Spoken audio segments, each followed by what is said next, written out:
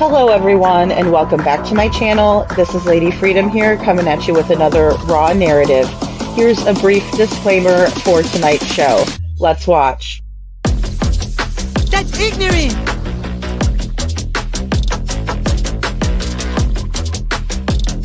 Allegedly, that's ignorant!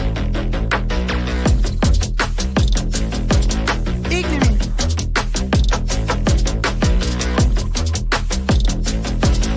Judgment, Aslı. Boy, you read my thoughts. You've got the shinning. You mean shining? Shh! You wanna get sued? Judgment, Aslı. You just use that shin of yours to call me and I'll come a-running. But don't be reading my mind between 4 and 5. That's Willie time. Hey, yo, boss. I love it when he does that.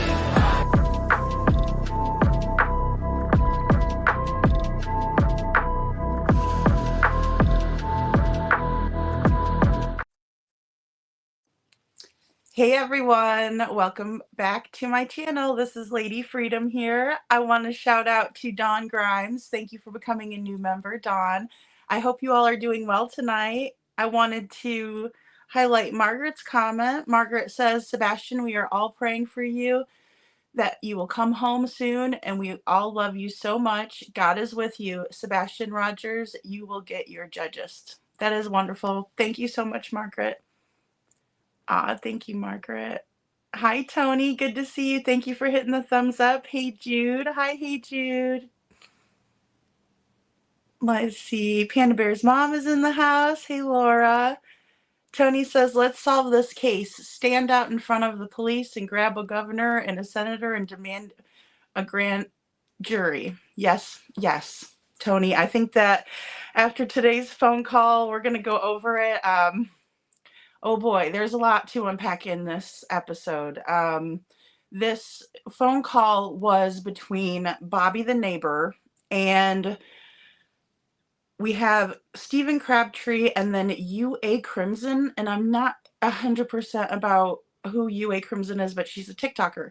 And so they were all on this call. And so we're going to go over it. I believe it was leaked out somehow, some way. And Tony, that's so sweet.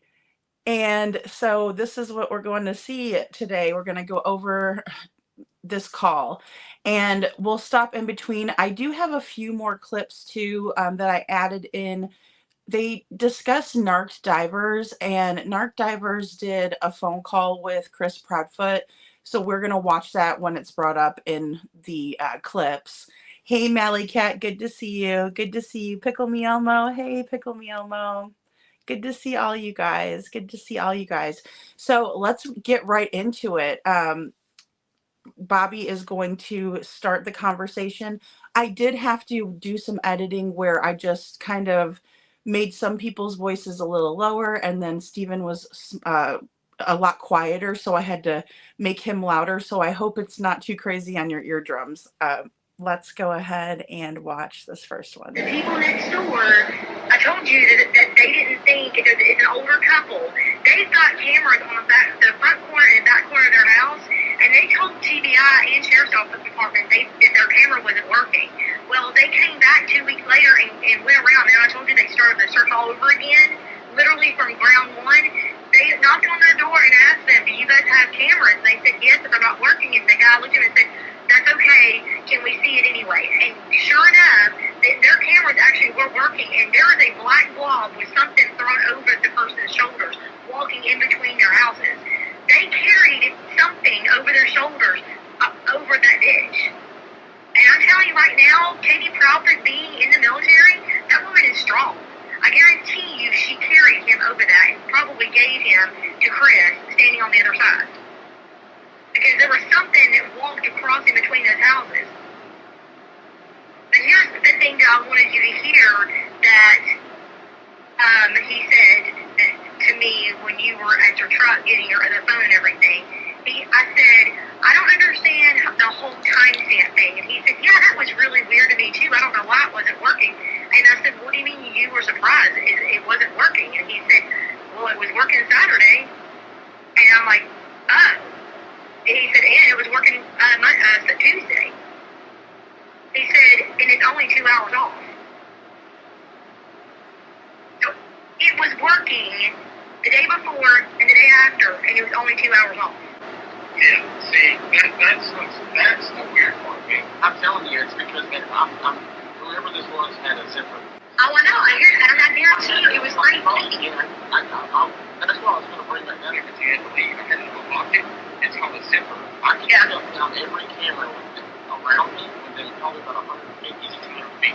Well, and that's why I called you as soon as I got home, because after he said I had to go to a doctor's appointment, but as soon as I got home. I stated it from a news that was causing us any federal interference on the site over in Clarksville, Tennessee, and he had this damn thing, and I was like, you can't technically legally know. That's what I wondered if it was illegal. It's almost like a jammer. Yeah. Okay, so let me ask you this then, since you know more about this than I do. Is it possible that if you do use those things to stop... Okay, that's what I was going to ask you, because adding on to this, the neighbor across the street from me, I had gone over to her house one day to do something, and I couldn't get them to answer the door. And finally, I called her, and I'm like, why are you not answering your door? And she said, I didn't hear anything. And I'm like, girl, I'm over here pushing your ring button thing. She has a ring doorbell. Now, they had footage that they turned in, but there wasn't anything on it. Nothing on it. I said, why isn't your doorbell, your ring thing working? And she said, well, I don't know. It was working when this whole thing happened. Her camera just stopped working out of nowhere. The people beside them, same thing. Both of their ring cameras had gotten burned up. Can it do that? Yes, absolutely. So I'm just wondering who else had that same problem. Go to YouTube, search zipper, or what we call a zipper camera. Like, I'm telling you, I've got it. It's like that. You can just buy them. If I turn this on, I can literally hack the PA system in my home. Okay, so is it possible then that if she had one of those, can you interrupt cameras or whatever for a period of time and then they turn back on? That would be questionable. I don't know. I wouldn't answer that one just because I know on the RF side, right, because it's a frequency thing, and it's just like your cameras work off I think it's like 2.5 to 3.7 gigahertz. That zipper depends on if it's pushing more power than the frequency allowed to be received by the said output device. And it's got like whether it has an RBS filter in it, whatever it has, it could try it, yes. Okay, but what I'm saying though is like if she had one of those, knowing that they had a camera at their house where the car was sitting, could she have interrupted like the interrupted enough to not shut the camera off, but interrupted enough to stop the timer, the timestamp, and then it comes start working again? Because he said it was working the day before, and then out of nowhere it just starts working again, and it was only stopped for 2 hours. The timestamp is only 2 hours off. I would say yes. I would say it has to be. I mean, I hate to say anything. I can look into it, though. I guess I'm just saying, like, is it possible for that? I mean, that just seems to be totally not random, considering what happened. My thing is here's my thing out of all of this. The fact that I've heard these people in my own fucking ears say what you said, and I'm like, dude, he's a little different. I'll give him that. Like, you can tell he's kind of agitated with everything. He just don't. Well, because we're just so fed up with it. I mean, we just keep getting, and like he said, his phone, you know, he just kept getting phone calls. And of course, he's frustrated because, like he told me, he said, you know, I even started telling the detectives what I saw, and they argued with me and basically tried to convince me that what I saw was not right. I said, they did the same thing to me. I told your wife that. And he said, I know, she's so frustrated too. It's like no matter what we tell them and no matter what we're seeing, they don't want to hear it. We don't know what we don't know. I think that, I don't know, I'm interested to see what Chris just texted me. He says he's doing something with the live show and everything. So I'm interested to see what He's putting it together. He was putting it together after when I called him after you were doing the drone footage, and I had called him as soon as I got home to tell him what you and I had discovered. So she drives, wait a minute, I'm confused now. So she drives What? She drives a white. No, she has a black Chevy SUV, like she calls Black Beauty. Okay. But where she said she was back in Florida today. But she wasn't at her house, and she didn't have Delilah, like her little dog, with her. So. Well, that's not. I know that she drives. I do know because I've seen it. The dark Chevrolet Equinox. Yeah, that black. Yeah, that's the black one that I'm talking about. Yeah, I've seen that one come through her neighborhood when she first came in the first time. But I'm just wondering because everybody knows that's what she drives. Is it possible that she rented a car? Because I'm telling you, when we were out there talking, there was a white GMC Terrain, older model GMC Terrain.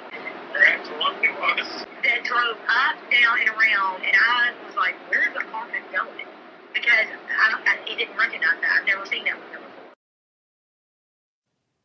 Hey, Lori, how are you? How are you? We got Gracie here, Show Poodles, and Star. Good to see you guys. Good to see you all. So a lot in this first little bit, they start talking about the zipper or the camera jammers, and the reason why the cameras in the neighborhood would have a jammed signal. And so Bobbie says that the neighbor's camera wasn't working, and so they told LE that it wasn't working, but they still wanted to see the footage. So they did allow them to do that. They said that it was working the day before Sebastian went missing, so Saturday, and then it was working Monday, but the timestamp was off by 2 hours. And so Stephen actually comes into the conversation and says, well, I think they used a zipper, and that is a type of a camera jammer. So basically it's used on different frequencies, and they can block certain frequencies depending on which jammer they use. So for instance, this one, the signal jammer, Wi-Fi jammer, spy camera protection, Bluetooth blocker. It says this portable unit will instantly block wireless spy cameras, Wi-Fi, Bluetooth in a range of 900 MHz to 2.4 GHz. So gigahertz.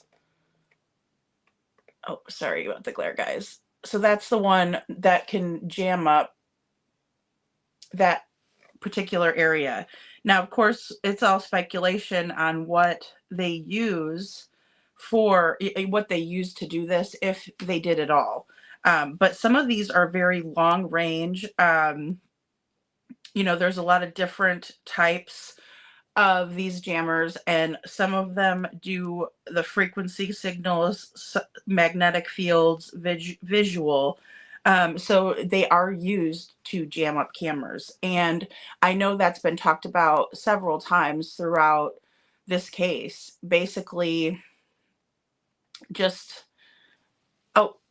and Gracie says, good to have a hardwired system, no jamming. Exactly.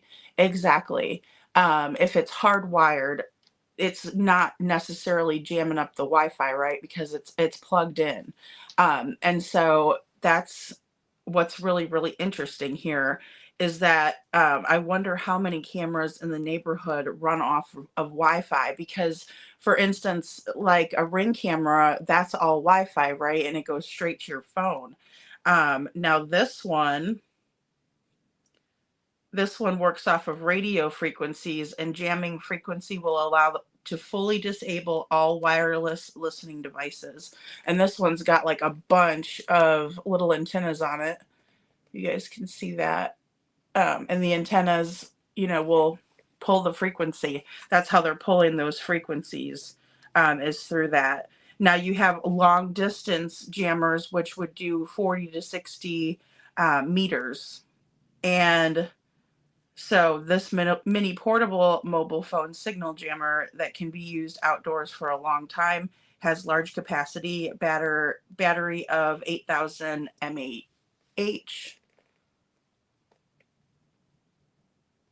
And that's that. And I just kind of pulled that off of Google. There's all kinds of different jammers that you can use.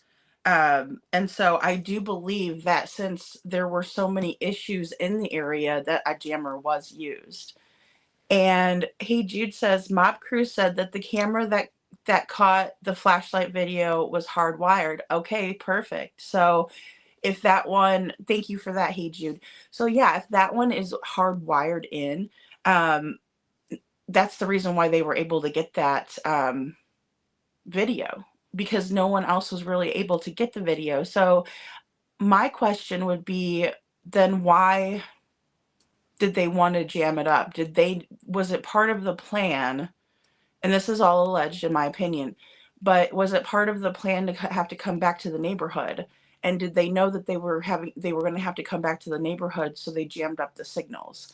There is a lot of theories in this video, some that I can particularly agree with, or I could see how it would be probable or possible, but then other ones that are super far-fetched. So buckle up, guys, because it's gonna get kind of bumpy, especially when we hear about a particular part in this. Rachel, good to see you. Good to see you. Yeah, this is a good discussion. They have a good discussion where they're kind of going over theories together. Now, I don't really know exactly. Hey Jude speaks to premeditation. And so I don't know exactly how this is all came about, but I do know that it was just this phone call that they were having, kind of kicking around theories. And then also because I guess because Stephen has been searching around the area, and he and Bobbie got together, we're talking to some neighbors, and so that's kind of how this all transpired in to my knowledge, I should say. But let's go ahead, and I think that's all. Oh, and they talked about Bullhorn Betty being in the area in June, and so they kind of go over a little bit of that about her when she was there putting up flyers. So let's go ahead and watch this next one. Hey Dreams, I got your email, girl. I am so sorry I have not gotten back to you on that. I've just been very busy, but I will definitely get back to you in your email. Thank you so much, and it's so good to see you. And give me 1 second, guys. Here, I'm going to go ahead and go to this next clip here. But we're getting so much traffic now again between her and this reward. We got all kinds of people coming through here again. Dude, I was sitting there, and after you had left, dude was sitting out there and talking to him for a minute. And there's like 4 people that turned up the road that would just turn around. Yeah, they're just coming through here to see what's going on. Like, okay, great. Thanks. Drive through, please. Go away. The gate at the front put tickets. Oh. No kidding. I'm like, at what point do we get to, like, did y'all please leave us alone? Just leave us alone. I'm just so done with all this crap. But I think that's the thing, is a lot of people are just done with all this. Well, I'm not about that too, you know. I didn't mean to catch you off guard. You live there, and I'm like, no, I'm not. If anybody's going to know if she's back in this little area, I'm like, sure, Bobbie would know. Well, I got home, like I said, and I jumped in the shower really quick because I had this appointment, and I was soaking wet with sweat out there talking to you guys. And then it was hot. It was like stupid hot. And then I got on the phone with Chris, and we were talking for a little bit. And then my kids were all home, and we were doing all that kind of stuff. I had not been outside. So if she came back through here with her car, I didn't see that. I don't know. I wasn't paying attention. But who was the other person? Who else is on the phone with me?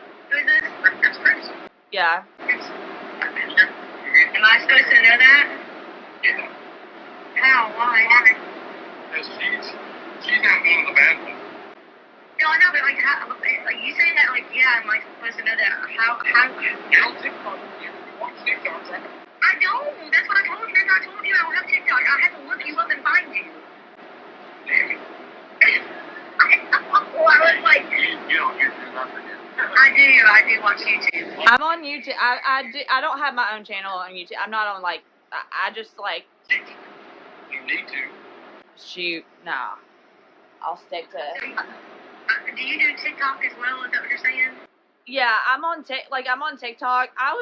When Riley Riley Strain was missing, I was undercover in the homeless encampments. Oh, that's scary. Yeah, I mean, You should hear her fucking story. Oh, I feel that's like super creepy, man. No, she got balls, didn't you think? You know how you're saying that about balls? Yes. Ricky got some balls. Yeah, but the thing, there's a big difference between vocalizing things, saying things, versus physically doing things. Because physically doing it and being out in the field doing it is like for a long time. But I think Betty has she has a mental disorder balls. Like, she's a narcissist. She's a psychopathic narcissist. She wants everybody to feel sorry for her because she came out here and worked her butt off. I'm gonna tell you something. Our neighborhood, I personally called the police on her. Personally myself. And several of the other neighbors around here were throwing a fit about her just nonchalantly driving through, taking videos, and then getting out of her car and walking around her neighborhood without asking a single person, stapling these papers, the flyers, to the pole, which it's great. I'm glad that you're trying to put the word out, but could you have asked first? And then, ironically, a big storm comes through and literally blows every one of them off. Well, here's the problem. It's one thing to do it for general, somebody that cares. Like, Tracy and I went out there and posted all this shit, but she was up there doing it. I wouldn't post it out there while I'm searching. I don't know that that's doing anything. I just don't see how posting flyers in their neighborhood. yeah, she did that for, like, it wasn't for, she did that to harass them. Like, let's be honest. Yeah, that's all it was harassment, and just to say, so. I'm doing something. A middle finger, like, hey, try and stop me. Dude, what she's doing right now is a middle finger where she's using Yes. whoever's family. Yes. She's using somebody like that. And I said that to Tim Bailey, and I said, you just gonna let this happen? Like, she's literally making y'all look stupid. That's what bothers me is, and that's why I called you earlier to be like, I don't agree with how law enforcement handled this in the very beginning. And When I went up there earlier, though, when I was on the phone with you and I went to Sheriff's Department, I was talking to them.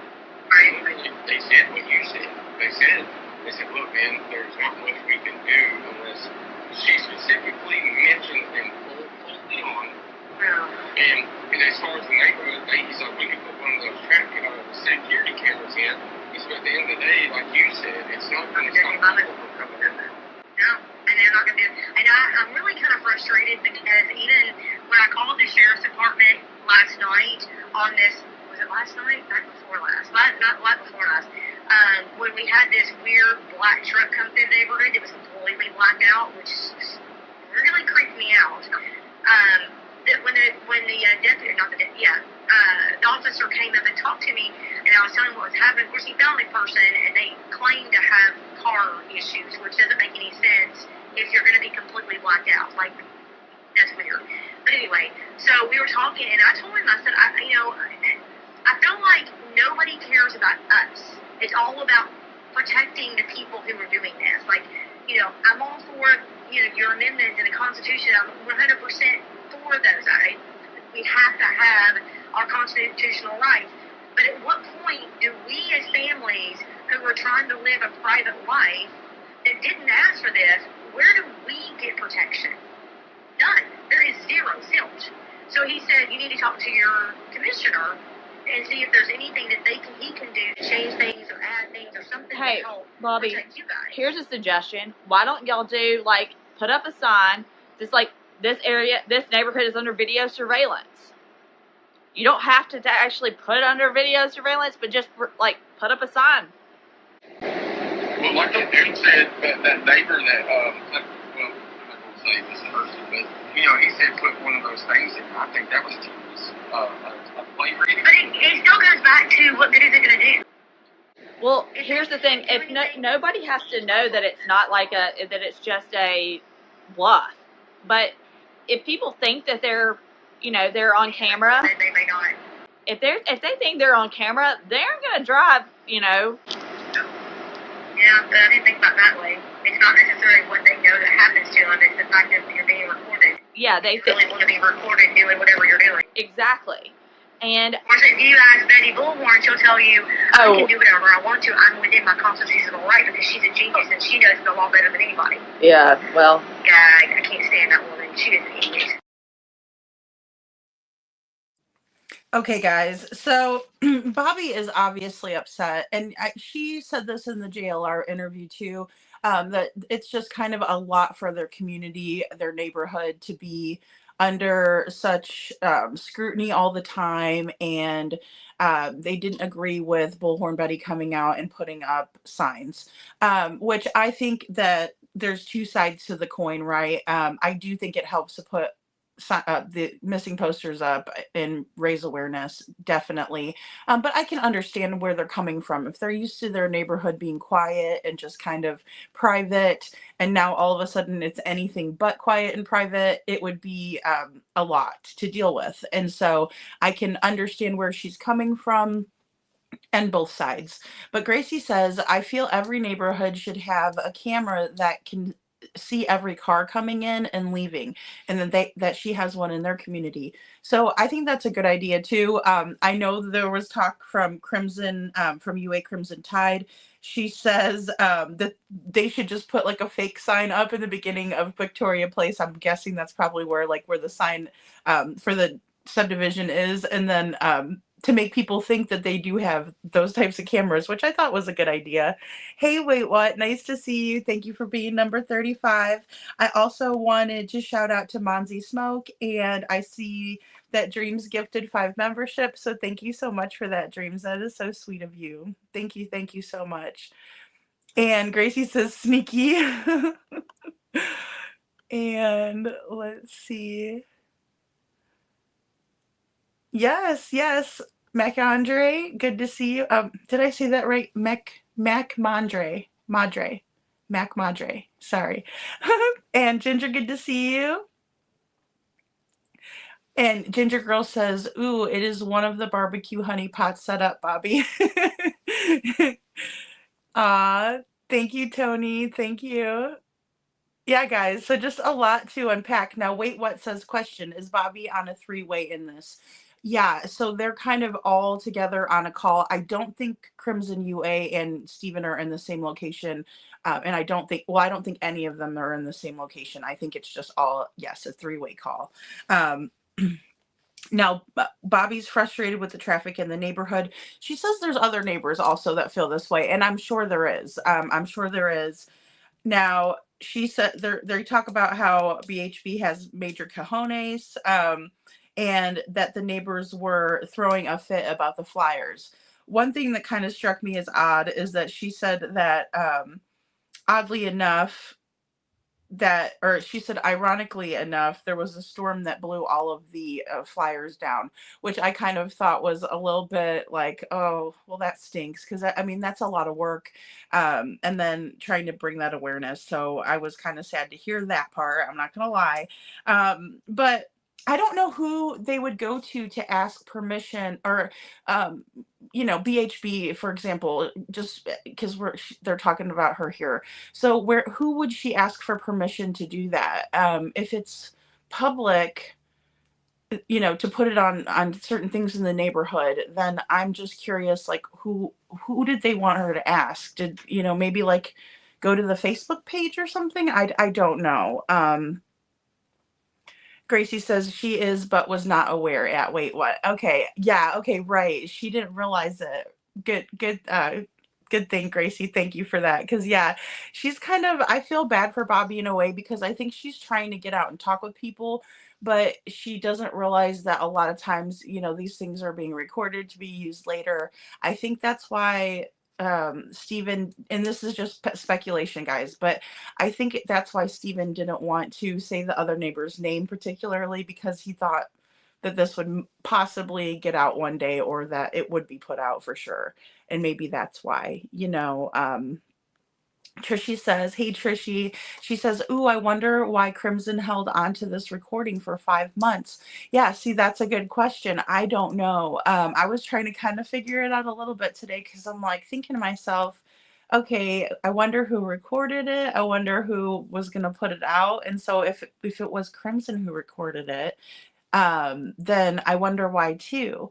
And then Bobbie has some other interesting knowledge, and we'll find out a little bit later in this phone call.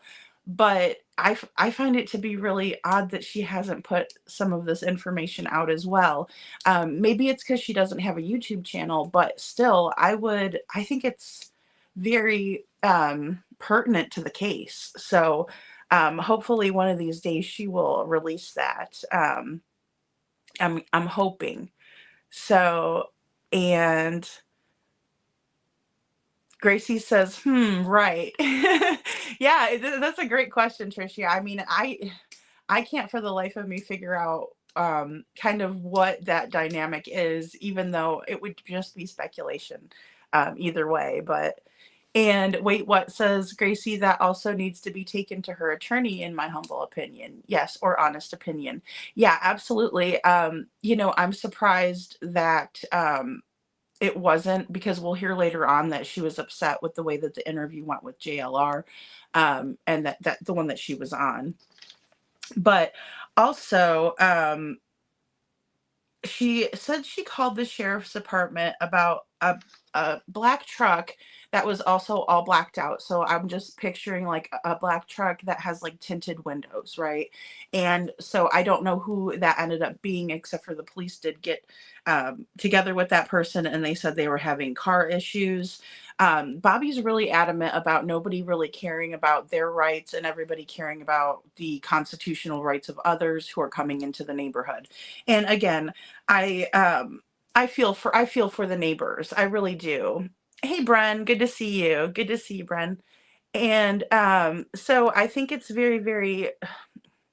it's a very, very tough situation. And I think there's just two sides to the coin. A part of me, I'm kind of a little bit upset because I think, well, there is a missing child in your area, and awareness needs to be brought, right? But then in the same way, I don't live in the neighborhood, so I can't speak to how they feel. I'm not in that situation, right? So that's where I kind of, but I can put myself there and understand that, like, if there were people all the time that I didn't know, and the town was already on edge because there is a missing child, and then, we don't know exactly what happened to Sebastian, right? So if there's odd vehicles in the area, um, different people all around, it's just going to heighten the anxiety, in my opinion. And so I think that it's just something to consider. But Gracie says, I would take it straight to my attorney and I would make a police report. Yes. She had no idea that she was to be in a voice record. Yeah, her voice recorded. I'm unaware of Tennessee's laws regarding this, though. Okay, so oddly enough, Gracie, I did a little bit of research into that, and basically it's a one-party state. So if one party knows that there is a recording, the other party doesn't have to know necessarily. And so what they did was legal. I don't think it was right, though. And I would bring it to my attorney as well and make a report. That way there's a paper trail, because some of the other things that have been done, as of lately, have been concerning. So I would take it in, but they were actually within their rights to do it. And so, again, I'm sure she feels just as she feels about this whole entire other situation with people coming into the neighborhood. I think she's like, oh my gosh, really? Where are my rights for not being recorded without my knowledge and things like that, which I completely understand that. And Ginger said there must be some kind of pressure on the Proudfoots behind the scenes for them to come out with this false narrative now, in my opinion. Yeah, I believe that. I think that they're feeling it. I think they're feeling it a lot. Just even Chris's post on Facebook that said they're looking for crane operators in Canada. That is a long way from Tennessee, right? And a long way from his family. And so I think the pressure is definitely on, especially because of some of the content that we're going to hear about here in this conversation. It's very concerning. It's very, very concerning. And um, if it's true, then we might have had our answer, right? Maybe Sebastian did make it home from the Texas Roadhouse, but the flashlight video is when he made it out of the house and unfortunately was carried out of the house. And that is a very strong theory. And a lot of people have thought that. There's been a major bunch of people who have thought that he was carried out. So it's unnerving, really. And Wait What says, exactly, Trishy, 100%. Why? And Hey Jude says, Ginger girl, that timeout was accidental, I believe. Oh no, don't put Ginger in timeout. And Gracie says, seems that way, Ginger girl. And Hey Jude apologizes. That was that happened to me in Smileys. It was so hilarious, and I kept going, it's okay, but nobody could see my comment because I was put in timeout, but it was really funny. And Trishy says, in my opinion, those two are working with a PI. Yes, I believe so. And if that was around that time period too, Trishy, so that's a really good point. That this all kind of transpired. And Tony says, I may be wrong and I will apologize, I will apologize for it, but see if I took it in the wrong, please. Oh, I see. I'm sorry, guys. I thought that was something different. Good to see you, Rod. Welcome in. Bobbie is so concerned, yet hear her JLR interview. Yeah. I mean, and and it could just be like the more pressure that has been put on. I know that she gained a lot of flack for a lot of things, and then recently, her kiddos have been under scrutiny, which, again, two sides to the coin. In one regard, she did speak of them on JLR, and they were involved a little bit with the not with the search particularly, but I mean, they were helping out and they are part of the neighborhood, right? And so, but again, I just kind of think kids are off limits, even when they're older. It's like, because nobody wants their kids talked bad about and stuff like that. And Ginger says, I like timeouts. It gives me time to hug my dog and get a coffee. Ginger, I love you. You're so funny, girl. Oh my goodness.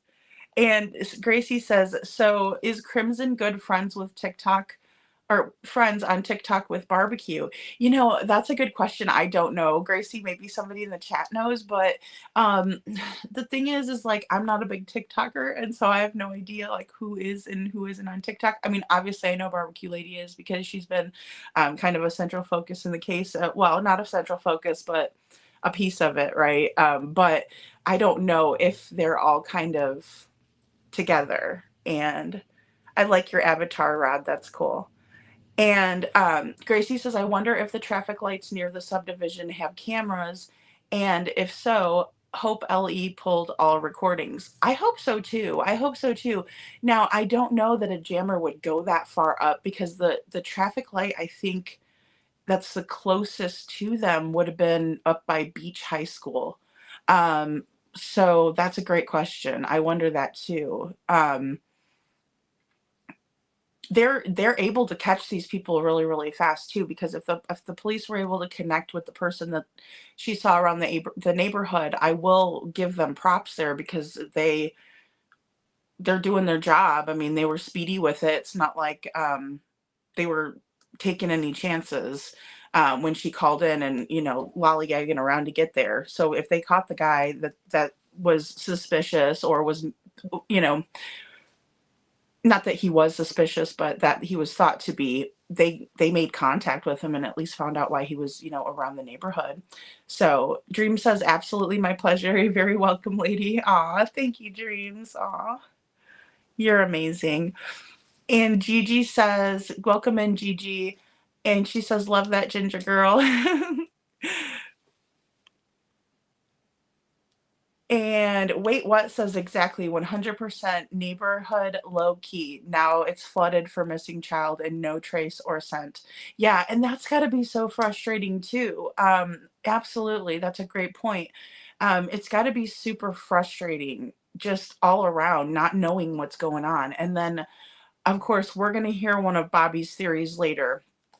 So, I mean, they're all on edge thinking about this all the time. And then they have other people that are, random people in their neighborhood. And I can understand that, especially when they have kids that are still living at home, things like that.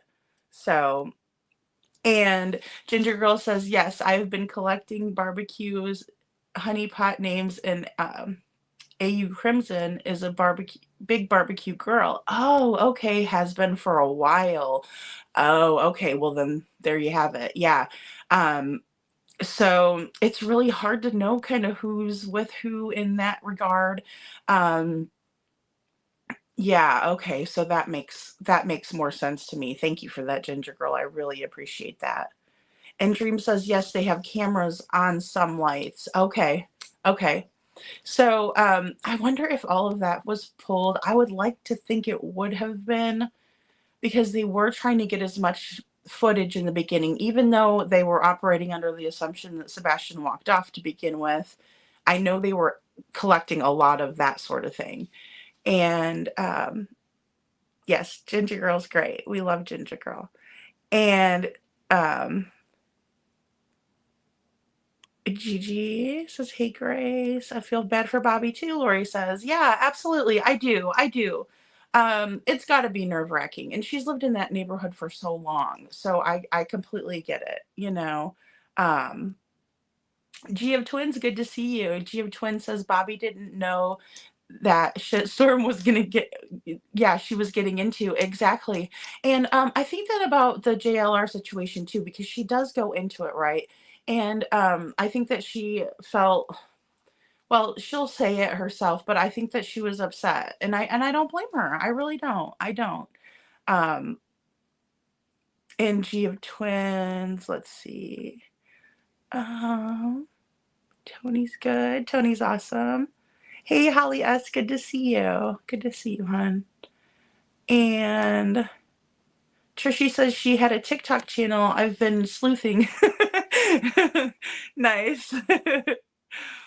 Ginger Girl says, okay, I will just call them the Honeypot Girls. I have been working with a certain PI way before Sebastian's case. Yeah, PIs are very valuable, especially because they know how to dig up information, and then they have that licensing that kind of gets them a little bit further than the typical sleuth. So, yeah, I'm learning stuff too, Gracie. I am too. Oh, good to see you, Mama Dukes. And Mama Duke says, after what came out about Crabtree recently, I can't listen to him. Yeah, I guess there was, and see, that's where my brain was completely messed up, because I'm hearing UA and I'm thinking, well, that means you're in analysis, right? Not any disrespect to Crimson. Okay, but so then I knew about the UA that happened with Steven, and so I was trying to figure everything out, and I'm like, this doesn't make any sense. Like, what is this? Oh, wait, there's a different girl and her name is UA. And so it was my bad. It was my bad. But yeah, there was also something that came out on another channel about how his organization isn't really what it's being portrayed as, and that he's mishandling some things on that front. But without getting too far into it, I've seen some very shady behaviors. I do hope that he is sticking with his sobriety. I really do. Because I don't wish anything bad on anybody. He's got kids and a wife, and I don't want anything bad like that. Gigi says, anyone else think SF is doing it? Hey, look over here. Oh, absolutely. Yeah, absolutely, Gigi. I do, in my own opinion, because it seems like he is more interested in the drama than he is about finding Sebastian. Yet in the same breath, he will say it's all about Sebastian.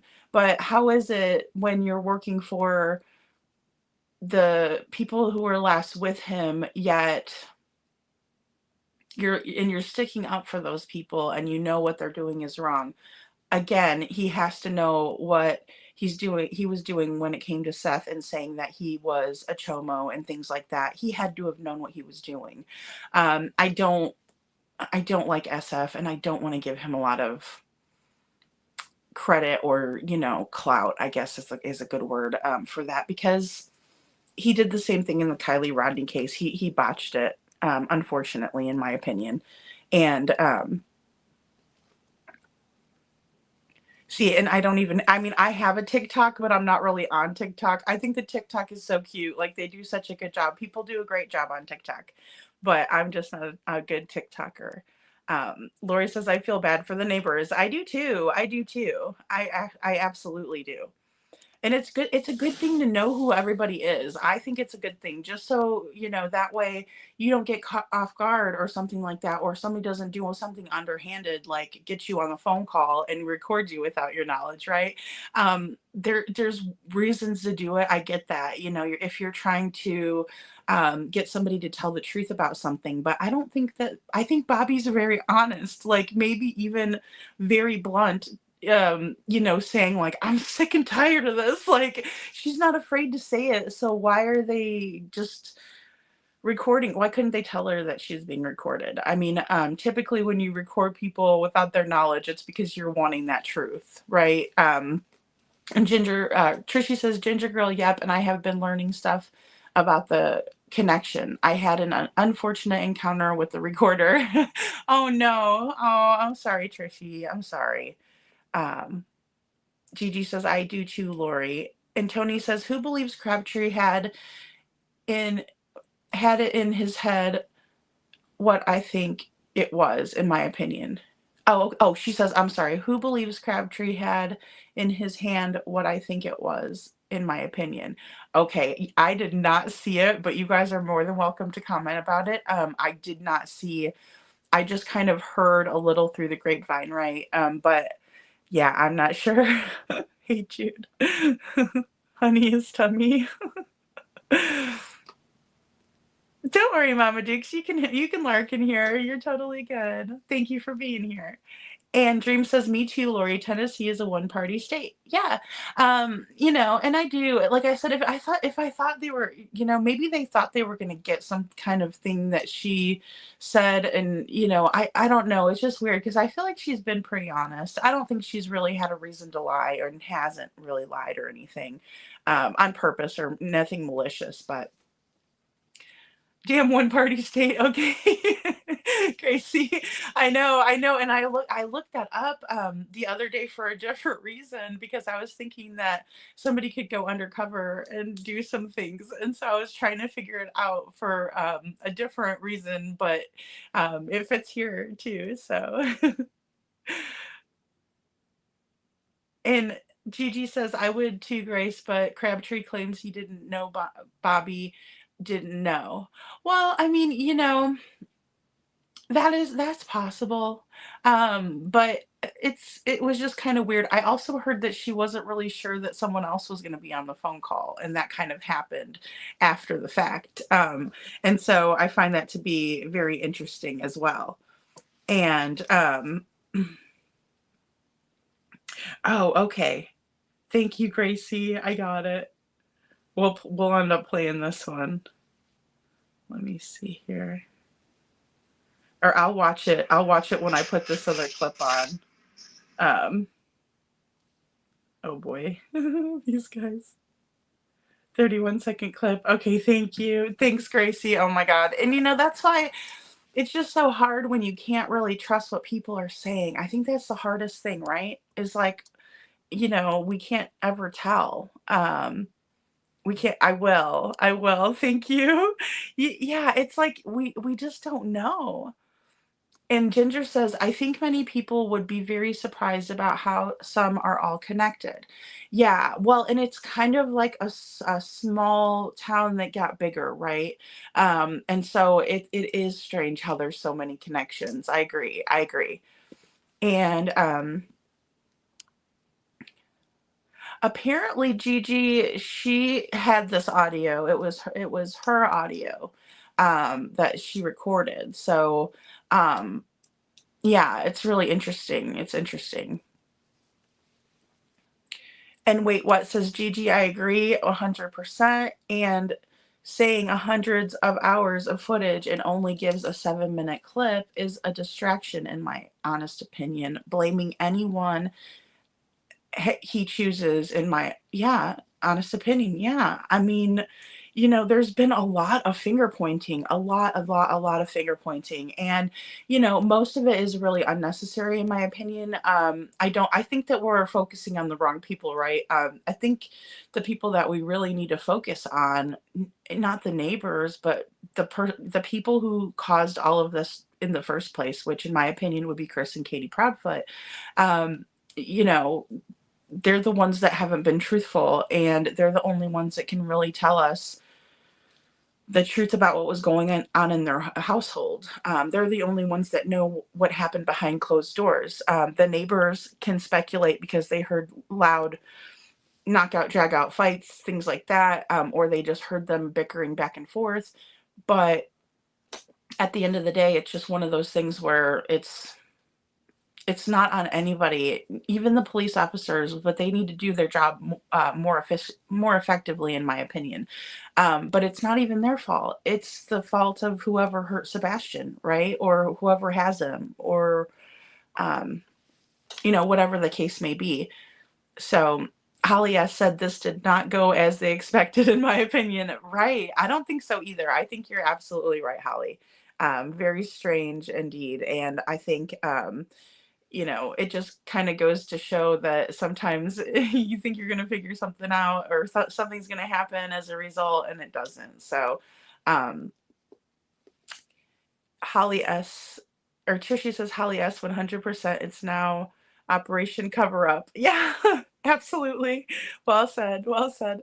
GM Twin says CP isn't going to Canada without his mom. He's trying to throw people off. Good point, GM Twins. I think so too.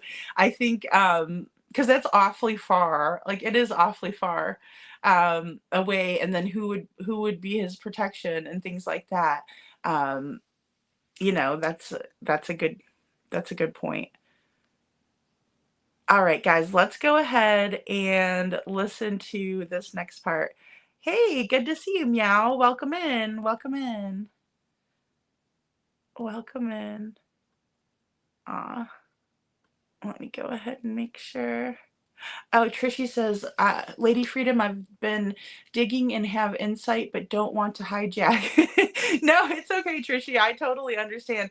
I just haven't had a whole, and I also am not familiar with TikTok, so I would appreciate any bit of help that I can get on it, because it's very foreign to me. I mean, my daughter's got TikTok and she's awesome at it, but like, I'm not the best TikTok person. Rebecca, good to see you. Good to see you. Welcome in. And so go ahead if you guys have some info, because I'm just as stumped as anybody else about this whole thing. I was just kind of like, oh, and I didn't know about the phone call, so when I finally got it, but then I realized that Steven was very quiet, and then we got Bobbie, and she's a little bit higher pitched on her voice, but she was kind of at a medium. And then we have Crimson, who was very, very loud, and not in a bad way. It was kind of an odd thing, so I had to mess with the volume a lot. So I hope it's okay for you guys. And Dawn, thank you so much for being here, and thank you for becoming a new member. I really appreciate that. Dawn says, hi, Lady Freedoms, was finally able to join. Happy to be here. Oh, we're happy to have you. We're happy to have you. All right, guys, let's go ahead and watch this next clip. And I am on, make sure I got number 5.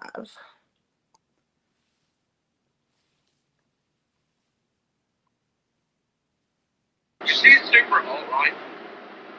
She what? She's Yes. super alt-right. Yeah, alternative right. Yes, she is, Steven. What does that mean? Like crazy far right. Yeah, far right, but then there's there's MAGA occultists, what I call it. And then you've got the far left, which is like any occultists, what you call them. And then you've got your normal Democrats and Republicans, you know what I mean? Oh, I never heard of all that. That's like genders. How many genders do you have? How many sides of politicians? I'm a conservative patriot. What does that make me? I'm not afraid to ask. I'm like, I like my guns. I like the ability to talk. I don't want government control, yet I do want police because I know that they do help protect us, and I don't feel like they get enough pay. But I don't know how this is being used. She's using the law on her favor, and I think she's gone. So, but I also I think that she's using that far right tactic to make everybody think that she's this good person, and I really think that's fake. I think it's fake to get people to think she's this big American supporter of, like you said, MAGA, blah, blah, blah, whatever. Well, I'm a MAGA supporter. I want to make America great again. I want that more than anything in the world. However, we need some laws to protect us. I just feel like it's almost a point where it's protecting the public more than it's protecting us. And I've called my commissioner twice, and he has still yet to call me back. So I'm wondering if, is she causing such a scene legally that now nobody within the government in Sumner County wants to mess with anything to do with this case because she's just threatened everybody? I think that's part of it. I think that one of the other things is that she is kind of trying to intimidate everyone into, like, backing away from the case. Like, saying she's going to dig into Craddock's, like, deep dive into all of Craddock's stuff. She's going to deep dive in the sheriff's department. And she's trying to use that to intimidate people to not, like, not investigate her, Tony, and all them. Because I think they're money laundering. I'll just be honest. I think they're money laundering. Oh, yeah. Well, you mean Sumner County or her? No. Not Sumner County. Not Sumner County. Okay. Them. Like Tony Mathis, Seth, Betty. Yeah. Well, and I'll be honest with you, and I think that... Steven, you didn't sign the contract. You're not doing it for the wrong reason. You're doing it for the right reason. So the people who are doing it for the right reason are typically not going to make as much money because you're doing it the right way and not... Yeah, well, that's kind of what I think I was used as a pawn, and I don't know how you guys feel about, well, I shouldn't mention any. JLR. Okay. I'll say it for you. I was going to be nice. I'm trying to be nice, but I think he used me as a pawn. She really did. Yeah, I didn't say it, you said it. No, I said it. Yeah. I'll own it. I truly believe that he used me as a pawn, and then when it came down to it, and I sent him a message, and I told him what happened and how I was treated, he pretty much just said, people are crazy. That's all he said. I even sent him the video of the guys that were attacking me and calling me all kinds of names and all this crap, and said, wow, that's awfully nice of them, and never said a word, nothing. He didn't come to my defense, never said a word, and I thought, oh, so basically I was your pawn. And it didn't even dawn on me at the very beginning when he very first asked me if I would go on his live with him and if he could use my name. And, of course, my name is Bobbie. But I had it on Facebook as Mrs. Bobbie because having a unisex name, a lot of people don't realize the spelling is different for male versus female. So a lot of people think I'm a man. And it's a picture, my profile picture is a picture of me and my husband together. So a lot of people that don't know me, well, not sure which one's Bobbie and which one's not, whatever. And so I had Mrs. Well, it didn't dawn on me when he asked me, it's like, well, can I just use your name as Mrs. Bobbie? I think he did that on purpose so people could stalk me on Facebook. Because I've had people trying to send me a friend request to connect with me on Facebook. And I'm like, I don't know who you are. And no, I'm not. I'm not taking up a JLR here.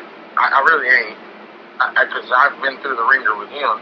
But, it took him a while to apologize to me, to be honest. I think it comes, man. I think he's just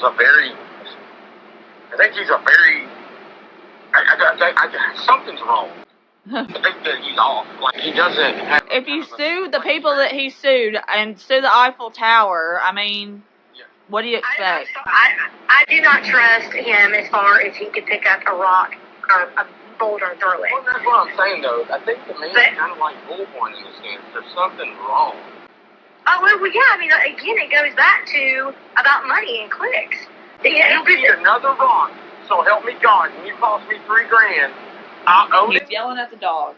I was gonna say, what? Yeah, not that rock. Not your. He's not talking about the rock that you were talking about. I literally just had a rock and he's yelling about it. I'm like, I didn't say I was eating it. I was standing with it. That's hilarious. Yeah. That was perfect timing. I knew what was going on in your head, Bobbie. You were like, "What the heck is he talking about? I didn't eat a rock. How did I cost you $3,000?" Yeah, it totally threw me off. Okay, that was hysterical. My decided to eat rocks and bones and had to have his damn stomach pumped. Oh yeah, that's when you want to strangle the. Yeah, I get it. Well, I know the night that he asked me to be on that live, and I had told him that I was very nervous about it, and I even asked him if he could do the video without my face and voice. I mean, just my voice and without my face or anything. And he was just like, well, we can do it that way, but I just really think that, you know, the community needs to hear from a neighbor and needs to put a face to a name and all that, and kind of try to convince me to get out there. And I just feel like, regardless of what you're doing, if what you just did, well, first of all, when he told me when we were on the live, he said, you know, you've got over 2,000 people on here, and of course I panicked. I'm like, oh my God, that was not at all what I wanted to happen. Like, that, it just blew my mind. But, and then afterwards, when I got attacked and all this stuff came out and whatever, I just felt like, if you're going to set that situation up, and what you did caused that person to be mistreated, you created that. So the least you could do is come back and do another live or another video or something to try to counteract that and explain that, you know, this person was nice enough to do this to you. The least you can do is counteract that with, y'all got this all wrong. And it made me mad that he did not even one time defend me. Not one time. Like, you created this, and the least you could do is defend me. But he didn't. Yeah. Could care less. Okay, guys. So poor Bobbie. I think it's funny. Trishy says UA also makes me think of your analysis too, and it's funny because Bobbie thought that she was that Crabtree was talking about her, but he wasn't. He was talking to Odin, his dog. He was real sick at a certain point, I suppose from eating things he wasn't supposed to, and had his stomach pumped, but he was kind of yelling at the dog, talking about, because she was talking about rocks. He started talking about rocks. So misunderstandings everywhere. And John Grimes says, I like small groups like this, and I see a lot of familiar names. Aw, that's nice, Don. Thank you. Hi, Kristen J. Nice to see you. Good to see you. And also, I wanted to say hi to Couponing. Good to see you, Couponing. I'm glad you're here. Trishy. And that's so funny. Trishy says, yes, and Operation Cover Up.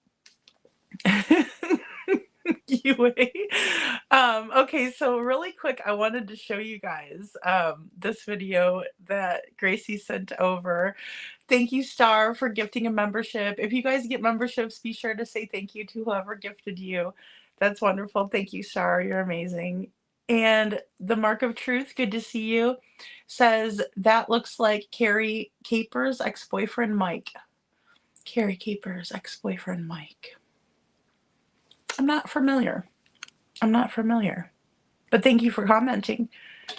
And Monzy Smoke says, Dawn, I agree. Good people I see in here. Aw, you guys are so sweet. Yes, thank you, Star. Love. And G of Twin says he's had me blocked since Kylie Rodney. Oh no. And that was such a disaster. Oh my gosh. It was a major disaster on all fronts. Meow says congratulations. Congrats, Rebecca. Rebecca, welcome in. Thank you. And Alana here. Or Elena. And Ginger says Crabtree has been making up stuff from the beginning. He was part of the TikTok crew that sabotaged Seth's spokesperson. It's interesting that you said that, because they talk about, like, politics at first in the beginning, right? They're talking about if Betty is alternative right, which means like radical, right? Radical to one side of the political spectrum. So Democrat, Republican, you kind of have libertarians in there and things like that. Independent, right? But the two main parties that we always hear about. And she says, Crimson says that she thinks that Betty is trying to intimidate people, which I respectfully disagree with that. I think more or less she was trying to stick it to the feet and be like, hey, I'm putting up flyers in your neighborhood, and you can't stop me because it's on public property, that sort of thing.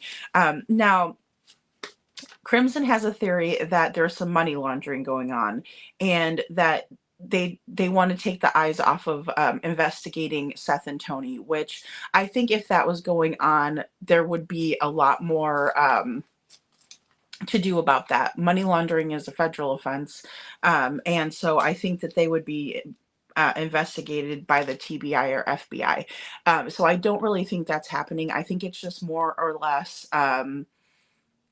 people out of the kindness of their heart supporting Seth because of what he's doing. He's looking for Sebastian and things like that. That's kind of my thoughts on that. But then they say, but then I hear Steven pipe in and he's like, well, why can't I get any of that? Which goes back to what Ginger says about making stuff up from the beginning. He was right there with Tony Mathis at the beginning, but then now he's not anymore. And so I don't know if he's regretting that decision and that's why he said that, or if it really is just about money to him. Either way, I found that to be really, really interesting. And if they're upset about a father of a missing child getting money, then how come no one's upset about Stephen Crabtree wanting to get some of that, a piece of that pie, if that makes sense. And Bobbie goes on to say that she felt like a pawn when it came to the JLR interview. She said that JLR, that she sent him messages letting him know that people were basically saying, being hateful towards her, and just basically being rude, right, and harassing her and things like that. I think what JLR said back, now this is just my opinion, I think it was kind of like, yeah, people are crazy, because he's kind of used to it, right? He's just used to dealing with a whole bunch of people, and he's like, yeah, sorry, they're crazy, things like that. But I don't think that he really knew exactly what she wanted him to do in that way. But she does say that she wanted him to go out publicly and stick up for her. So that was the solution that would have made her happy, is as far as what she was saying. And she said that she thinks that he was doing things purposefully to get her stalked on Facebook. Now, I'm just going to put it out there, guys. I get weird friend requests from people all the time, especially since I've been going live. And I have to vet people before I will accept their friend requests and things like that, because I'll go on Facebook just to get updates about Sebastian and kind of find out what's going on a little bit here and there, share some things, that sort of thing. But I don't think that that JLR was being malicious and trying to get her stalked or anything. I just think people do that on their own. I really do. And I just say that because I've gotten, some pretty funny requests from people. And let's see. I went over that part. Oh, Bobbie didn't really want to show her face, but JLR kind of encouraged her to do so, according to her. And I can understand that. I think it's way more effective than somebody coming up just with their picture. I think it's a lot more effective. That's kind of why I don't just put my picture up all the time and talk with you guys. I try to just come on here and be face to face with you, because it's a little bit more personal. And I can see both sides of that coin too, where JLR wanted her to show her face because nobody else really would, and it made it more effective. But she does regret that, it seems like, and I don't blame her. She didn't want to be famous, according to her, and she definitely didn't want to be mistreated or harassed. Nobody does. I think it's reasonable that she wanted his help in that situation, but then I also find it reasonable on JLR's part where he's like, hey, people are crazy, so absolutely. And let's see. Ginger Girl and Trishy. I think it's good to compare notes. I think we all need to do that. Goodness sakes, there's just so much going on all the time. It just always. Wait, what says there was a cray UAN testing on a live and blaming a creator. Wowzers. A month prior, crying about losing his job, wild stuff, but needs help from all these people around him, please. Yeah, I know. I feel the same way. I feel the same way. Wait, what? Because I saw that as well. And it's just kind of like, I don't know. Trisha Kidney Mamas know. Oh my goodness. Oh, I think someone needs a membership. Let's see. And Rebecca. Thank you, Dawn. Thank you so much, Dawn. You're amazing. Thank you so much for the first one as well. The straw dollar bill. Okay, here we go, guys. Let's go ahead and watch this really quick. And this is courtesy Gracie sent this, but this is the VC, which is Vanish and Corrupt with Steven, right? And this is his channel, just to give. But let me know what you guys think. I watched it.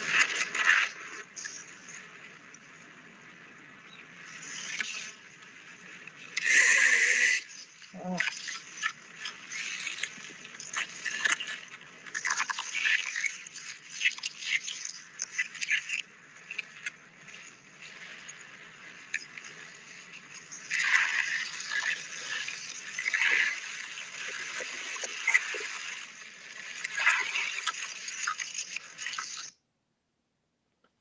Okay, guys. So to me, just in my opinion, that sounded like he unwrapped something and that he sniffed something in, right? Just for lack of a better way to say it. Marco Truth, good to see you. Good to see you. And yeah, so that definitely, good. I'm glad Mama Duke's got one. Good. Oh, that's wonderful. And so yeah, guys, I don't know. What do you all think of this? This is thanks, Dawn, for being a blessing. Aw, Kumating, that's so nice. You know, I don't know. It sounded definitely like it was something, and that's so sad because I heard that he was sober, that he was working on it, that he was trying to change his life. That was one reason why I subscribed to him before, for my own reasons. And the way that he was treating others is why I unsubscribed. So I don't know when exactly this relapse took place, if it did, allegedly. Right, but it doesn't make me feel good to hear that, because it definitely sounds like he was snorting something, in my opinion. And Show Poodle says, I'm lurking, I am under my electric blanket. Ooh, nice. I live on the Gulf Coast. It's 30 here, going to be 28, and I am not built for this weather. I am cold and cranky, but happy to be listening. Show Poodles, I feel that. I'm not used to the cold anymore either. Gosh, it gets to be like just the slightest bit cold and I'm like, oh, it's freezing, so I totally understand. And I hope everyone is staying nice and warm and safe, because I know that there's like a big cold front coming through, kind of like, an Arctic blast in some places. So I really hope you all are, staying safe and everything. Thank you, Gracie. Leave that DNA, guys, on the like button. 22. Oh, low tonight in Texas. Wow. Smiles are free and hugs are priceless. That is for sure. That is for sure, Gracie. Aw. Lori says, I'm in Panama City Beach, Florida, and it's 34 here. Brr. I know. That's what it was. It's like a polar vortex that's coming through. I was trying to think of the words. I was like, oh my gosh, that's crazy. 15. Woo, that is chilly willy. That's for sure. Yes. Yeah, it was horrible. I think you're talking about that little clip. Aw. Yeah, Gracie says, I feel awful for all those people in North Carolina from the hurricane. Most are intense. Oh my gosh. Oh, it's so freezing cold, right? Poor people. That's awful. Mama Duke says, this is my first missing child case I've ever followed. I can't believe the circus. Are they all like this? No, Mama Dukes, I don't think so. I think it's gotten progressively worse. But I will say that even the general public has always kind of done some bad to the people that they thought were responsible. I can think of one case back in the 70s. It was Steven Stainer. He was a little boy who was taken on his way home from school from a pedo, and the guy kept him and changed his hair color. And then when he got older, he brought in another little boy, and Steven took this other little boy and got him to safety. And then they were able to know who he was. But the police officer in like the made-for-TV movie told the parents, like, hey, the public is very suspicious of you, so be careful. Check your mail, make sure there's nothing like in the mail and things like that, because people were doing it back then. So I think it's gotten so much worse. But like the one that I can think of that was very similar here was with the Summer Wells case. Poor little Summer Wells. Same thing. The mother was the last one with her, and things like that. So that one was very, very much a circus. Very, very much a circus. And it's just sad. It's sad. Aw. That's sweet of you, Dawn. That's so sweet. Hey Jude says, Mama Dukes, this one is a doozy. It sure is. It sure is. And you know, just Sebastian doesn't deserve it. He deserves way better. I believe that it's become such a circus. Well, because obviously his stepdad and his mom are coming out and just causing havoc, you know, and then the people that are surrounding them are too, instead of wanting to actually find him and that sort of thing. So it's all bad. Exactly. Oh, thank you. Thanks, guys. Dawn's a new member. Let's see. Oh, thank you, Dawn, for your super sticker. Thank you so much. Aw, you guys are amazing. You guys are amazing. And let's see here. Let's go ahead and watch this very next clip here. And I think it is number 6, yes. Let's do. With creators, I've learned that you cannot expect that they're going to look out for their interest, and that's it. And if it doesn't benefit them to go out and like die on a hill for you, so to speak, then they're not going to do it.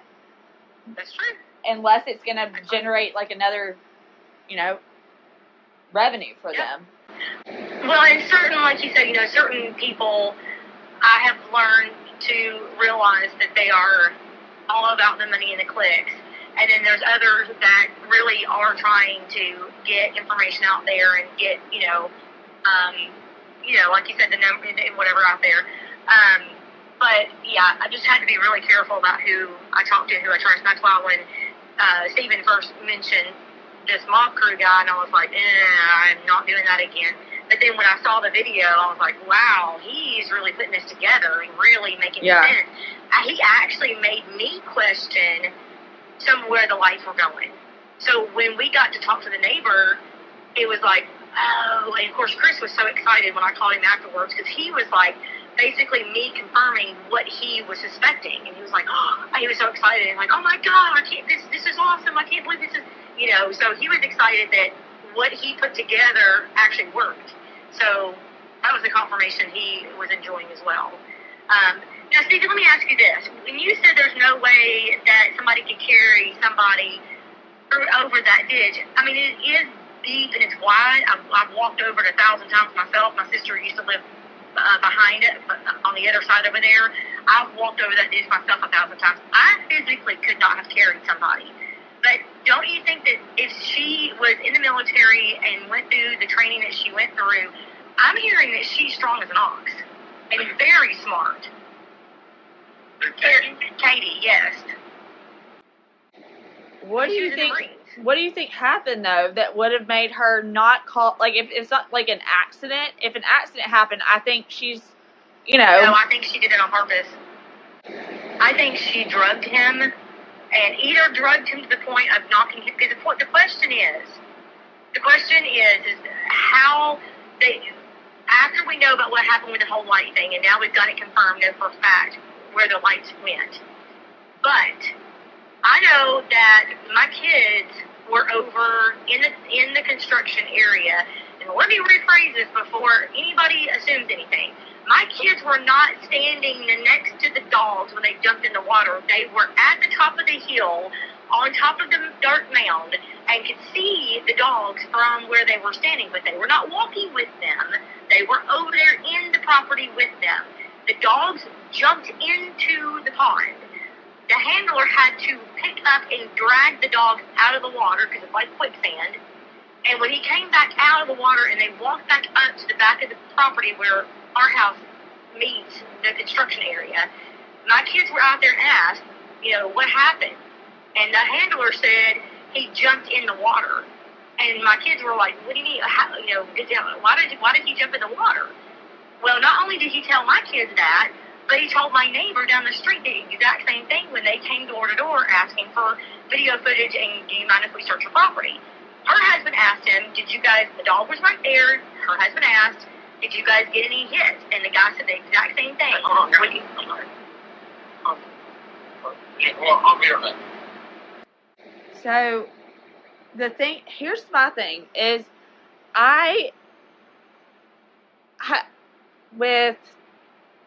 how would they, I think, did you hear that Seth was allegedly missing from the jail for 2 hours? The first thing I heard was there's no account of him being at work between the hours of 2 and 5. Then my neighbor down the street, who I was just talking about, her family, she's got family and friends that work at the jail. Her granddaughter works at the jail. She got it confirmed that there is no account of him being at work between the hours of 10 p.m. and 5 a.m. Yeah. So he was definitely not there. He was down here in the car. That's where I'm going. That's my opinion. I think. So do you think they're all in on it then? Yeah. Oh yeah. Absolutely. All three of them? Absolutely. Absolutely. I think so. Yes. I think that Katie was at home, and when Monday morning, when my neighbor that's directly across the street from their house, who Stephen actually saw today, when she called me that Monday morning around 8 o'clock asking me if I had heard what was going on, of course, at that point in time, I literally just got up and I didn't know what was going on. Her story to me by Katie was that they'd gotten back from Texas Roadhouse, and Sebastian took the trash out, and then she was sitting on the couch watching TV, and Sebastian was in his room. Okay. Sebastian was in his room, and supposedly supposed to be getting ready for bed, whatever. Well, Katie was on a couch, and I think it was about 10:30 or so, she heard a thunk, and yelled across the house, Sebastian, what are you doing? He's like, nothing, Mom, everything's fine, go to bed. So she goes in the kitchen, she does whatever she does, and then she goes to bed, and everything is done. Never one time did she ever mention being on the phone with Chris or doing schoolwork or anything like that. None of that ever happened until after she did that first YouTube Live with that one person, that lady. Yeah. So the question was, when I called my neighbor back and I asked her, I said, did you know anything about that phone call? She said, no. She never said anything to me about being on the phone with him. So then I talked to another friend of mine who lives down the street from me, who was actually at the command post. And then my neighbor, her granddaughter, is in the EMS service, and she was there at the command post because they had EMS there in case for the first week, just in case they happened to find him injured or stuck somewhere or whatever. And she was at the command post, and she said that they got a ping on his phone in Memphis at the RV. And she said, yeah, but it never moved. So the idea is he left his phone sitting in the RV so that he could have an air quotes alibi, and when they pinged his phone, it would be up there. Well, he was here. I have no doubt in my mind he was in that car with Seth. Chris got out of the car and walked to the house or called Katie and told her to bring him out. Now, I don't know if he was already dead or she just drugged him, but the question I have is, if she just drugged him and didn't overdose him, but just drugged him, because he took sleeping medicine. Right. So, I mean, if you take enough of that, it completely knocks you out. It could kill you. I mean, obviously you Right. could overdose on that and it could kill you. So, did she overdose him and kill him, or did she just knock him out? And then, did they take him to the retention pond over in the construction area and drown him? Okay, guys, so this is the part where Bobbie shares the theory about how she believes that all three parents are involved in Sebastian's disappearance. So basically, oh, and I wanted to say really quick, hi to Reach for the Sky, Carrie, Poppy, and Justice Jane. Thank you, Justice Jane, for writing about Sebastian in the comments. You are always so good about doing that. So thank you so much. So something was carried over someone's shoulder. Bobbie says that this was caught on tape, on camera. And as we know, cameras don't lie. That's one way that we can get some solid evidence in a case. Now, she says that her boys were on top of the hill and that the dogs that the one dog, Max, jumped into the pond. And so she was wondering if possibly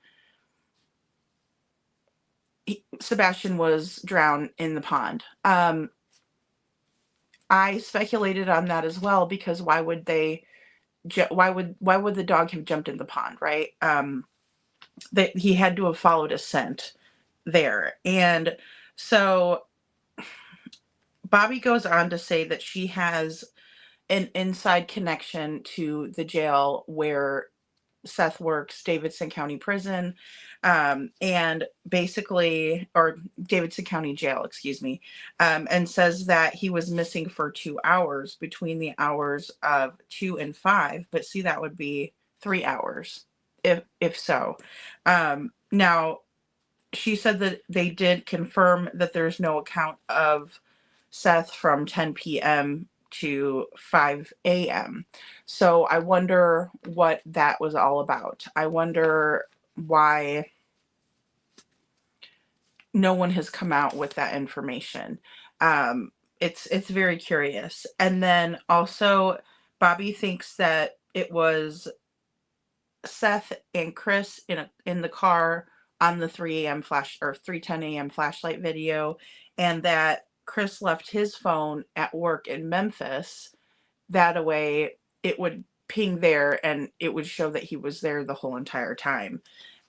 She thinks that it's Chris and Seth in the car. And Dawn says, I've actually had to stop watching some about Sebastian because I got so upset after his birthday and Christmas. He's still missing and I can't blame LE. Exactly. It was absolutely sad. The whole entire thing is awful. I mean, something needs to happen in the case. And it's terrible, his birthday. And then also, enjoy your dinner, Star. And then also, just, we don't know what happened. We don't have any kinds of clues or anything, except for now the Texas Roadhouse video. Hey Jude says, if you don't know how crazy YouTube can be, it's a lot. Lori, lot lizards. Jude, lot lizards. Oh, yay, Reach for the Sky. That's wonderful. Thank you. That's wonderful. And yes, thank you to Justice Jane. Dawn. Let's see. It is so sad, Trishy. It is so sad. Hey, Maui son. Good to see you, hon. Bobbie is a woman of integrity, just trying to distract from the real reason we are here. Hashtag let's bring Sebastian home. Yes, yes. Aw, I agree 100%. Doesn't look good, in my opinion, Monzy Smoke says. Yeah, it doesn't. None of it really looks good. None of it looks good.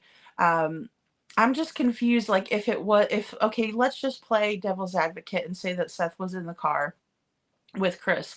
Wouldn't he have left his cell phone at work or something? Like, that's where I'm a little bit confused. Wouldn't he kind of set up an alibi for himself, but then he didn't if he wasn't at work, or if they're saying that he didn't set up an alibi for himself very well. So I don't know. There's a lot of hostility, so I'm not discounting anything. I'm not discounting anything. Hey, Jude says the snort heard around the YouTube world. I mean, Carrie says, I'm confused. What was the sniffing video?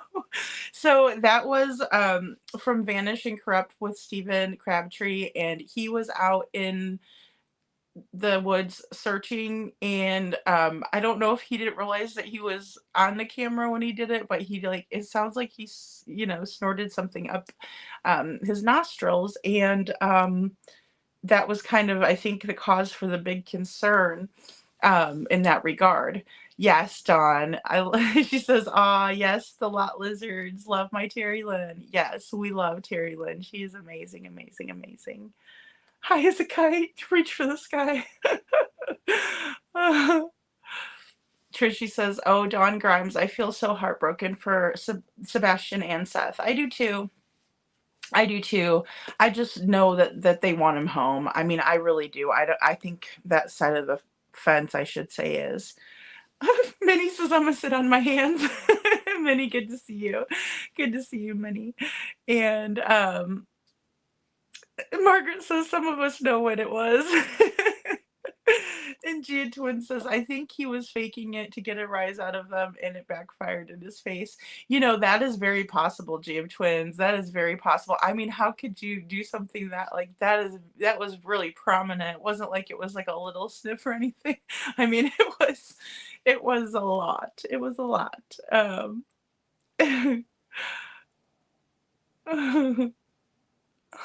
LOL, hold my pewter. Carrie, he relapsed. I'm confused. I need hints. Yeah, he did. I think he did. Or he was trying to get a rise out of people. Um, oh no, you're good, Margaret. You're good. I hope he gets the help that he needs. Yeah, me too. Reach for the sky. Absolutely. I mean, think about it. He's got a cute little boy. He's got a very beautiful wife. Lots of things to be sober about. You know. Don Grimes says, "Trishy, me too. I wish I could change it." Yeah, it is. I think we're all to the point where we want it to just be the truth to come out. Whatever the truth is just come out already. And where's Sebastian? Ginger Girl says, "It makes me sad that Sebastian's name was attached to that video." Yeah, absolutely. Absolutely, Ginger. That's a great point. I don't know what they're thinking, I really don't. But then again, when people are on hardcore rugs like that, they are ate up. They're just ate up. There's no better way to put it. And Minnie says, "I'm gonna just say this, seeing his recent videos, he needs help." Yeah, absolutely. And I haven't really had a chance, because I don't really watch them. But yeah, it is. It is sad, and I don't wish anything on anybody bad. Yeah, I mean, it's just Hey, May, good to see you, May. She says, "In my opinion, in my opinion, I wouldn't be calling Chris, or I wouldn't be telling the neighbors any damn thing, because that's where they're getting information, and that's going back and holding the information, in my opinion." Yeah, it is. Well, and I think that Bobbie is kind of, I mean, I would be upset if I was her, especially if they recorded me without my knowledge. And here I'm trying to be candid and honest, and they're over there, you know, recording. Oh, Margaret, it's so cold. I know. There's just like a huge polar vortex kind of thing coming through, and I don't blame you one bit. And Carrie, Kristen says it's 9 degrees and the 40-mile-an-hour winds. Oh wow, Kristen, wow. Yeah, just hopped on the live. Oh, Manny says, "How can I say it without saying it? LOL."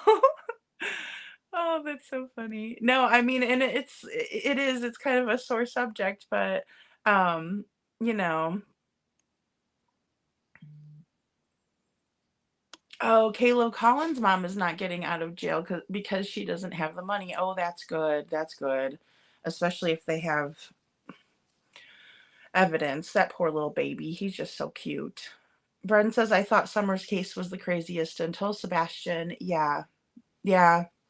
That's the one that I can remember that was just so out of sorts. And it's unfortunate, because these kids, Summer's just as sweet as she can be, just the cutest little girl. And I think she had a very, very hard life in her short life. Um, Margaret says that woman needs to stay in jail and stay in jail. Yes, yeah, absolutely, absolutely. I'm glad that she wasn't able to get out. You know what I mean? I'm really glad. Let's see. Ginger says, poor Bobbie trusted the wrong people. I think so. I think she did. I think she regretted going on. Although I think what she did on JLR and even here, I think it was an admirable thing. I don't think she should regret it, but that's just my opinion. If I was being harassed by people and stuff like that, I would regret it too. But I really think that what she did was a noble and good thing. And so that I hope that, one day she will look back on it and say, I did my best for Sebastian. Um, because let's face it, there's not a lot of people that did come out. So yeah, Mama Dukes, I do the same thing. She says, I guess it's because as a mother, I'd be screaming at everyone I saw to find my son. Absolutely. And we don't see that here. We don't see that here. We didn't see that in the Summer Wells case. It would be nice if Katie did that.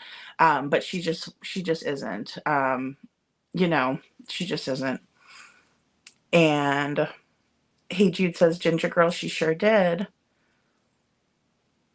Wait, what says at Bren? So did I, but Summer's case seems like it's picking up. I hope so. I really hope so.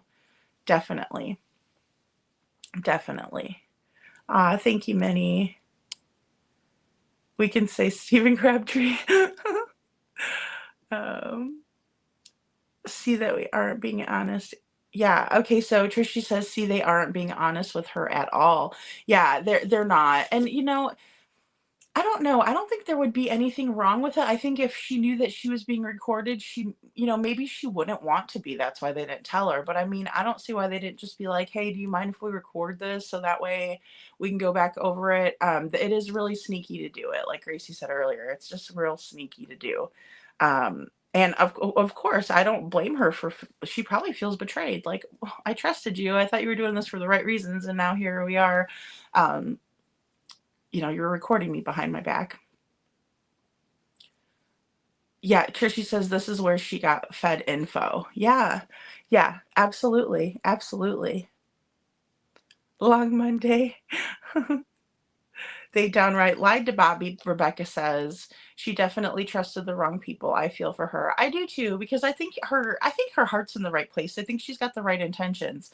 I just think that she should have been a little bit more careful, especially if, well, I don't like to blame it on people when they didn't, it's not their fault, but just with what happened, how she felt about the interview that she did prior to this, I would think she'd be a little bit more leery, but people can be very charming. Steven's very charming. I will say that about him. And I think that's why he was easily trusted, is because he can be very charming. And Hey Jude says, please, Seth was at work all night. Carrie, I love charades. Poppy Love says, I can't believe this is happening and the alleged corruption that seems to be possibly much bigger than we ever could have imagined. Praying God brings Sebastian justice, holding all accountable. I agree, Poppy Love. I agree. Whoever it is. I mean, I'm a supporter of Seth too, but if he did something to Sebastian, I want it to come to light. You know, I just don't know that I just don't know that he did. And also I don't know that they would. I think they would throw Seth under the bus if they had the chance. Between the three of them, I think they would have thrown him under by now, which they've tried to. Um, and, you know, in my humble opinion. Yeah, that's a good point. Hey, Jude, there's no way a jail guard can sneak out the back. Right. And Ginger Girl says, so a fake account apparently spread this lie about Seth and not being at work, allegedly. Oh, okay. Okay. See, I didn't see anything. I shared the time cards. But that was the last thing that really came out. I don't know why the Davidson County Jail won't come out and say whether he was there or not. I don't understand that part. But again, they don't do that a lot. I mean, they've done that. People have allowed a lot of these rumors, and they aren't really looking to put them to rest, in my opinion. Rebecca says Seth's supervisor even said he was there all night. That was early on, actually. Okay, yeah. And then also I know that his friend Jay was helping, Jay Jones, and then Mrs. Jones. They were very active in helping. And Jay has a beautiful voice. And Rebecca says Seth's supervisor. Oh, sorry. Minnie says you got to have enough common sense to know that if somebody tried to leave after visiting hours, alarms would go off. Yeah, absolutely. Absolutely. I do agree with that. I think that I think somebody would have came out and said something, but not just to Bobbie. I would like to hear it from the horse's mouth, like the person that worked at the prison. I think that, or at the jail. I think that would be more credible. Reach for this guy says not buying this. Hey Jude says not with Seth. No, no, no, no. And Dawn says, wait a sec. This is the first time I'm hearing that Seth wasn't at work for a few hours. Is this true? You know, I don't know whether it is or not. I do. Look, everybody's suspicious because we don't know, right? But in the same way, I do have a strong feeling that Seth loves Sebastian, and I don't think he did anything to him. Now, did he leave work or something on a lunch? I mean, I don't know. That's why I'm confused, because also they're saying like a 2-hour period, but then she said 2 to 5. So that would be 3 hours. So there's a little bit of discrepancies. I would really like to hear from the main bosses. That would be the best. But you know, like even when it comes to just the time cards and stuff like that, that's more evidence than we've had in terms of the feet. So you know, it's just hard to say. I just don't think that they're all three involved. I would have to disagree with that. But anything is possible. Anything is possible. Wait, what says I feel so sorry for Bobbie. I do too. I think she's trying to do the right thing, and it's hard to know what the right thing is to do sometimes. Carrie says I just got the true crime deck I should pull. There you go, Carrie. There you go. Plus, it would have been caught on camera. Minnie says, yeah, I would think so. And I would think that Carrie says cards on him. I would think so, Minnie. Dawn Grimes says absolutely not true. Oh, Hey Jude says, I'm sorry. I need to get another pendulum. Lori says, look. Monzy Smoke says, I don't agree with Bobbie on the call about Seth, in my opinion. Yeah, I don't think so. I just don't think that he had anything to do with it. I think he's genuine. And he's always had a consistent story, and then he's always been very straightforward. With the feet, it was like pulling teeth from them, you know, instead of basically, it's just always been pulling teeth. So it's a very different view. Dawn says, I knew that sounded weird. Thank you. Hey Jude. And Mama Duke says, I'm not buying this Seth thing. Yeah, I just don't think it's possible, but it's not probable, right? I just don't see it being probable, because I feel like if they were all three involved, somebody would have came through and thrown somebody under the bus by now. But yes, Bobbie the Neighbor, yes. And Gracie says this call should have never been released. LE may have needed this to be kept quiet. That is very true. That is very true, Gracie. I mean, there's a lot of information in there that the neighbors had given up, and then information that never came out to the public. So yeah, if they, assuming they know all of this, but yeah, that it's a shame. It is. It's a shame. G of Twins says, I didn't know she said all that. She caused grief for herself with all of that. Yeah. Oh yeah. I mean, there's a lot that she kind of comes clean about her own feelings about it. And I don't think that she wanted them out. I don't think that she wanted everybody to know how she feels, right? Because if she did, she would have said it on JLR, but she didn't say that. She was sticking up for Seth, saying about the command post and things like that. I don't know what made her flip. It's very interesting, but I don't know what exactly made her flip, And Hey Jude says, yes, you swipe your badge to enter and leave the parking garage at the Metro jail. He never left. See, and that's another thing too. I would love to see those records, and then that way they can put it to rest. I just wish they would help him out a little bit, And Poppy says, hey, Jude, I wouldn't think so. This just keeps getting crazier every day. Poor Sebastian. He had to be living such miserable and fearful home life, in my opinion. He asked for help over and over. He sure did. He sure did. Very well said, Poppy. Ginger says, so good thing about this is that Ellie has video of something or someone being carried out of the home. Yeah. It seems like they do, according to this conversation. There is more on camera. Now, I guess you can't really see what's being carried over someone's shoulder, but it's very curious. And I'm just surprised that they haven't pounced yet. But then again, they only get the one bite at the apple. So, Monty Smoke says, Bobbie got misinformation, in my opinion. And she very well might have. Everybody's speculating. And what's really crazy, too, about this case is that we have clear battle lines drawn, right? We have one side and we have the other side, and then we have Sebastian, and he's the one in the middle of all this. And don't get me wrong, I think everybody thinks they have the best intention and the best theories. So, I mean, it's just unfortunate. And Don Grimes says, Seth, in my opinion, has seriously been searching. My heart goes out to him. Has CP and KP possibly gotten to Bobbie to say things? Possibly.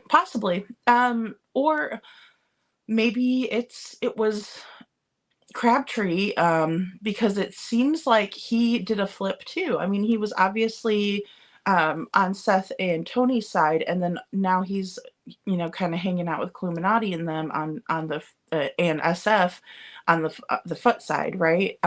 So yeah, it's very possible.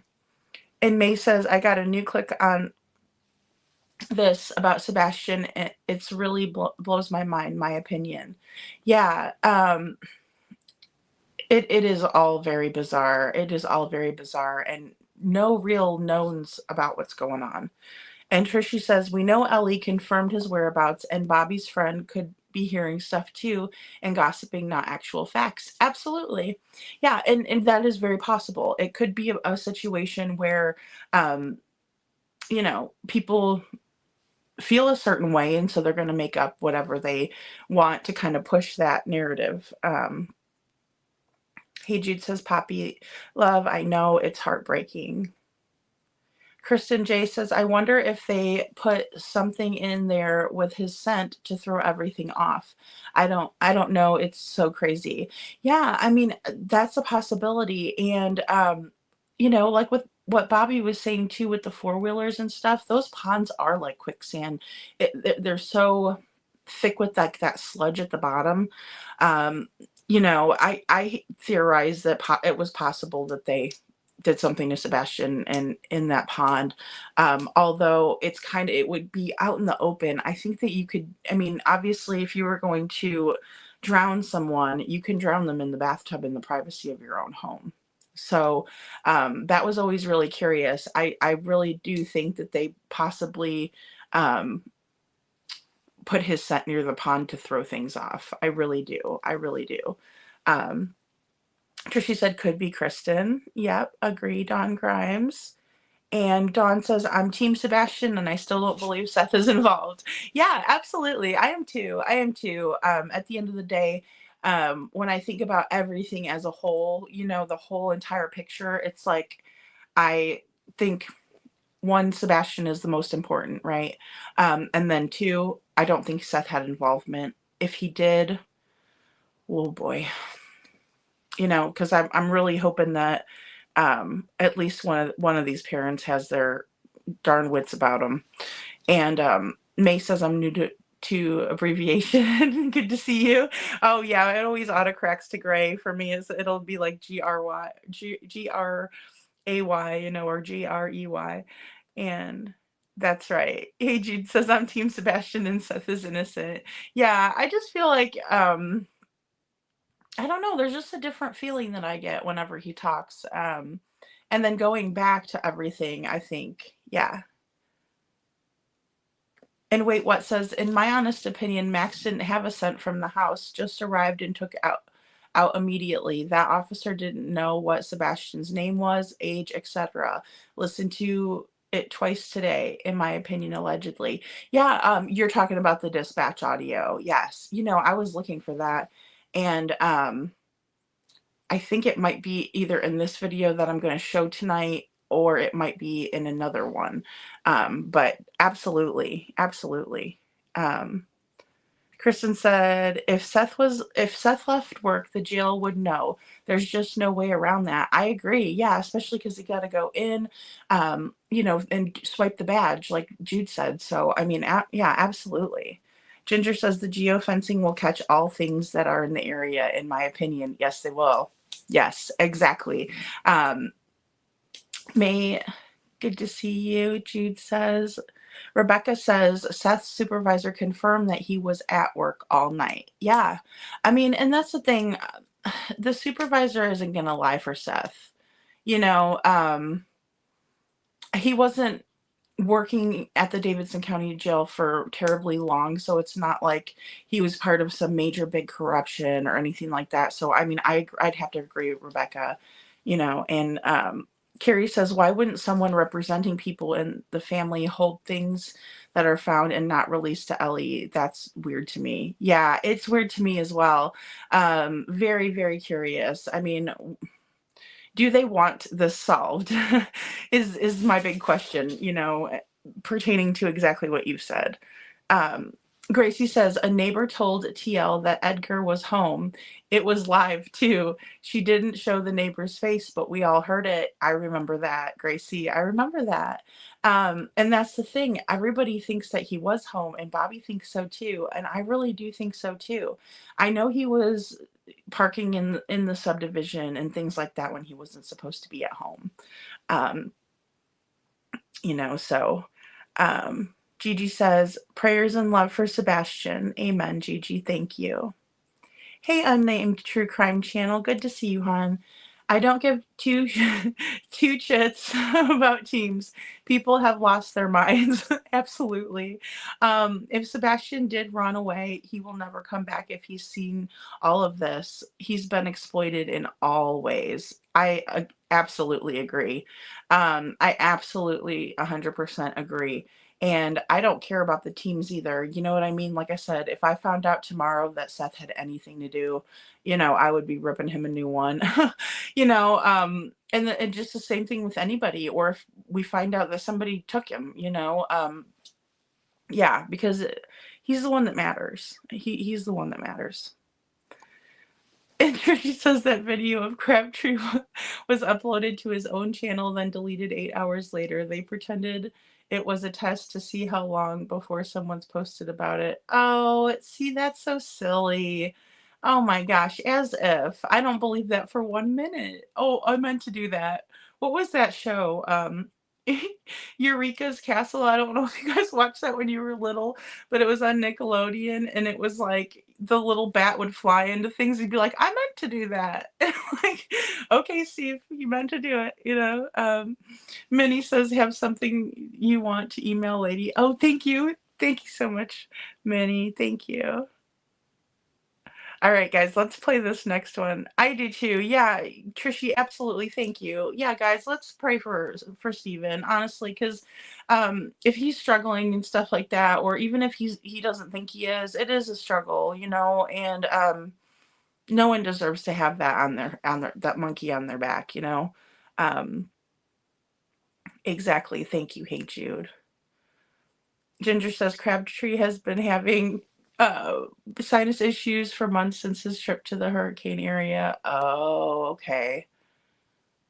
Ooh, freezing over in Alabama, Margaret.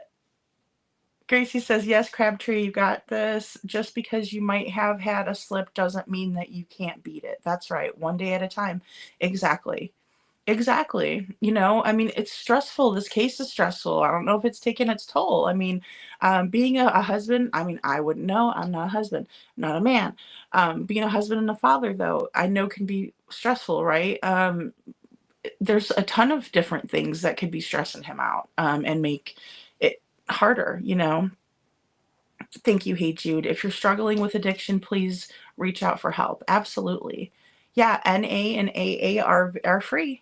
They are free, and they're very welcoming environments. Holly, there's no NA or AA on Zoom. Ginger Girl says relapses are all part of a healing journey. That's right. Praying he gets back on the program and gets a sponsor. That's right, Ginger. And there's nothing to be ashamed about it either. It's just, at least they didn't pass on from it, and that's what happens to some people. It's absolutely sad.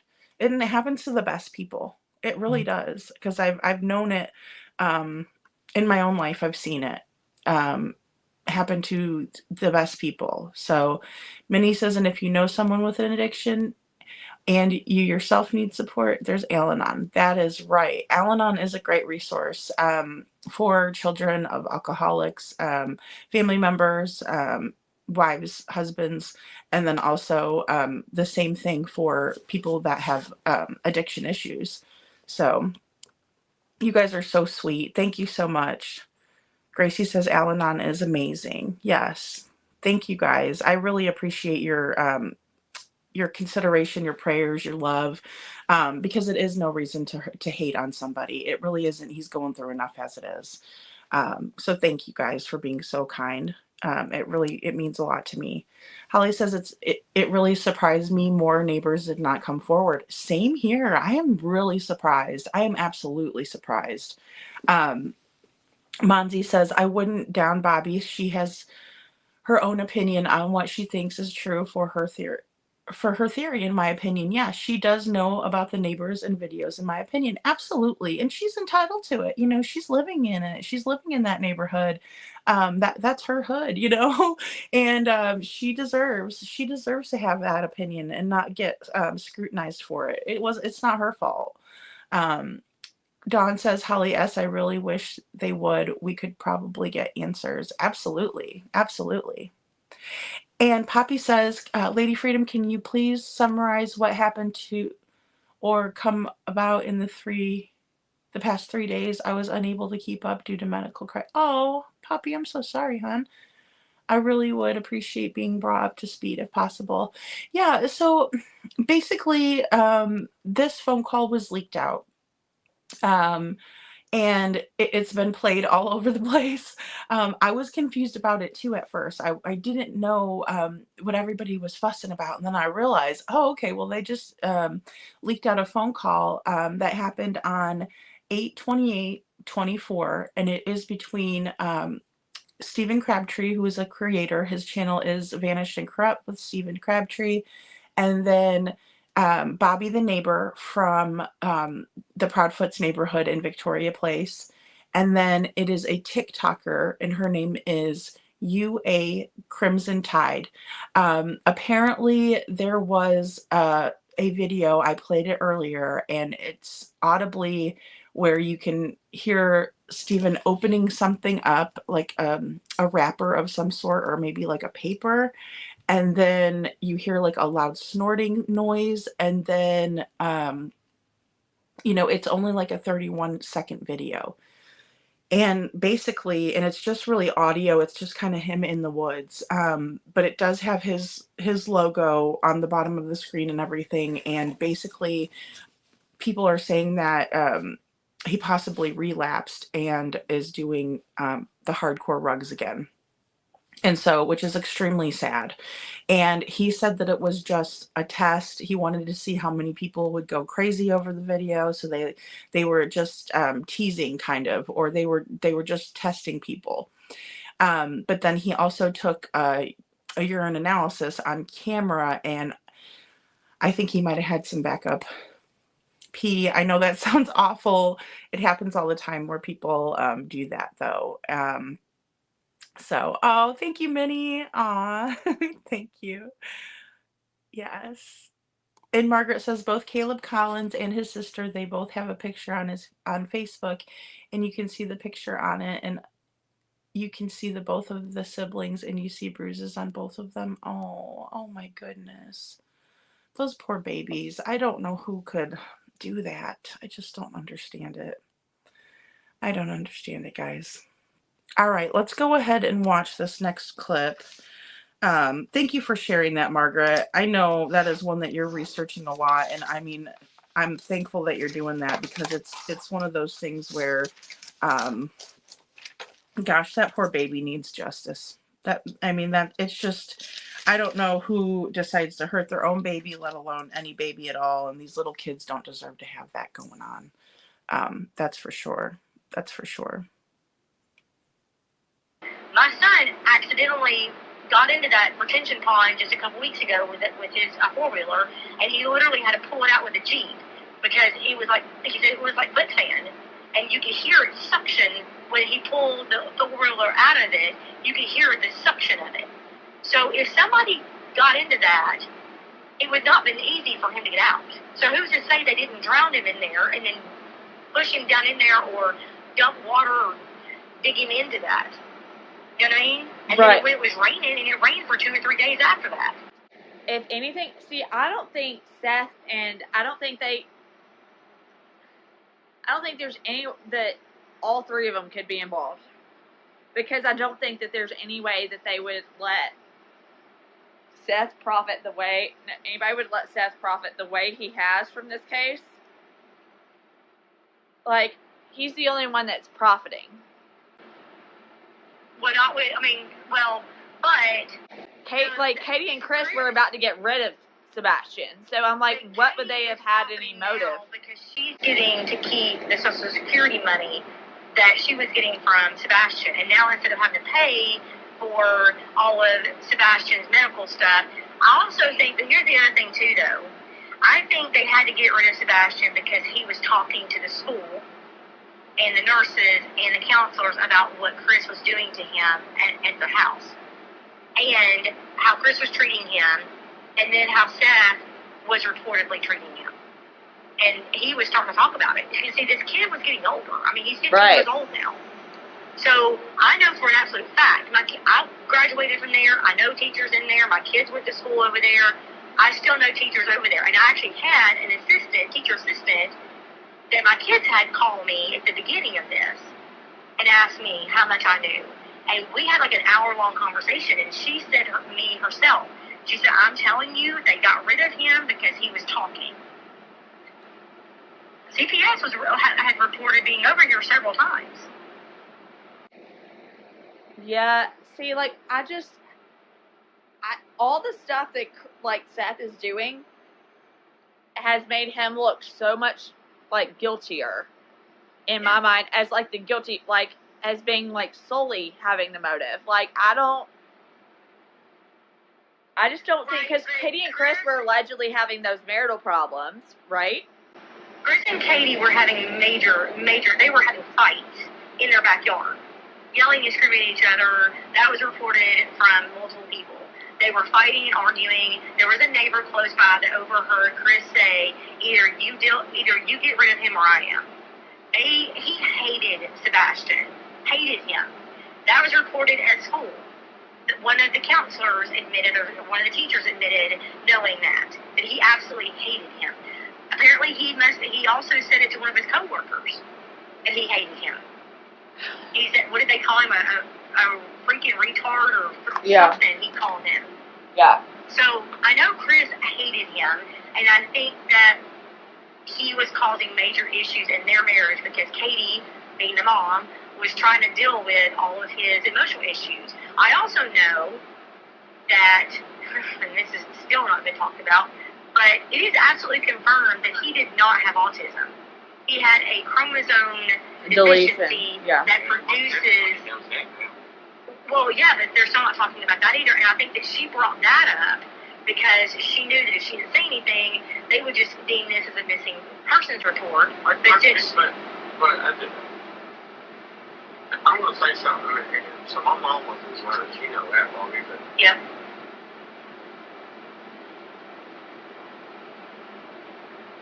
What the fuck is that? What, Stephen? What? I just seen something that pissed me off. Okay. What'd you see? That doesn't sound good. Just fucking something else. Got nothing to do with it. Oh. Huh. I don't know. Like, part of me just thinks that, I mean, I was so anti-Chris and Katie at first, but see, like, I think that Sebastian was so desperate for friends that it's very possible he could have been lured out to the car thinking he was meeting somebody. But he wasn't, because every single one of our neighbors that on that street, all of them looked at the ring cameras, and there was absolutely nothing showing that anyone came on that street to pick him up or walk out with him. And the only video footage that has not been released to the public that, like I said, someone I know was there at the command center and saw with their own two eyes somebody carrying him out the front door. And Chris even admits that on the audio when he was talking to Knock Divers. He specifically said that the dog scent went out the front door, turned to the left, went between the houses exactly where the lights went. However, we were told on multiple occasions that there was zero dog scents. And I even asked the National Guard when they came with their dogs, I asked them, I said, did you guys get a scent? And they're like, well, we got something over in the construction site, but then it went away. I'm like, well, that's because nobody asked the people in the construction site. Nobody stopped the construction. They were building houses and moving dirt around while the dogs were over there searching for a trail. Well, no wonder why. They said that they got something in the yard, but that wasn't expected because he was outside in the yard. Other than that, there was no other scent trails. So he didn't just walk out of his house on his own 2 feet. I'll have to look. I haven't looked at the Mob Cruise video. It's been sent to me, but I haven't looked at that yet. That one where he shares the audio between Chris and the Knock Divers, where he was telling the Knock Divers exactly where the dogs were and where he literally tells you exactly what my neighbor told Stephen and I today the lights were at. I mean, it was like, when I heard that, the first thing I thought was, and I told my neighbor, I said, oh my God, Chris basically just admitted exactly where they took him. That blew my mind. See, I'm going to have to say, Bobbie, I don't agree with you. I think that if he was there and he was watching the dogs... He wasn't, but I think that was a lie. Chris, there was no, I asked multiple times, every one of the officers that had their dogs out here, every one of them said there was no trail. There was no trail from his house to the construction site. They have no idea how he went from his house over to the construction site. I went out there and I watched the dogs walking. But that's what's weird, though, because when I talked to Danny and the other guy that was running the dogs, they told me that their dogs, there was also a third dog who was much younger that tracked also, lost the track after it went past that one house, and after that, the dog tried to like do some he was just too young. He obviously was not ready for the field. They actually ended up pulling that dog back. Okay, guys, so they get into the narked divers, and I have included a video here with the narked divers. Now, this is from Crime Sleuthin, and I did put her link in the description because I like the way that she did it, so I wanted to go ahead and play her version of it. So shout out to her, and I also put it in a different video that I made before. Hey, Molly, good to see you. Good to see you. Oh, Molly, all right. I'm going to tell you right now, you can leave and never come back. You want to talk like that? There you go. You wanted the attention? There you have it. And now you can be gone because you're an awful person. So I'm going to delete your comment and banning you for life. Have a good life. Okay. So moving right along. Just wanted to say, Dawn Grimes, I'm praying for you and your family. They are very lucky to have you. Your dad and mom are very lucky to have you, honey. And also wanted to say good to see you to Betty H, Linda, Wiley B. Thank you for being here. And also thank you, Ginger Girl, for the email. I'll be sure to check it. I'm going to do better with my emails tonight, guys, and check that. I'm sorry that somebody wrote that. That's awful. Awful, awful, awful. I don't like that word at all, you guys. I'm going to tell you right now, I don't even like it when somebody calls somebody else it, like as in if they're not, mentally challenged in a way. I don't like it. I think it's awful. I think people need to grow up. If you're a grown-ass adult using that word for a child, you need to grow the hell up. And there's nothing that pisses me off more than to see some bullshit like that. So there you go. You got me going. So apparently Sebastian was talking to his teachers, and we know this, right, guys? He tried to tell. He tried to tell the way that he was being treated by Mr. Chris. And Bobbie does throw Seth into that mix. I haven't heard anything like that. This is the first time I've actually heard anything like that. So I don't know what to think. All I know is that when you're being mistreated by one person, if another person says like even something really small, it can be taken out of context and it can be taken the wrong way. And so maybe he was also saying that possibly that he was being mistreated by all the parents. Or it might have been a situation where he didn't want to throw Mr. Chris under the bus, and so he was like, my dad does that too, kind of a thing. I really think that Seth loves Sebastian. I think he loves him very much. And Bobbie starts recounting some major fights that were happening, and we also hear this, right? We hear about these major fights and arguing that were happening. The quote again, "You get rid of him, or I am." It breaks my heart to hear that. It was very well known, even at the school, that Chris hated Sebastian. Hated him for what? I don't understand. I don't understand that. Counselors and teachers say this, that they know that he was being called the R word, and that CP hated him. And then they go into the narked divers and his, from the house to the construction site, and they talk about the dogs. But I wanted to go ahead and show this narked divers. The Path, good to see you, The Path. And The Path says things are honest and true, are simple, clear, and straightforward. Things that are deceptive are confusing, unclear, and are always projecting guilt. Very well said. Very well said. unnamed true crime channel says, and Bobbie is a neighbor, correct? Sorry, I'm not up with the case as well. Yes, ma'am. She is one of the neighbors, and she has come out and spoke publicly before. This is a phone call that was recorded without her knowledge, just so kind of put that into context for you a little bit. But here's the narc divers. Let me go ahead and put this through. We'll watch this one. Said that they did or she did or didn't. I didn't know who she actually worked for, so. Yeah, no, I mean, if you got some questions, I think yeah, well, there's a lot of BS out there. People saying there was no dogs in. That's what I heard, and then I read the article from the actual news, and it said that the dogs got a scent that they from an article clothing or something, and then they tracked all the way here, like several times. Well, here's you a better one. There was the dispatcher. The call got released from the dispatchers to the deputies and the responding units. In that release of information, you can clearly hear the dispatcher and the cops all saying the dog's got a scent, it's over here, it's pond. Okay.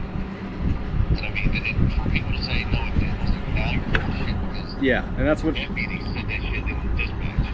And that's what everybody kept saying, and I'm like, there's got to be some truth to this, because that doesn't make any sense. Like, so yeah, they tracked here, so. Yeah, and then like I said, the path that they tracked, so ours, if you're in that subdivision, yeah, directly, the next subdivision over to the left is our subdivision. Okay. It's called Victoria Place. Okay. The scent that they got, as soon as you turn in our subdivision, you're on Kelly. Drive it all the way up to the very top of the hill at a four-way, you'll see that to the right they're cutting in a new road that will link all this together. Okay. Yeah. The scent Is that what he's talking about? Directly right there? Up there. Oh. across the dirt. So it tracked. Yeah, they had a hard. Yeah, there was no question. The dogs were all there. Yeah, it was 100%.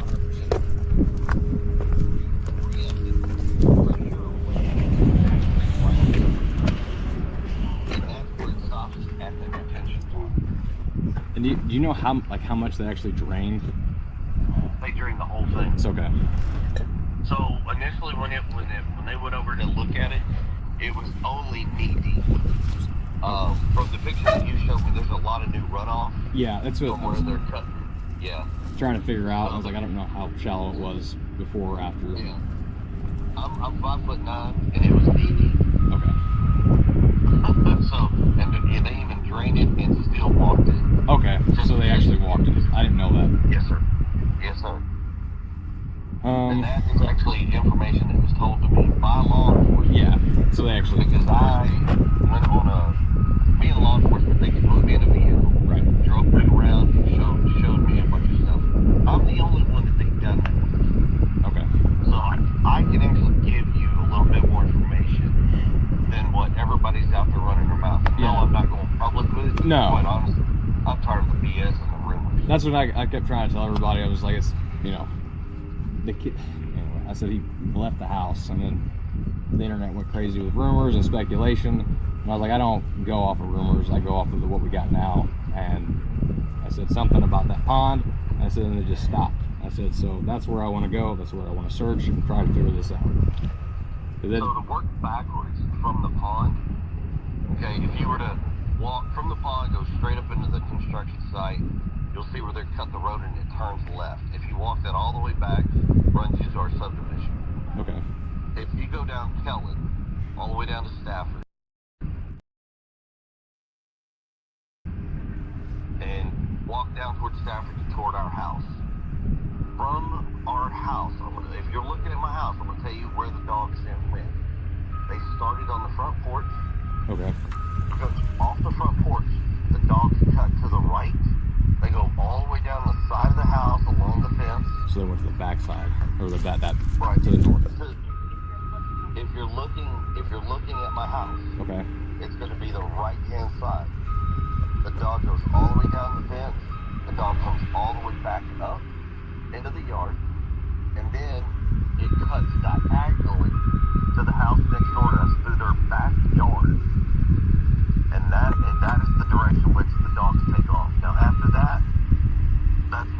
get over to the main road, go up Kellen, and head over to the other subdivision. Okay. I mean, they've had dogs. I mean... How many? Yeah, a lot of dogs. But day one, there was 5 dogs. There was a Belgian Malinois, a blue heeler, 2 bloodhounds, and a blue tick. I know with good dogs, like, they'll do the track that's on the ground, and then if they smell a stronger scent in the air that's closer, they'll go to that direct scent. The dog handlers told me first day, wow, Monday, that the dog popped to a trail and they followed it and went all the way around, and it ended in a construction site, but it ended. It's like there was nothing there. Right. And that's a little odd. Which right? Leads me to believe that, well, if it ends, normally the scent ends when you stop traveling on foot. From my understanding, that would mean that he got into a car. If he got into a car, just so I understand the construction site itself, did the scent stop in the middle of the construction site, or did it stop on the side of the road? Me. Ah, okay. They didn't tell me. Okay. So if all the dogs were tracking actually on the ground, then I feel like this is the play, like the spot to figure it out. Because if he would have cross-tracked, like actually like headed back, they should have been able to pick up on it, like a good dog. So, in the 8 days of the variance in searching, in the 8 days, on day one, the 5 dogs did that. Out of the 8 days, 3 different dogs from 3 different groups went to that same area in that same scent. On day one, 2 of those dogs did the same path. Okay, guys, and so basically that was Chris talking with the narc divers about what he knew about the dogs. He was bragging about how law enforcement took him around, and I think that was smart on their part because they were probably trying to get his body language, and they have actually caught other people by doing this method, by bringing them around to familiar places or things that are pertinent to the case and then seeing how they react to it. So I don't think that he understood that at that time. I think he thought he was the big man on campus getting rode around in the cop car. But what Seth said was interesting. So he says that the dogs popped onto a trail and then it ended. And he thinks that that's because Sebastian got into a car of some sort, which would make sense because if the scent ended, then the dog can't keep the scent if a car had him, that he got into a car and drove off, right? Pascal says, well, where did the scent stop? And Seth didn't know. So unfortunately they weren't able to catch that part. And the Path says he is a very dangerous man. Others around him should be very concerned for their safety. I agree with that, Path. I do. May says yes, but Chris had no right because it's not his kid. Look at his ex, Nina. Yeah, kids, in my opinion, he mistreated them too. Just my opinion. Someone needs to put Chris into his place, in my opinion. I agree. Absolutely. Dawn, thank you so much. I hope that you have a great rest of your night, hon, and get some sleep. Poppy says this was just a couple weeks ago after when they announced they were pulling back on the initial major search, which was very impressive. Unfortunately, after that, it has just seemed so... Oh, okay. I'm sorry. That looks like you weren't able to finish that one up yet. Let me go ahead and play these next clips. Now, this is going to be what Chris said in multiple different situations when it came to the search and then with the dogs. So we'll just play those.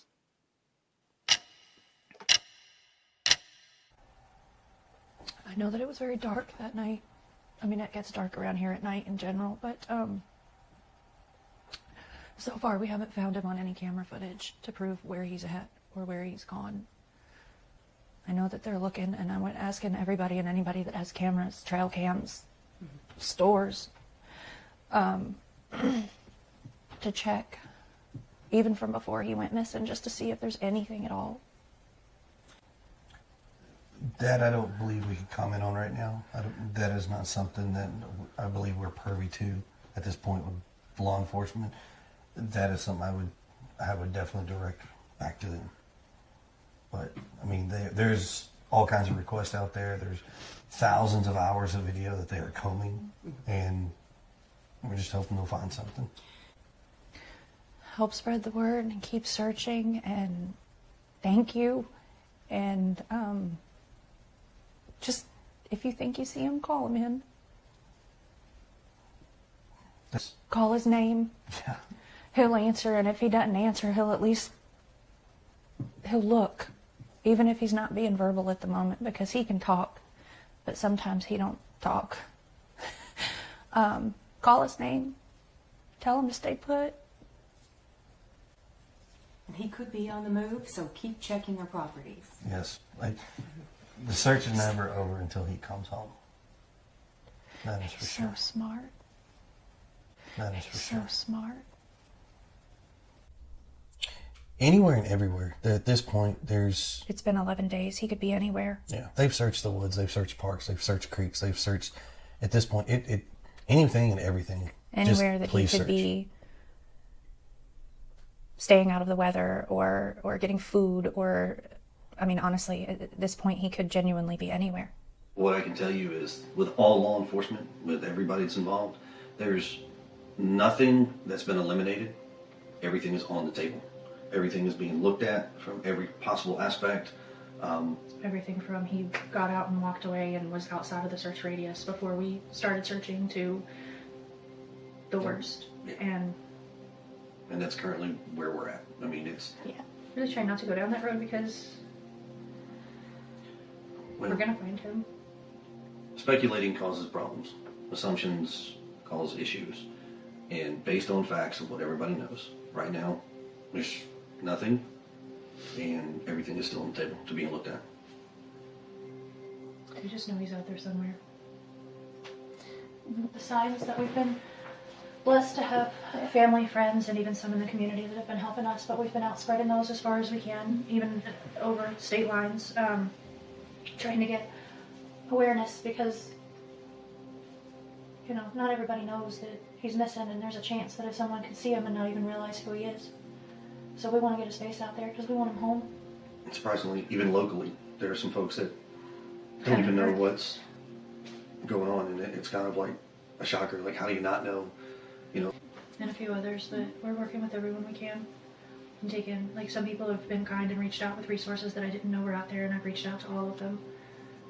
Truckers Against Trafficking, we reached out to them just in case.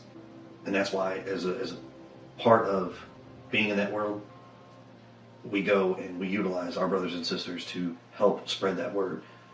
You'd be surprised on how easy it is to spot somebody. The biker. So, has your car been searched by police? Multiple times, yes, ma'am. Have scent dogs looked at your car? Yes, ma'am. Have you guys been out looking for Sebastian? Yes, ma'am. Yes, ma'am. Have you had search dogs inside the house and outside? Yes, ma'am, I have. Yes, I sure have. And what did the dogs hit outside? So, as you know, if anybody has followed Mr. Gray's, what he was talking about, the dog and the trail and the scent and the overlay on the picture. So there anywhere from 13 to 18 different dogs have been involved in this search. Mm-hmm. Now, on day one, there was 5 dogs. 5. There's an audio dispatch tape that's been released. I don't know who released it. Whatever, I don't have it, but you'd have to dig it and find it.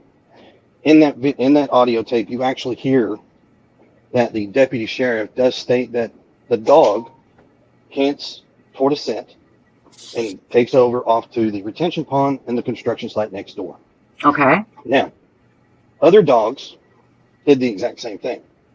Now, am I going to say every single dog? No, but I do know of at least 3 dogs that went on the same scent trail, same path, The rest of the dogs, I'm not going to tell you that they are 100% honest and perfect and accurate, because Sure. honestly, dogs are only probably 25% reliable when it comes to a scent. Okay. Now, 8 days, I've had dogs in my house the first 8 days. In my house, outside my house, around my house, around the neighborhood. So, yeah. So they've been there, and yeah, so they did, you're saying they did hit and they all went to that pond? No, I didn't say all that. I just told you I've had 13 to 18 dogs in my house and around my house. I told you 3 different dogs hit on the same path that go to that retention pond. Right. I'm That's not going my- to say that every other dog. Not every dog, but some dogs hit. Okay. Right. So, but I want this to be crystal clear. Okay. So when people say every dog, that is not the case. 3 dogs went on the same path. Okay, guys, and then I have one more clip that I wanted to go ahead and show you from, and these are with Nancy Grace. Okay. That is all that we have on that. The rest of these dogs go in different directions, but it's all unreliable. Follow up again on the dogs hitting. Earlier, Ms. Proudfoot had stated the dogs hit around the house, the barn, and at the retention pond. Is that correct? I don't know about the barn, but I do know that they did track to the pond, yes. Did the dogs also hit around the house? Yes. ma'am. On the outside of the house? Yes, ma'am. Were they scent dogs or cadaver dogs? They brought in both cadaver and tracking dogs. Which dog hit? A cadaver dog or a scent dog? Scent dog. It's all been scent dogs that have hit. The cadaver dogs have not hit on anything that we know of. I was curious about a statement that Ms. Proudfoot made earlier, that canine dogs hit on the barn, around the home, and near a retention pond. Did that happen? I'm not sure about the barn, but the retention pond, yes. Because law enforcement says the dogs did not hit. But Ms. There's Proudfoot says they did hit around the retention pond. So there's been a lot of miscommunication in regards to what is and what is not.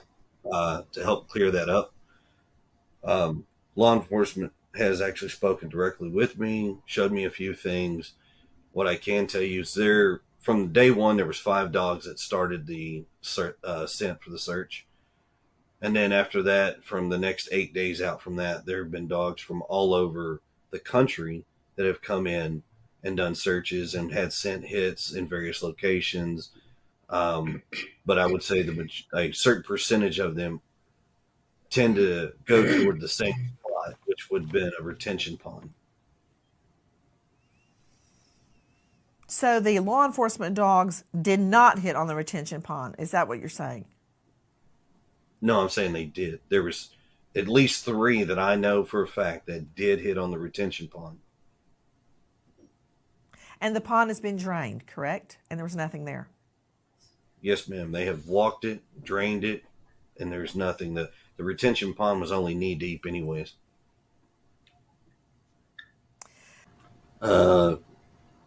Less than probably half a mile if you walk the whole path. Is it through wooded area? Would he have had to walk through the woods to get there? No, ma'am. You can actually walk either the main road or the subdivision. So the construction site is a subdivision, new addition that's being built, and they have a road that's going to be tied into our subdivision. So you could actually walk up that way, or you could walk to the main road and walk into it. Did Sebastian ever sleepwalk? No, ma'am. So he would have had to leave the house undetected by Katie and walk all the way to that retention pond. Did the dogs follow the trail a half a mile? Yes, ma'am. They followed the trail all the way to that retention pond? Yes, ma'am. Yes, ma'am. That's very curious, as they are saying the dogs didn't pick anything up. Can I? Um, No, okay. Okay. Go ahead. No, So I'd like to clarify this whole dog scent thing for once and for all. So the dog scent, everybody said, oh, the dogs didn't get a scent. Dogs didn't get. The dogs got a scent. What the dogs got and where it led to, there's a lot of misinformation as far as to the road, to the construction site, to this, to that, to this. For the record, there were so many dogs used. I don't know if we actually have a true count. On the day one, there was 5 dogs automatically. We know for a fact. They brought dogs in from out of state, different counties, all over the place. But of all the dogs, there was a couple that took them through a construction zone and took them over to a retention pond. Now, the retention pond is no higher than knee deep. Right. They walked it and they drained it. But from there, the scent disappears. There's poof. Okay, guys, and that's really what I think Mr. Proudfoot wants us all to think. Like, poof, he just disappeared. Nothing to see here. You guys need to accept it. He just poof disappeared. But we know that's not true. You know, we don't disappear. We don't vanish. We remain. That's why people will be found years and years later, because we don't vanish. We don't evaporate, right? Now, I do want to share this, guys, and I see. Thank you. Thank you. Hey, Jude. I checked my email here. Oh, you know what? It kicked me offline here. There we go. So remote hotspot failure. Well, that's weird. That's working just fine up there.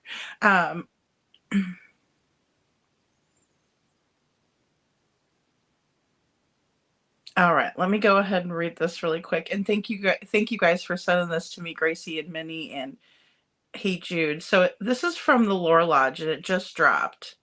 Says, so you're just in outright denial of reality. Got it. How could I possibly be biased? What connection do I have to this case? I'm not being paid. I'm not related to any of them. I wasn't in the Navy. What's my connection? What's my bias? Fact of the matter is, as I started looking into it, and Chris very quickly looked suspicious as hell. Want to know my bias? I have a stepdad and a brother with autism. I know what it's like, and I think Chris killed his damn stepson. The only person who ever gave me a reason to believe that is Chris fucking Proudfoot. Okay, guys, I have to second that. Why are creators being blamed for speculating? Like, either way, I mean, but in the same way, like, I don't understand. It makes no sense. It's like we're using his own words. It's not like we're making things up. It's not like there's any other reason. Obviously, his connection is very personal. My connection is personal as well, just being, I have a friend whose grandson is autistic. I've worked with people with autism and special needs. So that's my big connection. When people pull the crap that was just pulled in here not too long ago, I mean, you could obviously see it's a trigger for me, right? It's unacceptable. And Lore Lodge rocks. That's right. Hey Jude, that's right. But to have a brother and a dad, well, you're damn right. He's gonna have an opinion on the mistreatment of somebody that has different abilities, right? Rightfully so. Minnie. Mama Dukes, he's an expert on everything. Just ask him. May says yes, and it's so sad that she allowed us all to go down under her watch because she did it too, in my opinion. I agree. And no one's coming out and saying, she's not coming out and saying, no, you guys don't understand. Like, she isn't going to do that.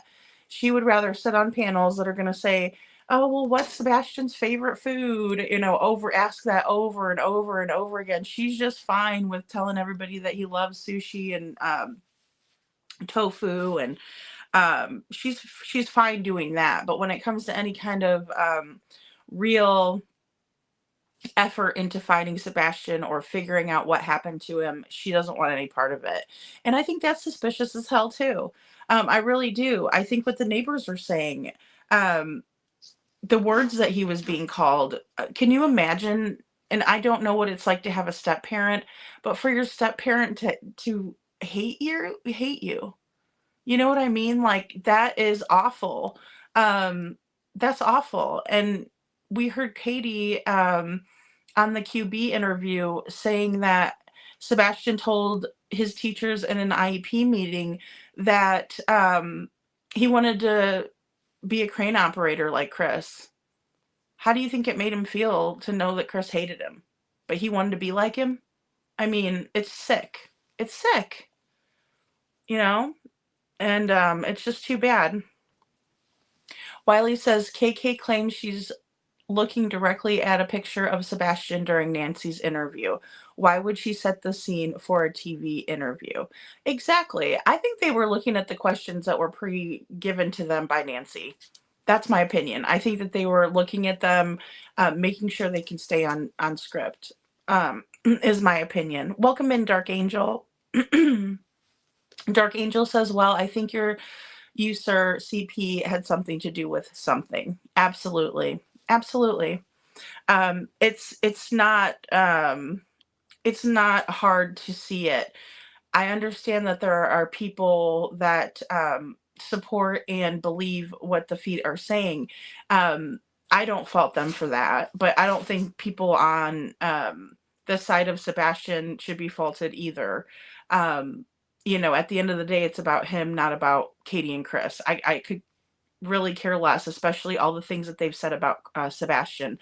His own mother saying that he doesn't like to wear deodorant because she wanted to detour away from the nasty things Chris was saying on the QB Live. She embarrasses Sebastian again, telling the whole entire world that he was what his Google search specifically was about Taylor Swift. A mother that loves their children doesn't do something like that. They just don't. She was trying to cover Chris's butt because he had shown his butt and just looked horrible. And May says, I feel sorry for Sebastian because he had 2 drill sergeants putting him through boot camp every day. My heart goes out to Sebastian, my opinion. Thank you for your opinion, May. I agree. I agree. G of Twin says that lady that gave the first interview on CP is an OG. She's been in YouTube line of all that than all of us, and has longer than all of us, and has helped so many in the true crime missing. Absolutely. G of Twins, really well said. More word salad, Rebecca says. She's higher than a kite. I agree, Path. I do. I agree with that. I think that they took some sedatives before that. Trishy says, oh, please make it crystal clear, CP. Exactly. He says that. Miscommunication is his middle name, Pickle Me Elmo. Exactly.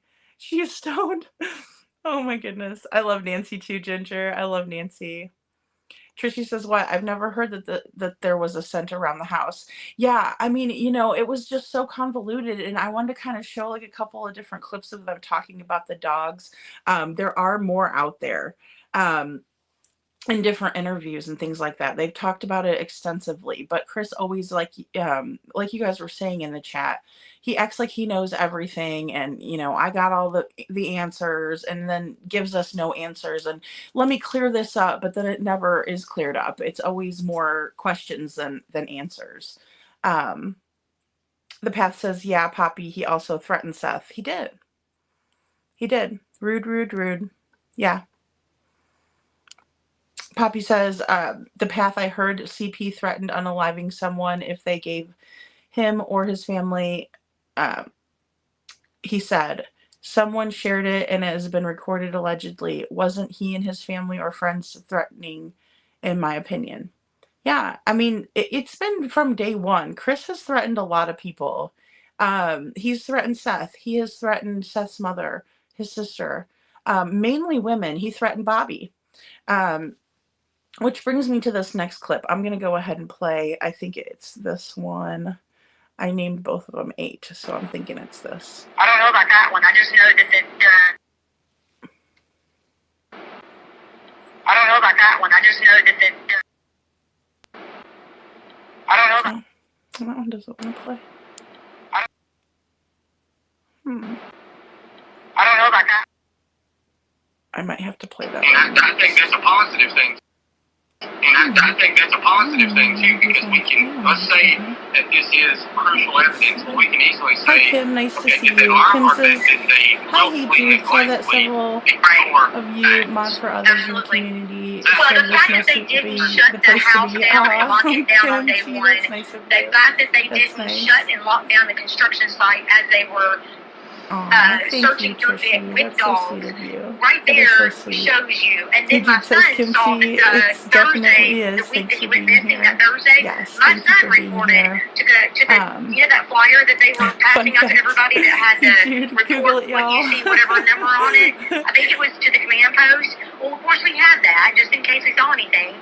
And it was that following Thursday or Friday, my son was standing out in our deck.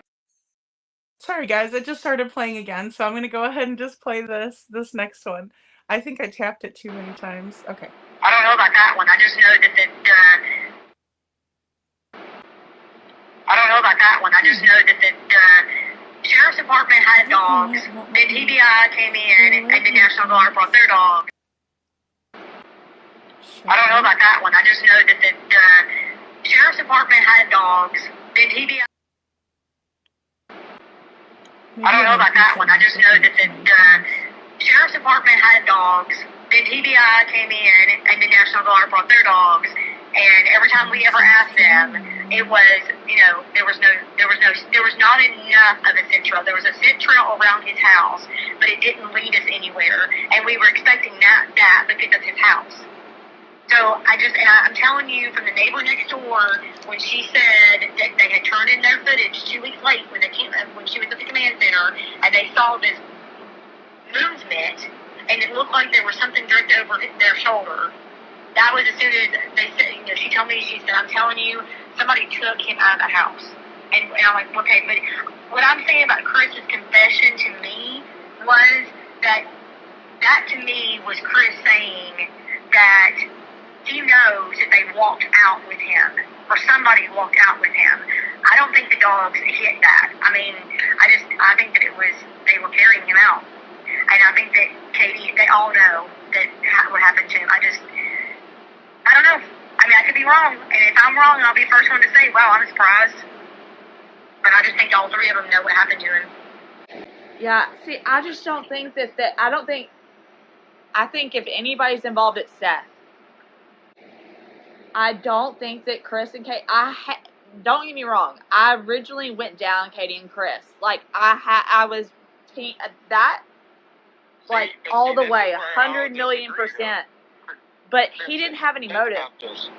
Because Bobbie's sitting right here, and she'll tell you, we were standing there. Seth, because I've been around Seth personally. Bobbie's been around Seth. He's a big dude who can't hardly, he's got back problems taking around. For him to move quickly, and he got that little dude, not a little dude. No, that was Katie that ran back. See, absolutely. I would put I don't have $1 million, but if I had $1 million, I'd put $1 million on that being her that ran back. But Seth could have easily gotten somebody to do it for him. But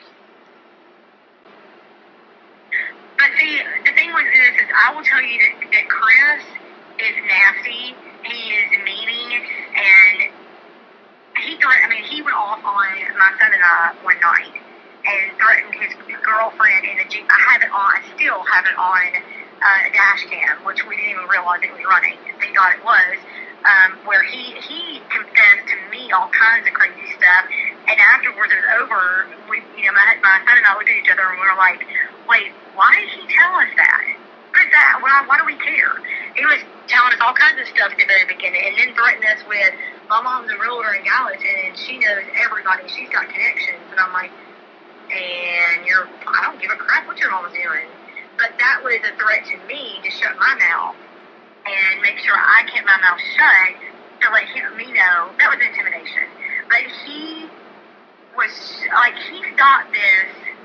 I just wish I could describe to you the demeanor. I mean, the man stood in the middle of the street as we're driving slowly down the street. Now, this is my neighborhood. You're not going to tell me what road I can and can't be on. I live here too.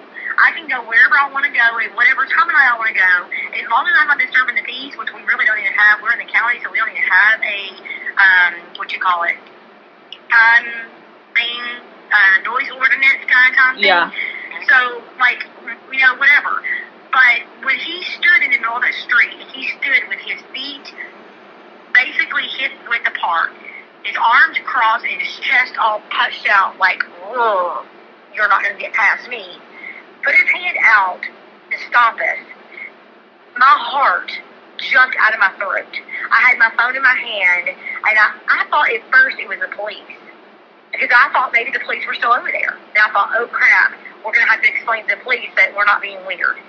Then I realized when I found out it was him and his demeanor, I had my phone and I had 911 already on my phone, and I was ready to hit send as soon as if I felt threatened by him. He's got this, I'm bigger than you. You are going to leave me alone, and you're going to stop asking questions, and you're going to get out of my face, and you better not ever come back over here again. It was just this demeanor of, get away from me and get off me. Leave me alone and stop messing with me. He is creepy as crap. And then he bold-faced lied to the entire world when he told everybody, this is Chris, that he was on a three-way call with Katie and that he called the non-emergency number because of where we live. That's bull. You cannot get 911 through the non-emergency line. The very first thing, the audio recording that comes up when you call the non-emergency line is, if this is an emergency, hang up and call 911. Now, if you get to the non-emergency. That's what I was getting. I know, and that was the next thing I was going to say is, if that was his, air quotes, faster way to get to somebody, he wasted 5 minutes because you have to go through all the prompts, then you have to wait for a yes to connect your call. You've got a missing kid. If I had a missing kid, I would have been dialing 911. You know how I know this? Because I had to call a non-emergency line the other day because a dude out here in front of my house, he's like speeding back and forth on his bike, and all of a sudden he's laying down on the balcony. I'm like, shit. Oh no. He's like, yeah, I'm okay. So I just, look, I didn't see it as an emergency. Right. Like, just worried about he got hurt. I had to call, and sure enough, nobody answered, and it was like, you need to speak to the detective. Yep. Blah, blah, blah. And then the next thing you know, it leads me to, it took about 3 minutes, but it took me almost 10 minutes. It took me almost 10 minutes the other night when that truck drove by, because obviously that's not an emergency, so I'm calling the non-emergency number. It took me almost 10 minutes to get a dispatcher because it kept ringing and ringing and ringing and ringing and ringing. And I'm thinking, if my kid was missing, there ain't no way I'd call that. I'd be calling 911. I think what he did is these connections that he threatened me with. I think he called the non-emergency line to get a hold of whoever within Sumner County Sheriff's Office that he knows to say, hey, I'm going to need you guys to cover this up because this is what just happened. And then he got dispatched. I may be wrong with that one too. But why in the crap, if your kid is missing... They're going to record all that shit, Bobbie. They record all that shit, though. So he would have had to have called them on a private line. I'm stupid and don't know there's a trash truck versus a cell phone footage. They're hiding all this crap. There is so much corruption in Sumner County. It is blatantly obvious. It's ridiculous. Craddock tried to convince me on the phone that those lights were a trash truck. And then he got mad at me because I was telling him that he was wrong. Just saying. Guys, I'm going to fix it off. I'm going to go get my daughter. But at the end of the day, man, I'm hoping my biggest thing is that it's got to come to the surface. Yeah, that's what I was going to say, man. Is that we're looking at, I think what we're seeing in front of us is this Chris dude's a special guy, man. he's good at what he does. And so I think that key evidence is what, it's funny because it will prove that Sumner County lied. Absolutely. Yeah, I agree. Lied. Okay, guys. So Bobbie brings up a really great point about her interaction with Chris Proudfoot and then her interaction with Sheriff Craddock. So really quick, I just want to say welcome to Ginger. Thank you so much, Minnie, for gifting the membership. I really appreciate that. That is so sweet of you. Thank you. And I wanted to say hello to Judith. I saw Judith come in. Now, Stephen brings up a good point about Seth and his injuries, and that it would be difficult for him to carry someone over his shoulders because of the injuries that he has or that he had at that time. And I wondered why Bobbie wouldn't release her dash cam footage, and she goes in to explain why. She said that Mr. Foote basically uses his connections, throws around his mother being a realtor and that she has connections, and scares people into not wanting to speak up. And so she said that Chris, when he came in, she encountered him in the street, that he's, quote, creepy as crap, and that he bold-faced lied about the three-way call to the non-emergency number. She goes into how it really works out there, which was very helpful in my opinion, because we don't live there. Well, most of us don't. And so that's very nice, of her to go ahead and go into that. And then she also has called, Bobbie seems to call the police a lot. And I'm not faulting her for that. Like I said, I'm sure that she's on edge. But she seems to be familiar with the processes. And that's why I find her believable. But she goes on to complain about Sumner County and the corruption there, which makes me wonder if that's why, because Stephen Crabtree's channel is called Vanished and Corrupt with Stephen Crabtree, and maybe she thought that if she spoke with him, that he would expose some of the corruption that's going on in Sumner County. However, she goes into her conversation with Eric Craddock, and he's trying to convince her that it's a trash truck, and he even gets upset with her when she is not convinced that it is. And so I think that's really a good indicator of someone being frustrated that they're unable to convince another person of what they're trying to convince them of, right? And so I can definitely see Craddock getting upset like that. He seems like he has a short fuse. Let me go ahead and go to your guys' comments, because I saw some really good ones out here. Let's see. May says, yes, Mama and I got 2 handicapped brothers, and I'm their protector, caregiver, and I don't like the R word. I'll go off and you call my brothers that word. That is right, May. It is unacceptable. Nobody's perfect. And so when you're going to sit there and talk crap on somebody else, you might want to make sure that you're, in a good position to be doing that. None of us are perfect. And to make fun of somebody because they have a different ability than you do, there's nothing that makes me, nothing that chaps my ass more. I guess we can't all be as so perfect as these people out here. And Trishy says, Judith Watkins. Yes. Seth is so broken. Prayers for Sebastian. Judith says, keep talking.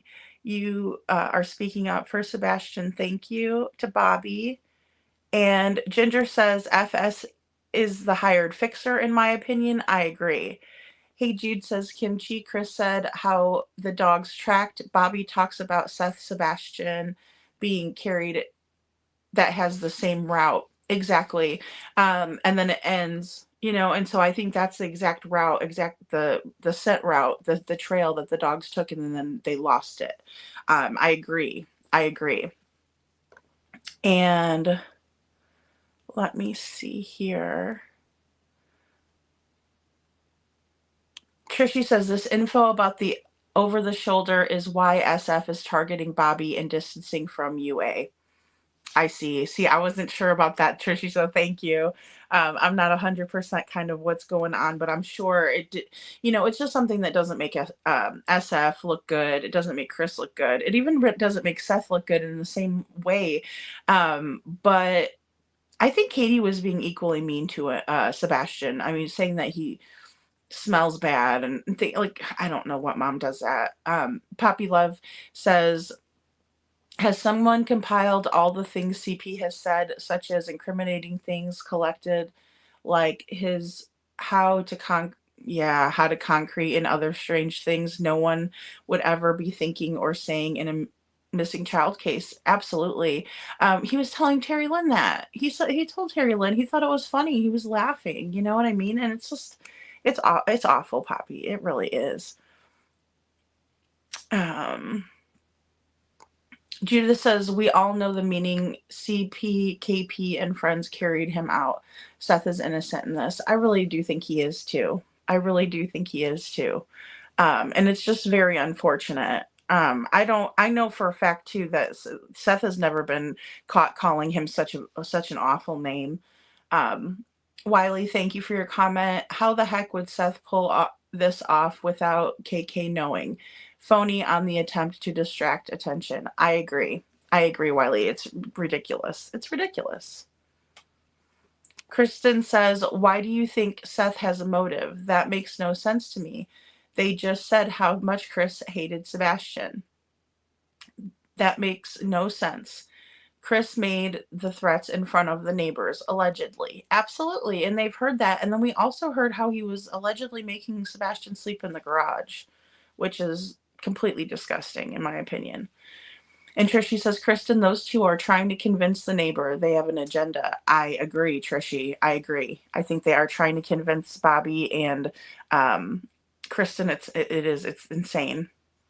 Ginger Girl says, them calling the sheriff means they would not pinpoint CP's location when he called. Absolutely.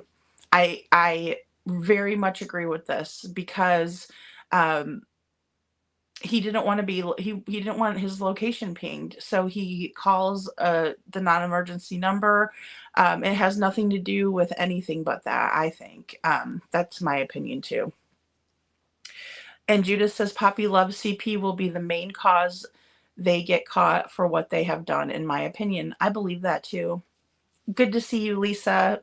Lisa says SF has it out for Bobbie because she would not speak with him or share her vids since her house has open view of the construction site. See, and that says a lot about her. I mean, I think that she probably gets a bad vibe from him. I don't get a good vibe from SF at all. Trishy says exactly, Ginger. Kimchi asks, who is the guy Bobbie's speaking to? Stephen Crabtree of Vanished and Corrupt. He has a YouTube channel, and I believe he started on TikTok. Crabtree is so shady. Yeah. I just think that he's not trustworthy. That's for sure. I wouldn't want to be friends with that guy because he'll turn on you in a second. I've watched him do it. Lisa C says, yep, now he's targeting her like a veiled threat. Ooh, that's terrible, Trishy. She has protection, thank goodness. Good. Yeah, and I know she's married, so I know she's got a hubby around. Crabtree is not a neighbor per se, but he is local to the area. He's a local in that area. And yeah, Crabtree's local. His mom is friends with Proudfoot's mom. There's a connection. I've heard differences there. I know that there's a Facebook message where there is someone with the last name of Crabtree and excuse me, not a message, it's a post. And it's Chris's mother, Mama Socks, and she's speaking with the Crabtree person. But I've heard that, and actually Terry Lynn did a live about it, and she said that is not his mom. It's just the same name as her. So last name. It was a really mean post about Nina. It was a long time ago, basically complaining when they had to hand Faith back over to Nina and saying that she was just disparaging her as a mother and saying some really awful things about her. May says, nope, Seth is not involved. It would be KP, CP, in my opinion. I believe that too. Oh yeah, there you go. Thank you, Trishy. He's a TikToker and a YouTuber, both of them. Yes, thank you. Kimchi says gaslighters do usually have short fuses. No pun intended. That was a good one. That is awesome. And Trishy says both of them are YouTube and TikTokers trying to do the dirty work for SF, in my opinion. Yeah, I believe that. I believe that they have to try to push this agenda and they like being on the other side of it. I will say that when Crabtree was doing the right thing, I watched it happen. When he was doing the right thing, he wasn't getting the clicks, the views, the subscribers that he got when he started cozying up to Cluminante, J is for Jay, Granny. When he started cozying up to all of those people, his numbers went way up. And it's just one of those things that happens, unfortunately. And if that's the way that you want to get people, and those are the people that you want to attract, then I'm not going to feel sorry for him when it blows up, because I watched it happen. Lisa says, sometimes I wonder how KP feels if he can do this to the neighbor, something to think about. Yeah, absolutely. Absolutely. I don't think she's innocent. I think she kind of sits on the sidelines and lets the men get blamed for all of this, but then she's no little delicate flower. Katie is very vindictive, manipulative, mean spirited, in my opinion. Laughing at the way that Sebastian dances. He's got a unique rhythm, she said, like trying so hard not to start busting out laughing. That's his mother. Okay, so he's got a unique rhythm. So what? I have a unique rhythm too. I don't pay attention to what other people are looking at me when I'm dancing. I'm having a good time, and I think Sebastian deserves to do the same thing. He deserves to dance like no one's watching. And shame on her. That's his mother. If anybody's supposed to be sticking up for him, it's her, not making fun of him. And the path says Sebastian would never have made a kid disappear. Or Seth, I think she probably meant. Unnamed True Crime Channel. It's hard to believe it's almost been a year. It's very hard to believe. It's been way too long. And it's very unfortunate. It's very unfortunate.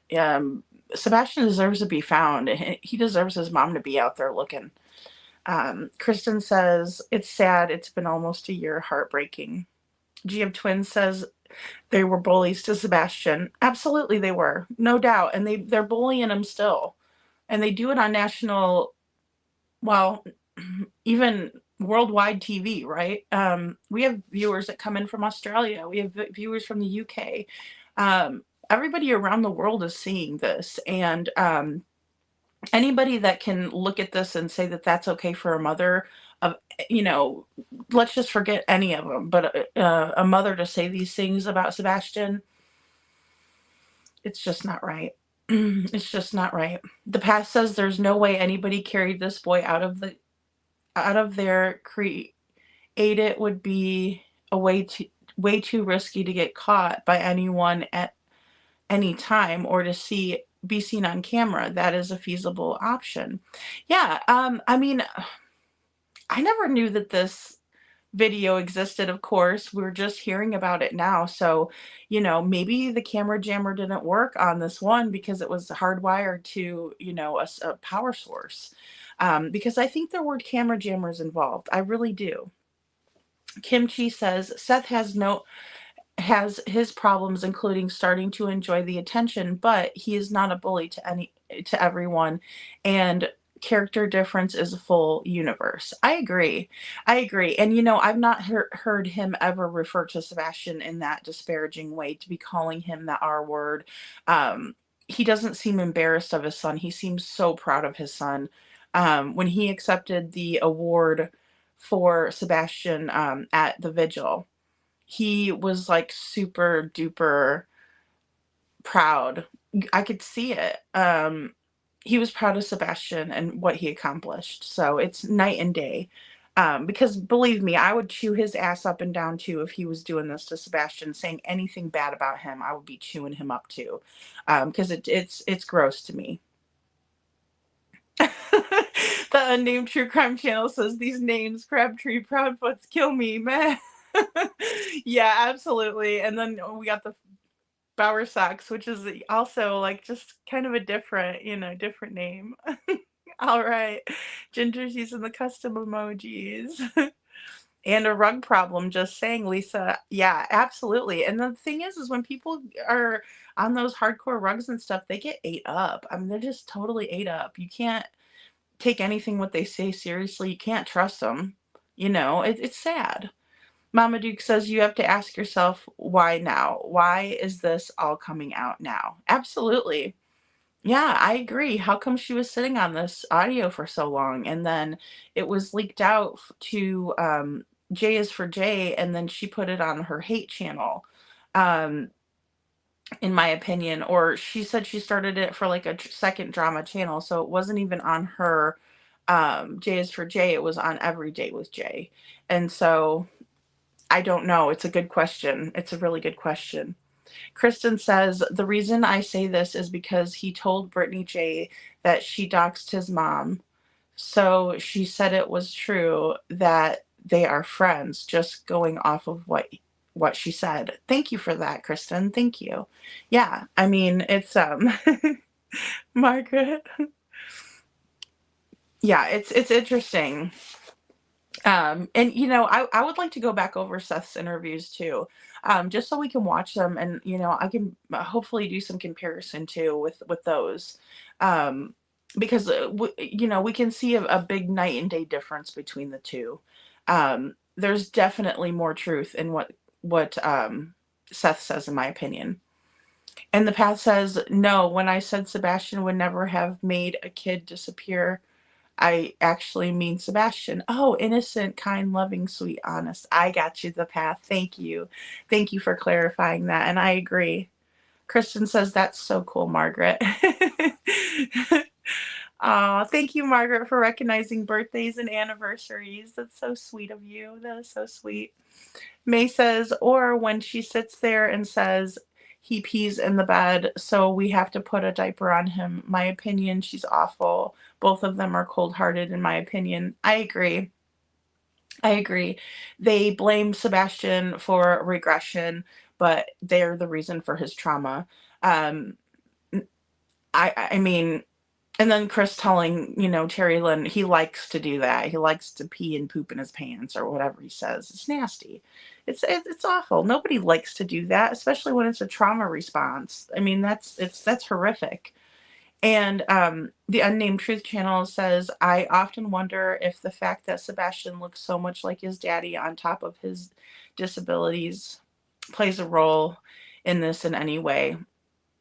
We've seen that before in the Harmony Montgomery case because she looked just like Crystal, right? Crystal's not perfect. But that's one of the reasons even his friend said that it's because she looks like her mother and he wanted to hurt her mother so badly. So absolutely, I agree with that unnamed true crime channel. I know, Margaret. I love you so much. She says I'm a kid at heart. And Kimchi says, agree, May. I would never tell the world my daughter's business. Kind of sickening how she pretends he's doing it on purpose. Yeah, it's very awful. It just shows no compassion for somebody that's struggling through something, and especially when it's your own kid. So if she can't have compassion for her own son, then who does she have compassion for? She seems to have a lot of compassion for her husband, for herself. She doesn't like to be harassed or anything like that.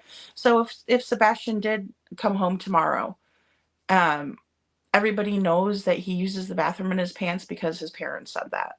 Or excuse me, not his parents, his stepdad and his mom. May, that's so cute. But yeah, so guys, I'm gonna play this very last clip. I think I have only one more to play for you guys. Let's look and see here. Yeah, because I did that one and that's 8. And I just numbered these kind of funky. Okay. So here, let's play this. I think that's a positive thing too, because we can, let's say that this is crucial evidence, well, we can easily say, okay, did they lie or did they willfully, neglectfully ignore facts? Absolutely. Well, the fact that they didn't shut the house down and lock it down on day one, the fact that they didn't shut and lock down the construction site as they were searching through it with dogs, right there shows you. And then my son saw that Thursday, the week that he went missing, that Thursday, my son reported to the that flyer that they were passing out to everybody that had to report what you see, whatever number on it. I think it was to the command post. Well, of course we had that just in case we saw anything. And it was that following Thursday or Friday, my son was standing out in our deck, which faces the construction site, and he saw this weird light moving around, disappear, come back on, move around, and then just disappear in the woods over in the construction area. Well, he called that number, and the guy said, okay, we'll come check it out. Thank you for letting us know. Nobody came. Nobody even called him back to say, hey, tell me exactly where this was. I know Terry Lynn found all kinds of crap, and she reported it, and they told her that they weren't looking for that kind of stuff. I'm telling y'all, there is something going on. I definitely will agree with that. There's something fishy in the air over there. Mm-hmm. I think that's something we can all agree on when it comes to stuff we're doing these days. I'm having something in the shit. Them too. One thing more in HG's case, I talk to Jerry all the time. You know, it's sickening. Yes. I just hope, Stephen, that you keep looking and you keep doing what you're doing, because I think, you're one of the good guys that really actually care and you're not in it for the money and you're trying to, get information. So I just hope that you will continue doing what you're doing, and I will continue giving you information that I find out. But I think today was really good. Yeah, that was cool. Today was awesome. Well, be on the lookout for some random ass vehicle in your neighborhood too. Something like that. And put that. Pretty damning, you know what I'm saying? Come out. It's not saying nothing against you. You know what I'm saying? But no, I know. It confirms exactly what I was told. Well, and that's the thing, guys. It goes back. I think it's pretty damning, right? Because it made you look bad on JLR. But when the mom crew put out this video, it proved at that moment, like he proved it. That's not a fucking trash truck. Right. So, and I think that right there should establish help at least start to establish like your credibility with that part of everything. And like, she was trying to tell us. So, Steven, send Bobbie my number too. Like we're at a weird road right now, but I do think that we're at the very end of a very long road. That this money, do I think this money will make anybody talk? No, I truly don't. But I'll offer to put $2,500 with it. So, wow. Yeah. Steven, send Bobbie my number. Add money to the reward fund. That's a lie. Just FYI. You cannot. I called the FBI in Memphis. They definitely told me that you cannot. Yeah. So I was like, well, now I feel like a jackass. Well, you tried. Yeah. So, well, because the way I look at it is like, I'm not putting money in the fucking hands of Francis Seth or anybody. I'm just going to put it in this pot, and so what if it never gets used? At least it might, maybe one day it goes to something good, Right. So, but who knows, man. She was trying to say something. What were you trying to say? I was saying, hey, Steven, send her my number too, so she just has it. Okay, yeah, no, But yeah, Wolfhard, I don't she was trying. It was very odd because people were even pointing that out. Like, where is she at in her house? Where is she at in her house? That's not her bed. She doesn't have her dog with her. Does she have your number, or you want to keep it guarded? Have my number? Yeah. I mean, as long as she doesn't spread it all over the world. Oh, yeah. She's definitely not that. I was treated by everybody on jail or crap like that. I just try to make sure. I feel like I can trust Steven now. So I don't trust you. I'm okay, I'm willing to help you out and call you when I hear something. No, I freaking am friends with. I still talk to Riley's parents. I still haven't made up figured out what exactly went on, but something ain't isn't right with that, like, whole thing. And I never talked about it. I mean, I never really, I never even asked them to, like, come to bat for me on certain stuff. Like, because, it just didn't matter at the end of the day. Like, I didn't go through what they went through. But it's just, I would definitely recommend putting up, like, a sign that at the beginning of the neighborhood saying this is under surveillance. Yeah. And I talked to my neighbors and see if they. You don't even have to. You don't even have to. You don't even have to put up cameras, Bobbie. Y'all just put up a sign that says that is. I try not to be this. Like, even though I'm the admin of the group, starting the group, I don't want to come across as like this. Well, like over being like super nosy neighbor that wants to control everything, kind of thing. Yeah. But I know that a lot of us are just burnt out with all of the YouTubers that keep coming through here, and then people that, say crap about our neighborhood and try to tell us that, well, I can't believe they don't have, somebody said, well, that whole neighborhood should have green everywhere, and then nobody cares about him because the whole neighborhood should be decorated in green. Hold the fuck up. What about the other missing kids, man? What about them? What about Deanna's daughter, or her niece that she raised? Brooke Anderson, who's been missing for fucking 7 years. What about that? What about these other kids that go missing every day? That's something that I don't tolerate. Am I close to the Sebastian stuff? And do I care? Absolutely. But there are other fucking kids that are passed up every day, not spoke about. That shit just pissed me off, man. Talking about they were green everywhere. Shut the fuck up with that. Well, it didn't make any sense to me, and several of my neighbors that I'm friends with and know well around here asked me, what the crap is going on with all this stuff? And they're like, why do we need signs all over our yard and everything green? We know the kid's missing. We're very aware of this. We're the neighborhood that got flipped upside down and got invaded by, everybody to look for this kid. And you're yelling at us for not having signs everywhere? We're aware he's gone.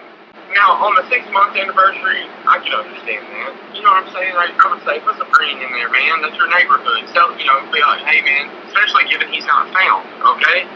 Or the year mark, stuff like that. We had vigils. I mean, we had a vigil with everybody in the neighborhood that came down. We all prayed for him. We all walked around. We all talked about it. We're all, we all went out searching the first few days. All of us were out in our neighborhood. We all looked around our yard. We all looked around. We all several of us drove around town looking for him. We have been out doing stuff that we don't need signs everywhere and posters everywhere. We're aware of this. Yeah. We're living it. Yeah. It's just, I don't believe in having it. I mean, and that's also bad to keep living in the past. You got to move forward. Well, that's kind of where we are now. I think everybody's just burnt out and just ready to move on. We want him found, and especially several of us have said we want to move on, but we also want him found, and we definitely want him found, especially if there's some kind of foul play. Nobody wants to think that if they did do something to him, that they continue to live in that house. And they are bringing us stress. If they did something to him... Okay, we'll talk later. All right.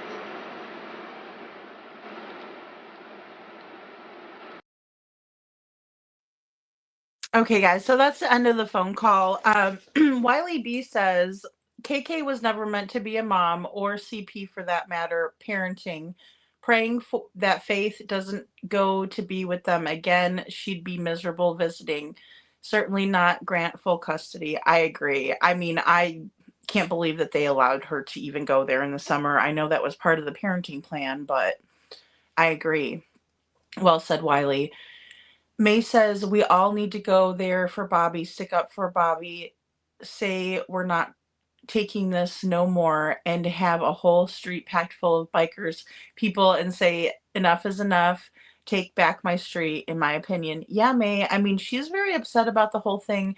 I understand like the solidarity, the green, but I honestly don't blame the neighbors. I blame Chris and Katie for not putting a green light bulb in for Sebastian, for not putting a green ribbon around the tree for him, to show that they miss him, that they want him back home. They have not done that. And in my opinion, don't blame the neighbors. And the way that Crabapple did Terry Lynn was major, wrong. And I think that's why Crabtree didn't want this out. He says that the mob crew proved that there was a car there. He also says that the reward won't make people talk. He was trying to make Bobbie trust him. And so was Crimson. But they're secretly recording her. And then she says, I do trust Steven. And basically Steven goes off about other children in the area that have been missing. I understand that to a certain degree, but I don't think that should stop anybody from still wanting Sebastian found. I think that all the children deserve to have, the same exposure, be talked about, never forgotten, prayed for. May says, yes, Wiley B. hopes she gets full custody, in my opinion. I hope that Nina does too. I don't know what the judges are thinking out in Albuquerque. I really don't. I don't. May says, hey, I do that all the time. I dance anywhere I go. I hear a song. I just bust out dancing. That's just me, though. Exactly. And we should all be able to feel that confidence and that shoot, we only live once. We only live one time, and we should all be able to have fun in life, especially Sebastian. He was just full of, piss and vinegar, and then he was full of just sweet. You can tell he loved life, but he probably didn't love living the life that he was. In the more recent years, within the last 2 years, I'll say. I think things got really, really bad for him. And Wiley says, sadly, SF has recently implied Bobbie's kids harmed Sebastian during a game of night tag or something. Ridiculous and hazardous to the kids he's blaming. SF is a bad influence. Yeah, I don't know what he's thinking. He just wants to blame everybody besides the feet, and that's what they're paying him for, so... Mama Duke says to the neighbor, Bobbie, get yourself a good lawyer for your children. Yeah, absolutely. I think she needs to lawyer up. And be careful who she talks to from now on, because unfortunately they're not looking at her best interest. They're not looking at her children's best interest. Lori says, okay, off the phone with my daughter. Welcome back, Lori. I agree, Mama, she said. And Judith says, the Manon is so ridiculous. This is about Sebastian. The NH should have signs. I guess they are just too important to have signs, unlike the rest of the county. Yeah, I think the neighborhood needs to have signs up. I don't see anything wrong with it. If Sebastian was my neighbor, I'd probably put a sign in my yard for him. Absolutely. May says they blame that boy for everything, like they're blaming him for all their mistakes. I agree with that, May. They do not look introspectively. They do not try to figure out what they've done wrong. They have no guilt. They have no remorse, in my opinion. It's almost like they're just fine with the status quo and want everybody to accept it. And fortunately, we're not going to do that. And Kimchi says, if they did something to him, suddenly everyone needs to go immediately. Yeah. Yeah. And these are the words that they're saying, I think Steven really knows what is going on. I think he's just jumping on the bandwagon that's going to get him the most clicks, views, whatever. Sadly. And Judith says, if the neighborhood child from my neighborhood was missing, I would definitely have a sign in my yard. Bobbie has done well, but this sign thing is stupid. Yeah, I understand her points of view, but again, I don't know. I'm like the type of person where if I don't want to deal with something, I'll just won't deal with it. I'll be like, whatever, they're doing their thing. If people want to come in here. But I can also understand that it's probably nerve-wracking to have all kinds of different people in the neighborhood that they don't know. And then we don't know what happened to Sebastian. Lori says that was so wrong what he did to Terry Lynn. Absolutely. He's a shyster. He can't be trusted. You think he's a friend? He's not. You think he's a nice person? He's not. And it just goes to show at the end when he goes off about the green and everything. And oh, wait, oh, F that. And oh.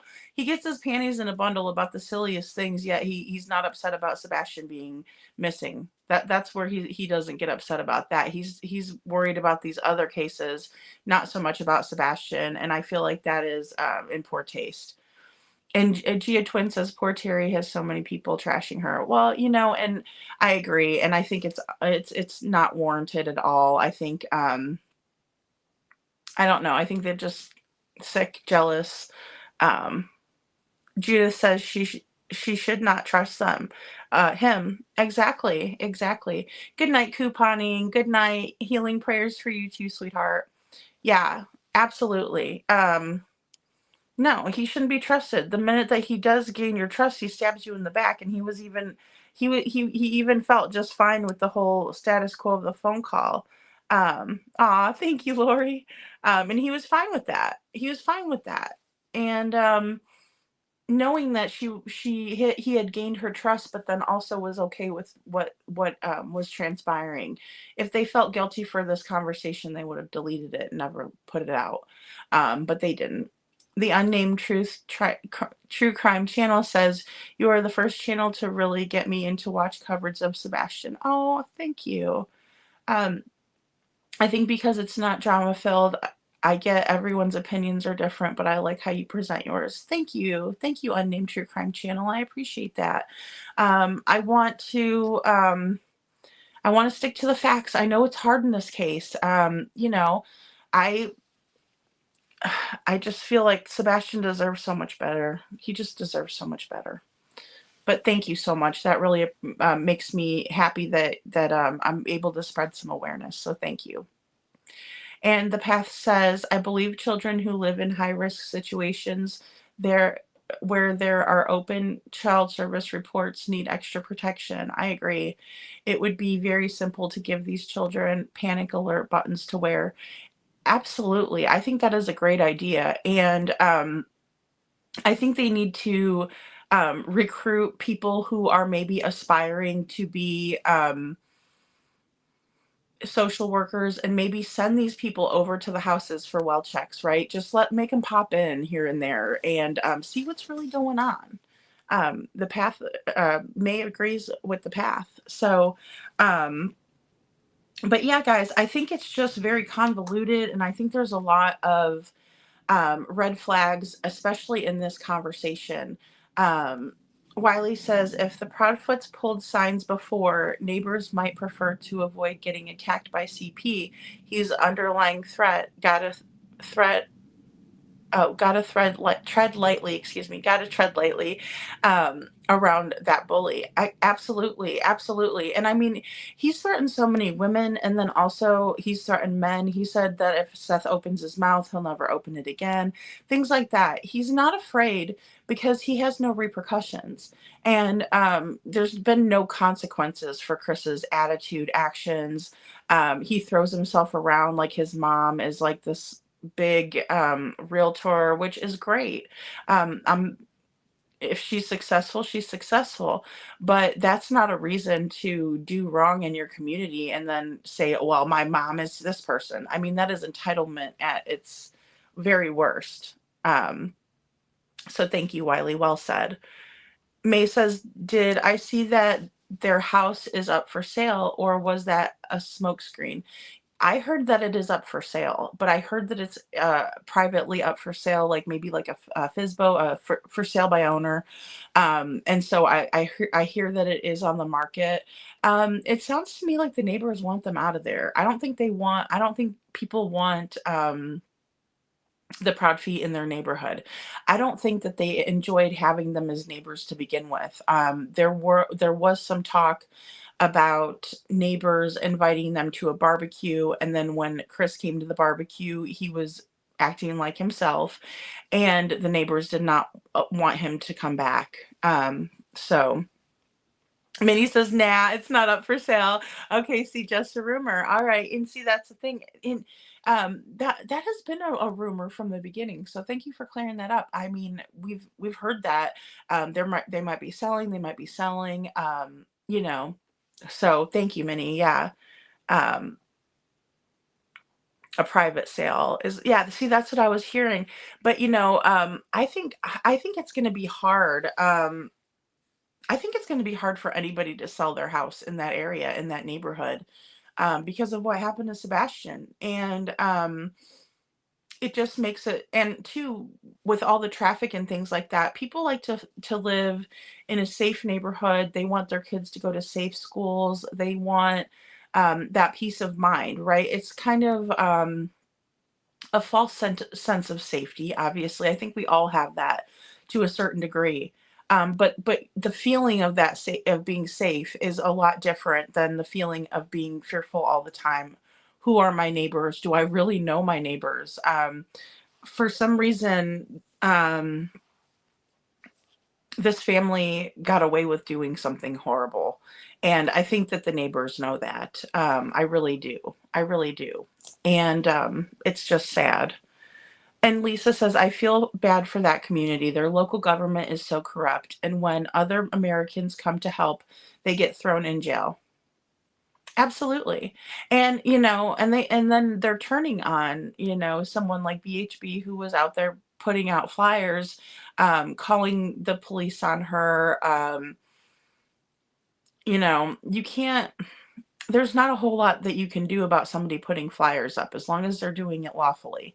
But if anything, they need to be thanking her for putting those up and not be so, in my opinion, selfish about it. Because if that was Bobbie's children, heaven forbid, I do not wish anything bad on anybody, so please don't take it that way. But if that was her child, she would want everybody putting flyers out, right? She'd be desperate. I know, because I could tell she loves her boys, right? So yeah, I think that she needs to be a little bit more compassionate to Sebastian's situation. That's just my opinion. Wiley says at night, put info out that the house is for sale. Remember, CP's mom is a realtor. Yeah, exactly. And that's the thing. They might know some things that we don't, so I'm not 100% sure. But in the same way, I know there's been tons of speculation about that. And maybe they are trying to kind of see if they can get any bites on the house. And maybe it was on like Craigslist or something like that, or Marketplace. I don't know. I would like to see the post though. Lori says that's so sad, right, Wiley? Yeah, I think it's so sad too. It's sad for Sebastian. The Path says, I live in Ontario, Canada, and up here we had a man that unalived some girls in his house, period, and then demolished the house so no one would live there again in the girl's memory. Oh, see, that's so sad. That's like the Idaho 4. They demolished that house too. Minnie says there is a website you can look on for free that will show you all the RSOs in your area. Please Google it. Yeah, absolutely. And I know they did that in that area too, like where they were looking at the RSOs. Yeah. And I think it's a good idea. I think people should be aware of that, definitely, especially if you have little ones. Because even playing outside on the sprinkler or playing in the pool, if you have a pool in your yard and stuff, if your neighbor is like that and they're watching your kids or something, it's absolutely disgusting. And I want to know who they are. The Path says, sorry about the period word. Oh, voice texting didn't put that dot. Wrote the word. I gotcha. That happens all the time. I totally understand the Path. Yeah, and it's so sad. I mean, that's just my heart goes out to those poor girls and their families. May says yes. I don't just sticking up for Bobbie. That's all their fault. Yeah. Oh, absolutely, May. I know what you're saying. I do. I feel bad for Bobbie. I do. I feel like she's like the only one that's been trying to get out there and tell what happened, and then she gets attacked for it. It's not right. It isn't right. And then, like I said, I can definitely see both sides of that coin where it's like, okay, I understand where you're coming from, but then I also understand. My biggest thing is like, man, Sebastian needs people, I mean, I know he has tons of people. I'm not saying that, but, just in terms of, because we got Seth who's trying desperately to find him, in my opinion, and then we have Chris and Katie who are just stirring the pot. Don't look over here, look over here. He poof vanished, that sort of thing.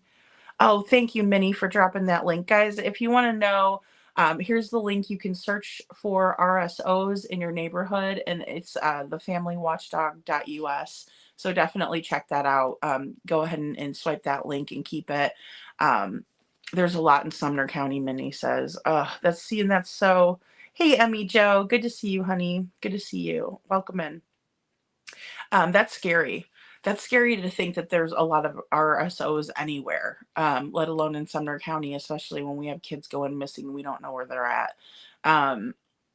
It's awful. They need to collect all those people and put them in, and never let them out. The past says it's too bad that Lady Bobbie don't live right next door to Sebastian, because I guarantee you she would have been watching out for him and this never would have happened. I agree. I know that she is like the neighborhood watch, and she has been there for a very, very long time. Her sister even lived across she was saying how her sister lived across from her, and that she would walk through that ditch kind of area to get to her sister's house. So, I can completely see. Oh, okay. Oh, great, Emmy Joe. Well, thank you. Tell Allegedly with Brittany that I said thank you so much. That's so nice of you guys. Minnie says, I found out that I have one next door from that link. Oh, gosh, Minnie, I'm so sorry. And that's the thing, too. It's like... predators living in the neighborhood. It's absolutely insane. It's absolutely insane to think. I think that they should have their own little communities if they're going to let them out, but I just think they reoffend. The recidivism rate is astronomically high for these people. I just don't think they should ever be. If they've been convicted and found guilty of these things, I don't think they should ever let them out, because that means that these kids are in danger of being hurt, and it's not something that you ever get over. It's something that sticks with you for life.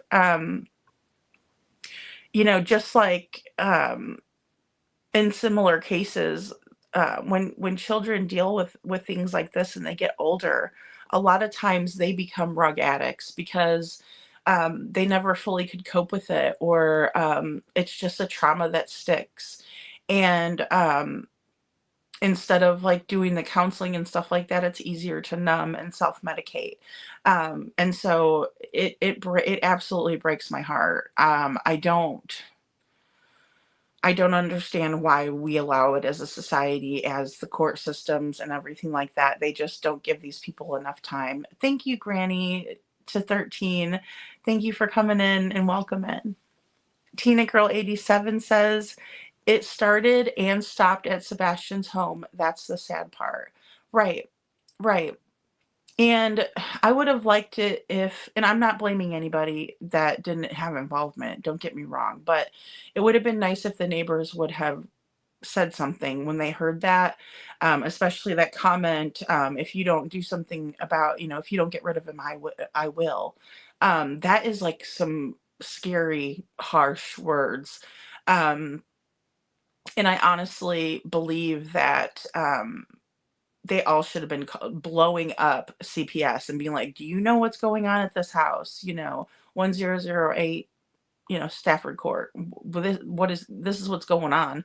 And this is what this child is living with. And both parents, when he was sprayed with a pressure washer, things like that. It just, it's sick. It's sick.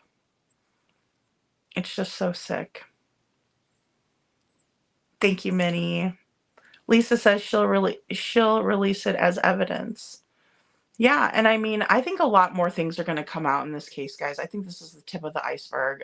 Unfortunately, Seth had said that if we could read the CPS reports, that we wouldn't be able to sleep at night, and that's how bad it was over there. And I believe him. NG of Twins says, oh no, Minnie, oh no, I bet you're always on guard. Yeah, she says, I am.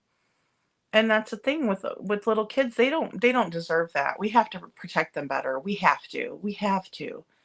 The Path says, I used to work in a halfway house where we had federal offenders that were on a day parole for extremely violent offenses against children. Oh my God. Our facility was two doors down from an elementary school. Yeah, that's really upsetting. That's really upsetting. And it's like society allows for it, unfortunately. Um, it's too bad. Oh, he likes to aggravate the dogs. See, and that's one thing that, that's just like a mean-spirited person that wants to do some stuff like that. I just don't understand that. One of these days he's gonna get a hose on him. Yeah. I don't blame you one bit. Lori says, go Minnie. It is scary, and to allow that right next to the school. They're not allowed, like here, I know, well, and they might even get away with it, but they're not allowed to be like around schools, within so many feet of. Um, Back in Springfield, I remember there was a big water, kind of like a little water park. It wasn't big. I shouldn't say it was big. It was a smaller one, but it had some water slides and things like that. And they caught guys out there doing stuff in their cars, looking at the little kids through, because it was like it was fenced in, but it wasn't like a privacy fence or anything. You could see through, and they caught people out there just being nasty in their cars. And those people will go to any length to get their jollies, and it's awful. It's absolutely disgusting. Emmy Joe says, I've met plenty of people just like KP and CP that are the upper middle class, wealthy working people who had a little side hustle. Absolutely. Absolutely. I agree. Chris seems, and I don't know which bikers they run around with. I know Ginger had said that earlier. I don't know about that because every biker group that I've ever known cares about little kids, and they do not want children to be hurt. And if they find out about it, your ass is in big trouble with them. So, yeah, I don't know who he's running with, but I'm surprised he hasn't gotten a butt whooping. And Wiley says, a recent bust in my state, Indiana, includes missing children, elderly couple charged, but I don't know more details. Trafficking, I believe. Oh my God. That is so terrible. And these people make money off of these children. That is disgusting. I'm sorry to hear about that. I'm glad that they were able to bust them. And G of Twins says, Minnie, that would push my buttons for sure. I would be furious and talk crap. I have no control when it comes to my dogs. Yeah, absolutely. And that's the thing. They like to pick on people that are smaller than them, right? Animals that are smaller than them. And that's the scariest part, I think, is that they're willing to do that. They won't go pick on somebody their own size, but they sure will just go after these little dogs, these little animals. Yeah, it's horrible. Emmy Joe says, I'm sorry, but Green Hoodie definitely was some sort of transaction. It was a long way. Excuse me. Let me put it this way. It was a long interaction for somebody to just be passing by somebody. I agreed, Emmy Joe. I do. It's funny how fast they cleared this person too. Like, oh, it's not this person. It's not this person. Just like the trash truck. How are we to believe Eric Craddock when he'll sit there and argue and get mad at Bobbie and can try to convince her that these lights were trash truck? It doesn't hold a whole lot of weight. Tina says, you think so too, Emmy Joe? Like GHP at Texas Roadhouse. Yeah. I mean, it's still a mysterious piece of the case. I do not discount it. I made a silly video about it, but that was only because, it was out there, right? They came out and said wasn't the Green Hoodie person didn't have anything to do with it.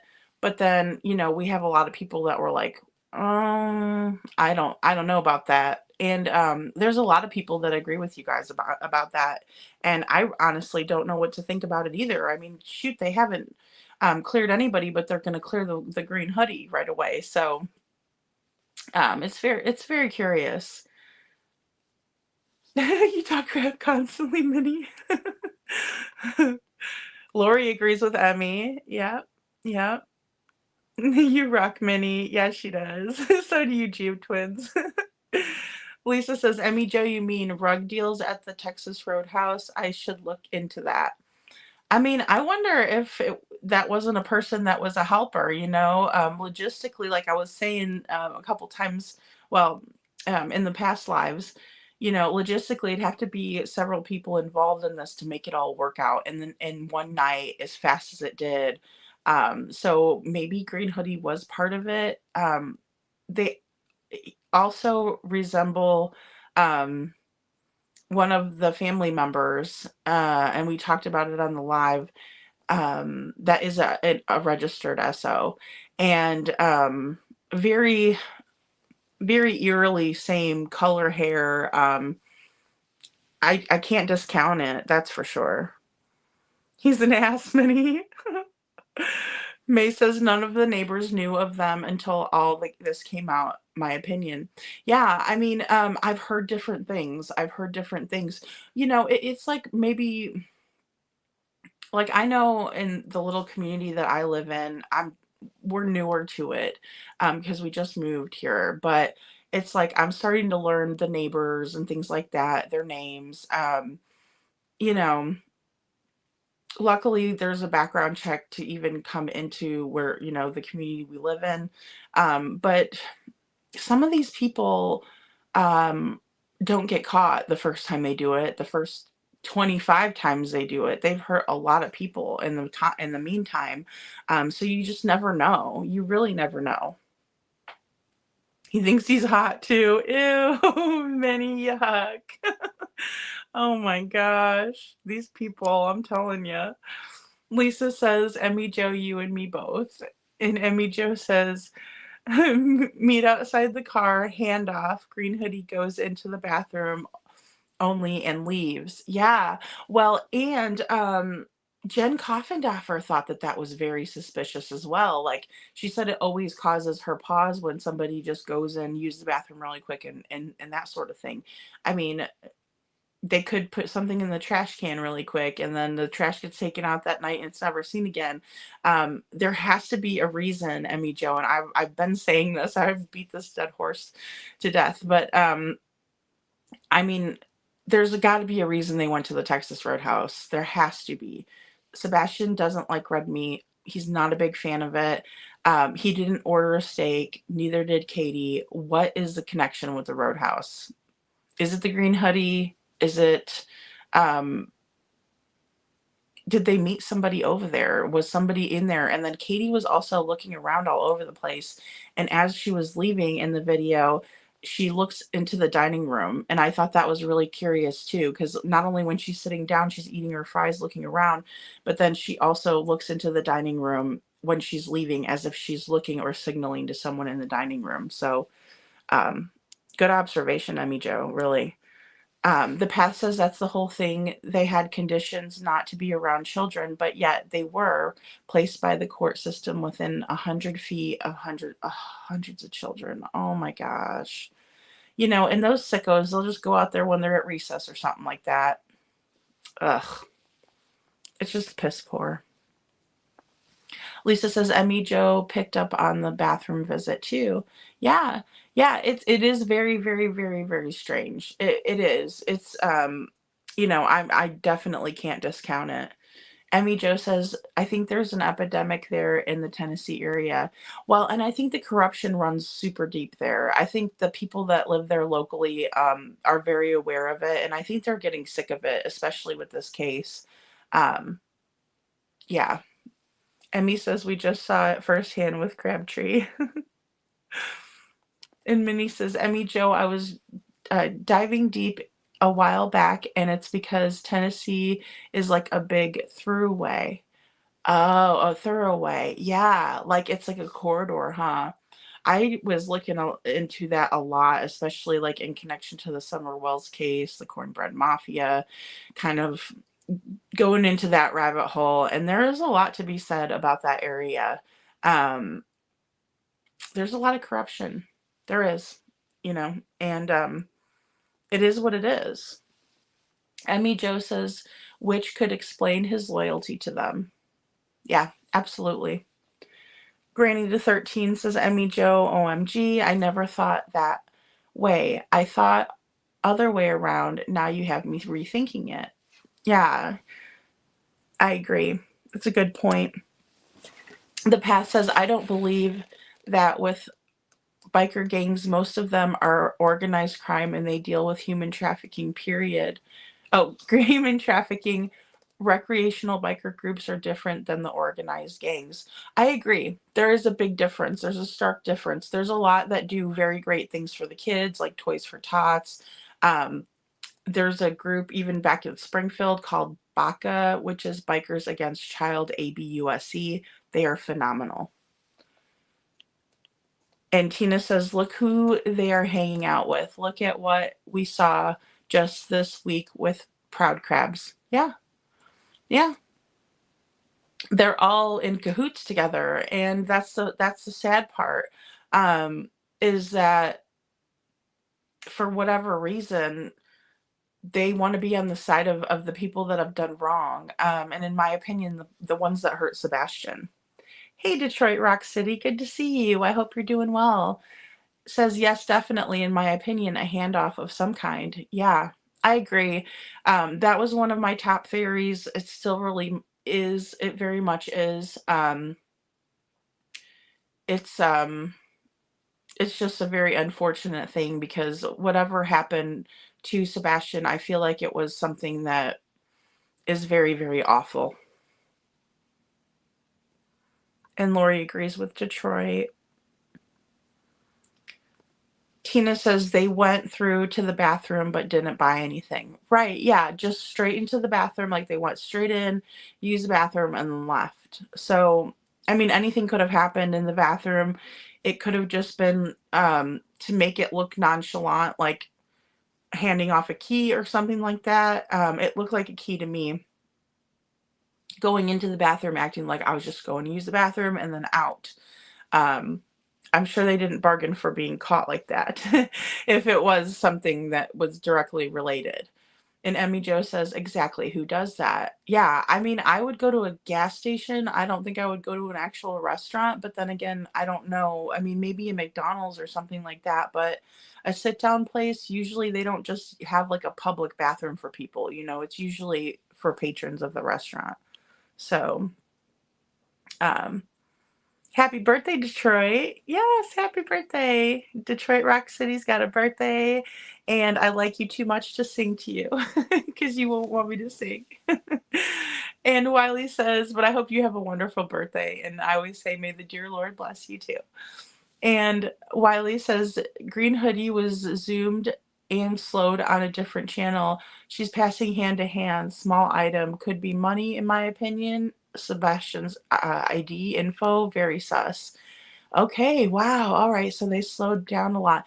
I think it looked like something shiny, and it could have been money. I mean, there's got to be a reason they went to that roadhouse. It's super suspicious to me. It really is. It really is. Margaret says, happy birthday, Detroit.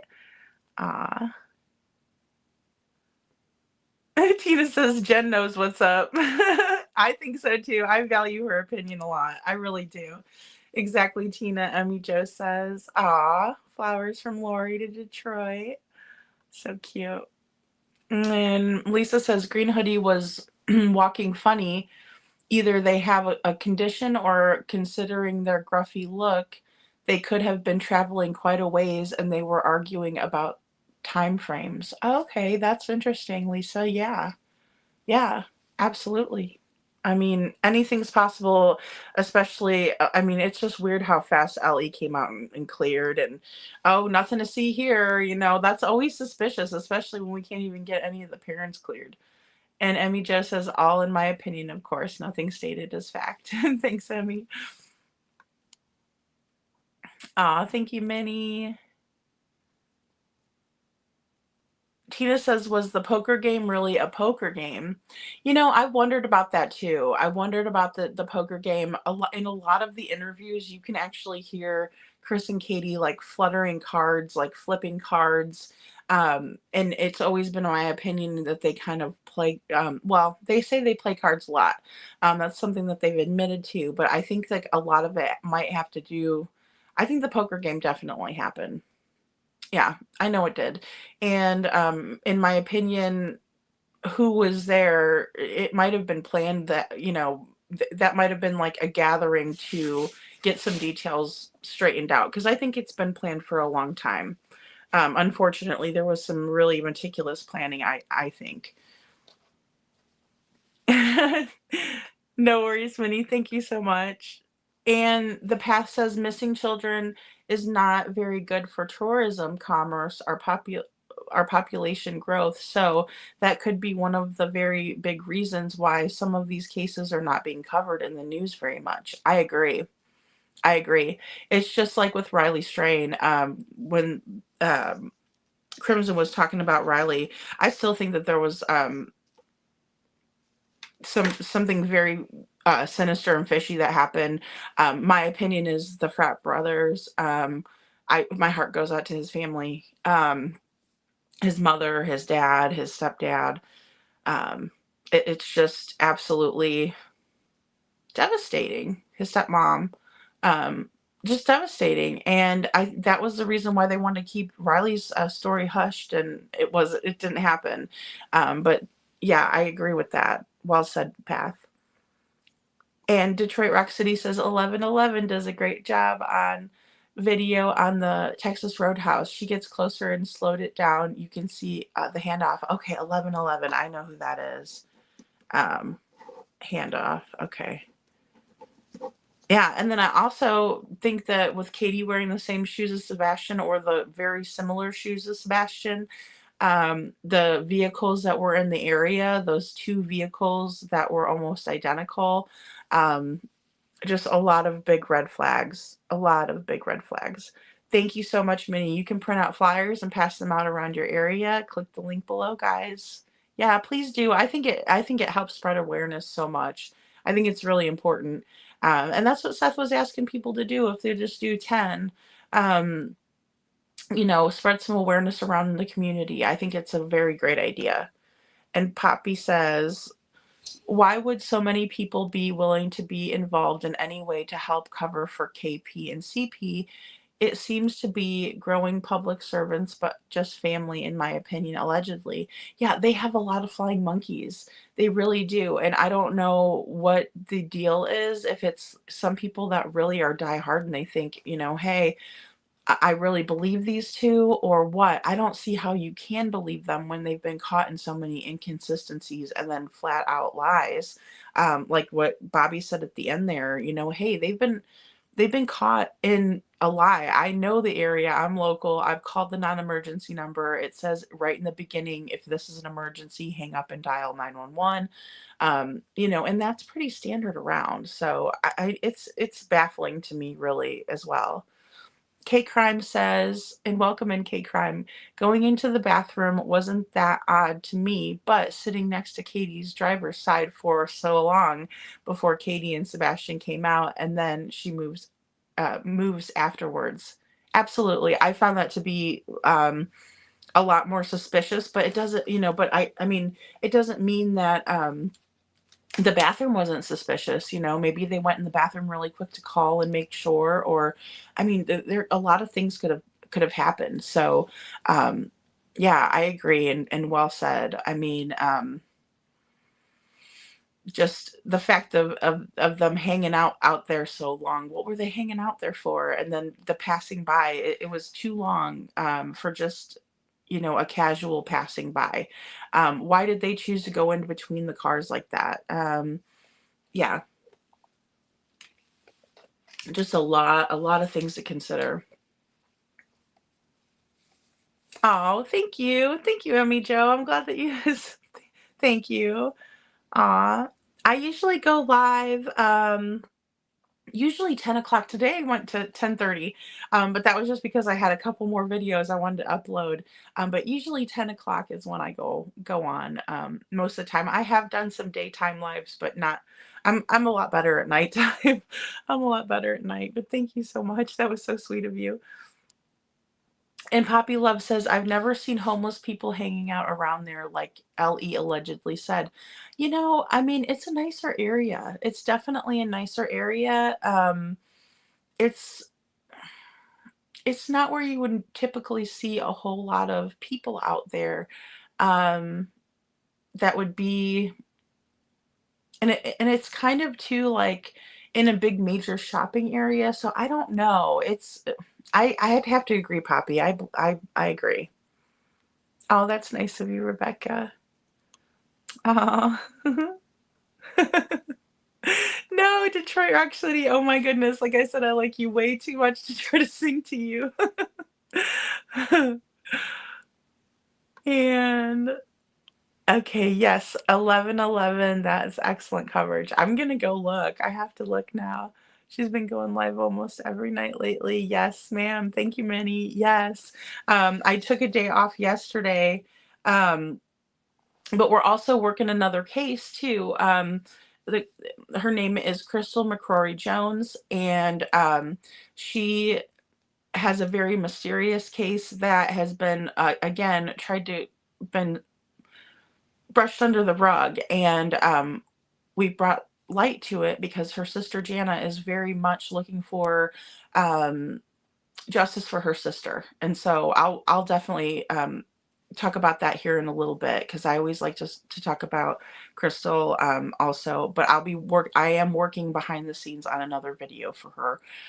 It's a lot of information, and I just want to make sure that I'm covering it correctly and putting it out there. And May said I would have been proved. I would have proved them wrong because you cannot get a trash truck up next to the door. Maybe, but don't they have the ones where the arms? Yep, they do. And the garbage has got to be at the end of the street, in my opinion. Yes, May. And Bobbie goes over this in the interview that she did with JLR. Says that, hey, there's an arm on the trash truck, and also that they do not accommodate people, so they will not go into somebody's, like if they say they had it next to the garage, if the trash can isn't at the curb, they won't take it unless there's some kind of special arrangement, which the Proudfoot didn't have that. Poppy said, I heard Green Hoodie was cleared by a phone call asking if KP knew them or not. Is that true? Oh, I would hope not, Poppy, but I do not put it past Sheriff Craddock. He is only interested in promoting himself. He is a real shit bum, and I'm not trying to be rude to law enforcement. I respect police, but he's a real shit bum. And if so, that's not really all there obviously should have done. Yeah, no. I heard that they were called in, but there's no telling.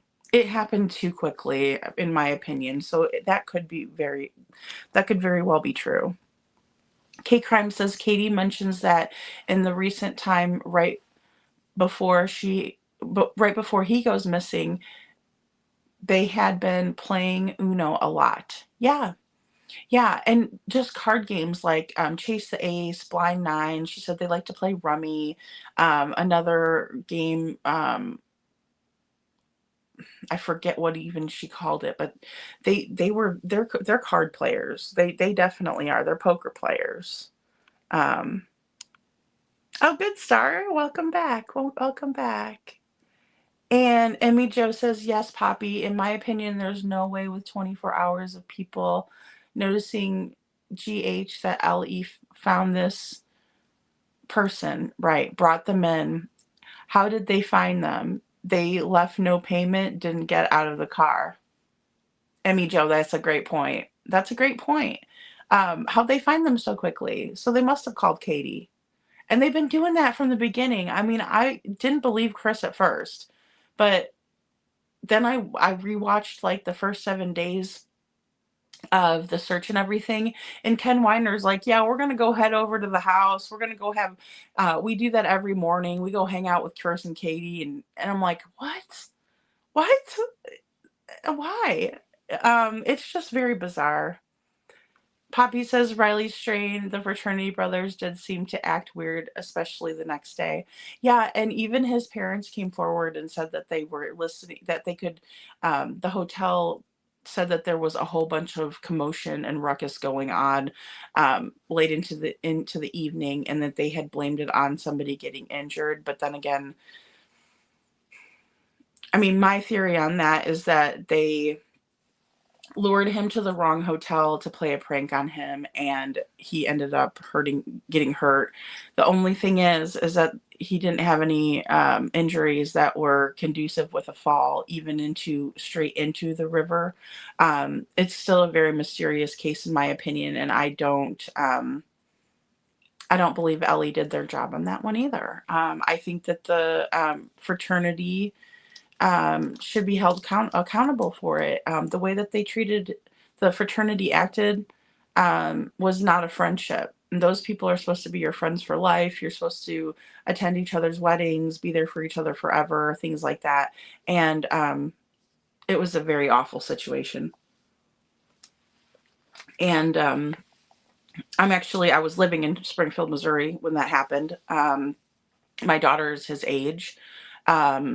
She was graduating that May too. It was just a very difficult case. And then Tennessee mishandling it, saying that basically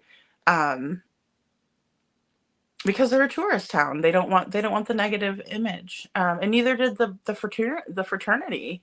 So that's terrible.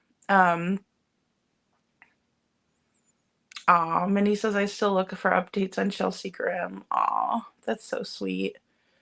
Yeah, and I mean, all of these people do deserve to have the exposure and should be remembered. Absolutely. You know, Emmy Jo says, when Green Hoodie came out of the bathroom, they stopped, then went back in again for a second time. Why? Yeah, that's a good question. I mean, who knows? And then there's no cameras in the bathroom. So that would be another reason why they might have went into the bathroom and then also back in a second time. It's definitely suspicious still. I agree. It's definitely suspicious still. And May says it was their punishment because they withheld food as punishment for Sebastian, so they take him places that he didn't like to eat. Oh, yeah. See, May, that is just so evil. Oh gosh. But it makes sense. Emmy Jo says, well, we have a big group over in allegedly with Brittany Chase that are always looking to jump over to another channel once she hops off. Oh, good. I'll spread the word. And if you're on at that time, we will come over. Thank you, Emmy Jo. I appreciate that. That's so sweet. Well, thank you. And tell Brittany I said thank you too. Poppy says we go there once a week. Aw.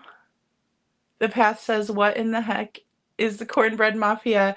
Okay, so they are basically they were like an organized crime group that was back in the 70s and early 80s, and they got caught. They were Mary Jane farmers, right? But they were also like an organized group. And they were mentioned on the Dr. Phil show when Candace Bly was on, who is Summer Wells's mother, and she took off all of her stuff and left the stage. And so I was kind of working on a little bit of a conspiracy video. Actually, BHB interviewed one of the guys from the Cornbread Mafia, but they are no longer really, they kind of disbanded, but you know, as we all know, like gangs like that and stuff like that, they never really truly disband. Now they're more into like selling hemp and things like that, but it's very interesting. And I mean, I don't know if they've been involved in trafficking and things like that, but they also have connections to the Chicago outfit, which was Al Capone's, the mob in Chicago. And so just kind of interesting, but they're one of the more milder mobs. But you know, you never know, they could do bad things themselves. Wiley says gotta get to bed. Good night, Wiley. Best wishes to you too. Save Sebastian. Thank you, Wiley. Yeah, the path that was with Summer's case. Yeah. Emmy Joe says if you see like 300 people flood in, you'll know why. Aw, that's so sweet. Thank you, Emmy. I appreciate that. Good night, Wiley. The Unnamed True Crime Channel, my video on Crystal will be my first video. Oh, awesome. Out soon. Vapors docuseries will be out soon too. Justice for Crystal McCrory Jones. Okay, this is a great time to do this. So what I'm going to do is we're going to change gears really quick, guys. And I am so grateful for you doing that, Unnamed True Crime Channel. And I saw Vapors. Oh my gosh, hers was awesome. Hers was just absolutely awesome. So this is Crystal McCrory Jones, guys, and her sister Jana has been trying to get her case exposure. There are so many elements that we see all the time in true crime. This is a story about domestic V. This is a story about a woman who loved her husband, but he was a very corrupt individual, in my opinion, a very sinister individual, and he had connections with Ellie, and then they ruled her unaliving as self-inflicted. After a 7-minute interview with her husband, they ruled her passing away as she did it herself. And there's a lot of twists and turns in this case. I will definitely go over Unnamed True Crime Channel. Let me know when you're going to drop it, and I will be sure to drop links and things like that on my channel, because the more people that get Crystal's story out, the better. It is absolutely awful what happened. It's awful how the police treated the family, how they treated the crime scene, how they disregarded information that the family brought to them after the fact, in terms of Google searches that were performed by her husband, Tony. And it is a case that I believe, when I looked at it, I looked at it with just a fresh set of eyes, like I had never heard of the case before. I don't know why, but her name sounded so familiar to me. But as I was going through it, I mean, I had a holy shit moment where I was like, holy shit, I don't think she did this to herself. A few reasons why I think that. For one, she had a grandbaby on the way. For two, she had just passed with a 90% or higher a test that she took for her licensing for an insurance agent. So she was a State Farm agent, but she had just passed her state boards, and she had a lot to look forward to, a lot to live for. She has a beautiful sister who loves her. She has brothers who love her. She's has nieces, and she has sons who love her. There is just no reason why she would have done this to herself. They tried to make her look like she was so depressed, and that's the reason. Her husband, Tony, even went so far as to, before this all happened, 3 weeks before, he called her supervisor over at State Farm and said, Crystal will be back at work.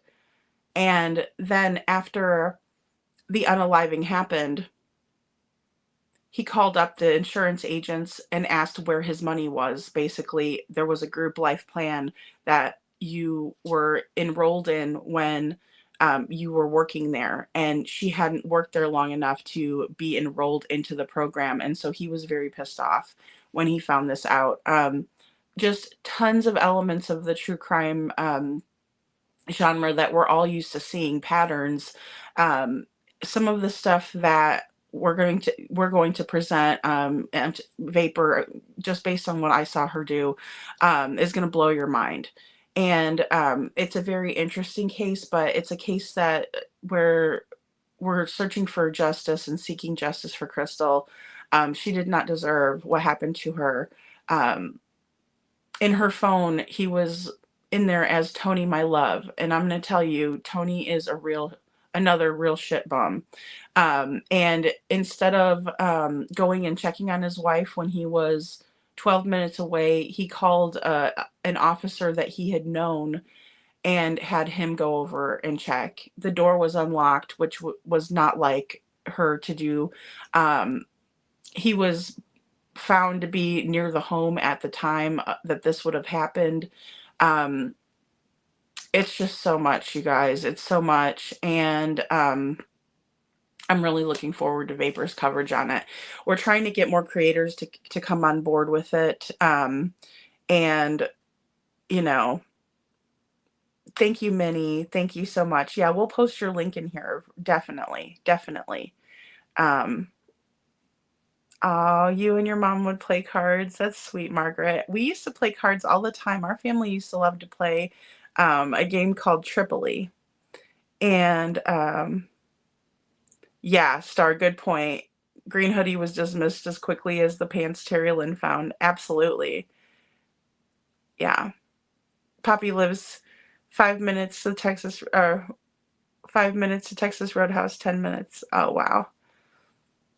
May says, my $1 million question is, and she's sitting here taking these pictures of Sebastian house. None of those pictures are not in any of the flyers. Oh, I know. That's a great point, May. I don't understand why they wouldn't put those on the flyers. I really don't. And the glasses, Emmy Joe said, yeah. Oh, Emmy lives 10 minutes away from Texas Roadhouse. Oh, me and my daddy played checkers and he was good at it. Oh, I love that. I love playing board games. That was one thing that I thought was really cool that they used to do as a family. You know, I think Sebastian probably really enjoyed doing that. I just hope they didn't tease him and make it a negative experience for him, you know. Yes, I like Chinese checkers too. That is so fun. And May said, or Emmy Jo says, May, she was sending that to CP to prove he ate his dinner. Sebastian probably got in trouble if he didn't finish his meal. Absolutely, Emmy. And that was the one thing that we talked about before on the lives, was why he was eating so fast. So Saturday I did a live, and Coffin Daffer was saying, you know, it looked like he hadn't eaten and he was eating super fast. And I think a lot of it had to do with the fact that they were trying to hurry him up. For one, Katie didn't order an entree. She ordered the French fries, and then Sebastian was probably meant to have to eat really quick so she could take a picture and send it to Chris. It's just sickening. It really is. And Star says, Emmy Jo says, Emmy Jo, I didn't learn about Sebastian until the pants, but yes, I believe you 100%.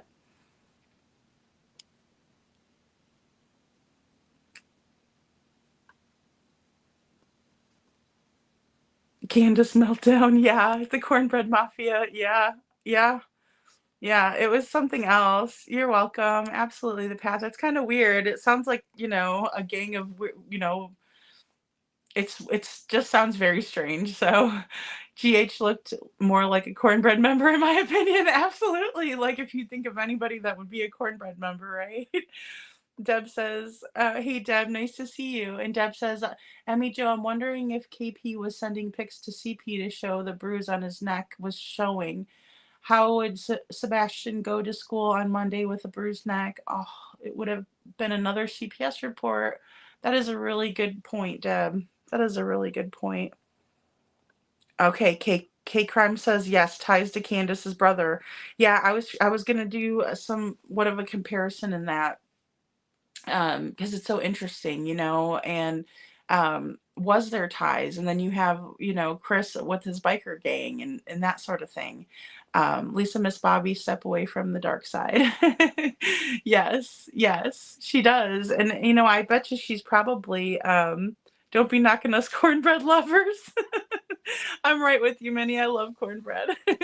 Emmy Jo says Lisa, she has already the newly leaked call from 5 months ago. She has since seen the light since why the dog piled her. Yeah, isn't that terrible though? I feel so sorry for her because I know she was trying to like do the right thing and she's like, well, I can't trust this person. Maybe I could trust this person and just terrible.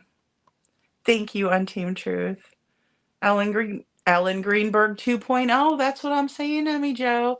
That's what I'm saying. That's the first person I thought of when I started reading over because her sister Jana sent all of the information over and I was going through it and I was like, oh my gosh, this is just like Ellen Greenberg. And they try to blame it on her and it's just, it's awful. Yes, it's awful.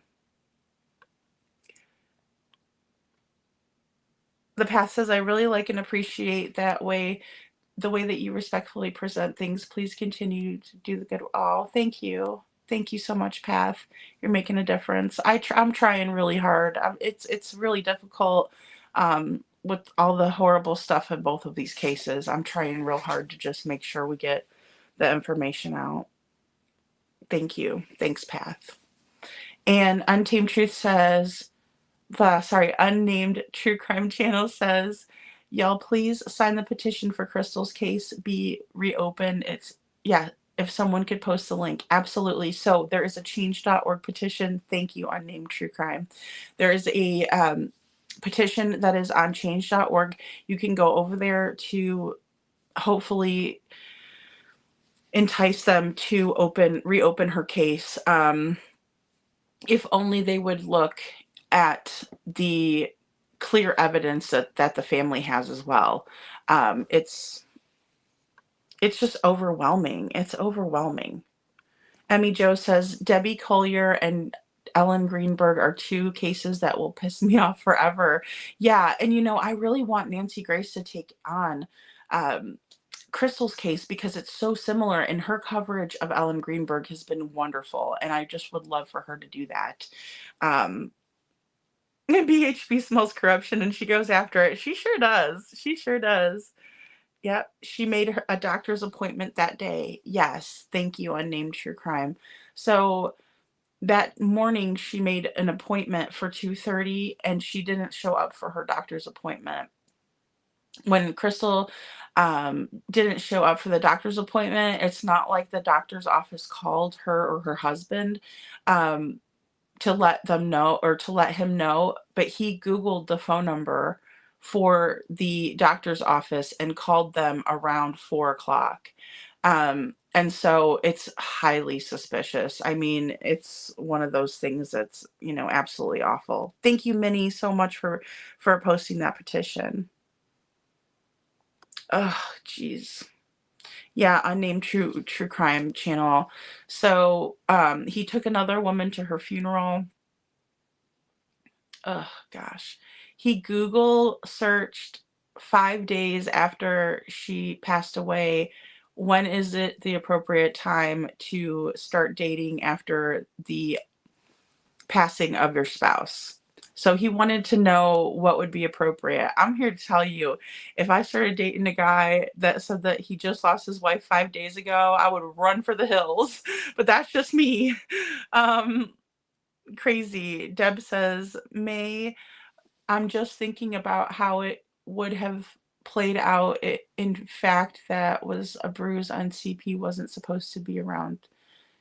Yeah, Sebastian. And who knows, guys, that could have been something Katie did to him. May says, yes, my point. They're covering up the flashlights, trying to throw everybody off of it.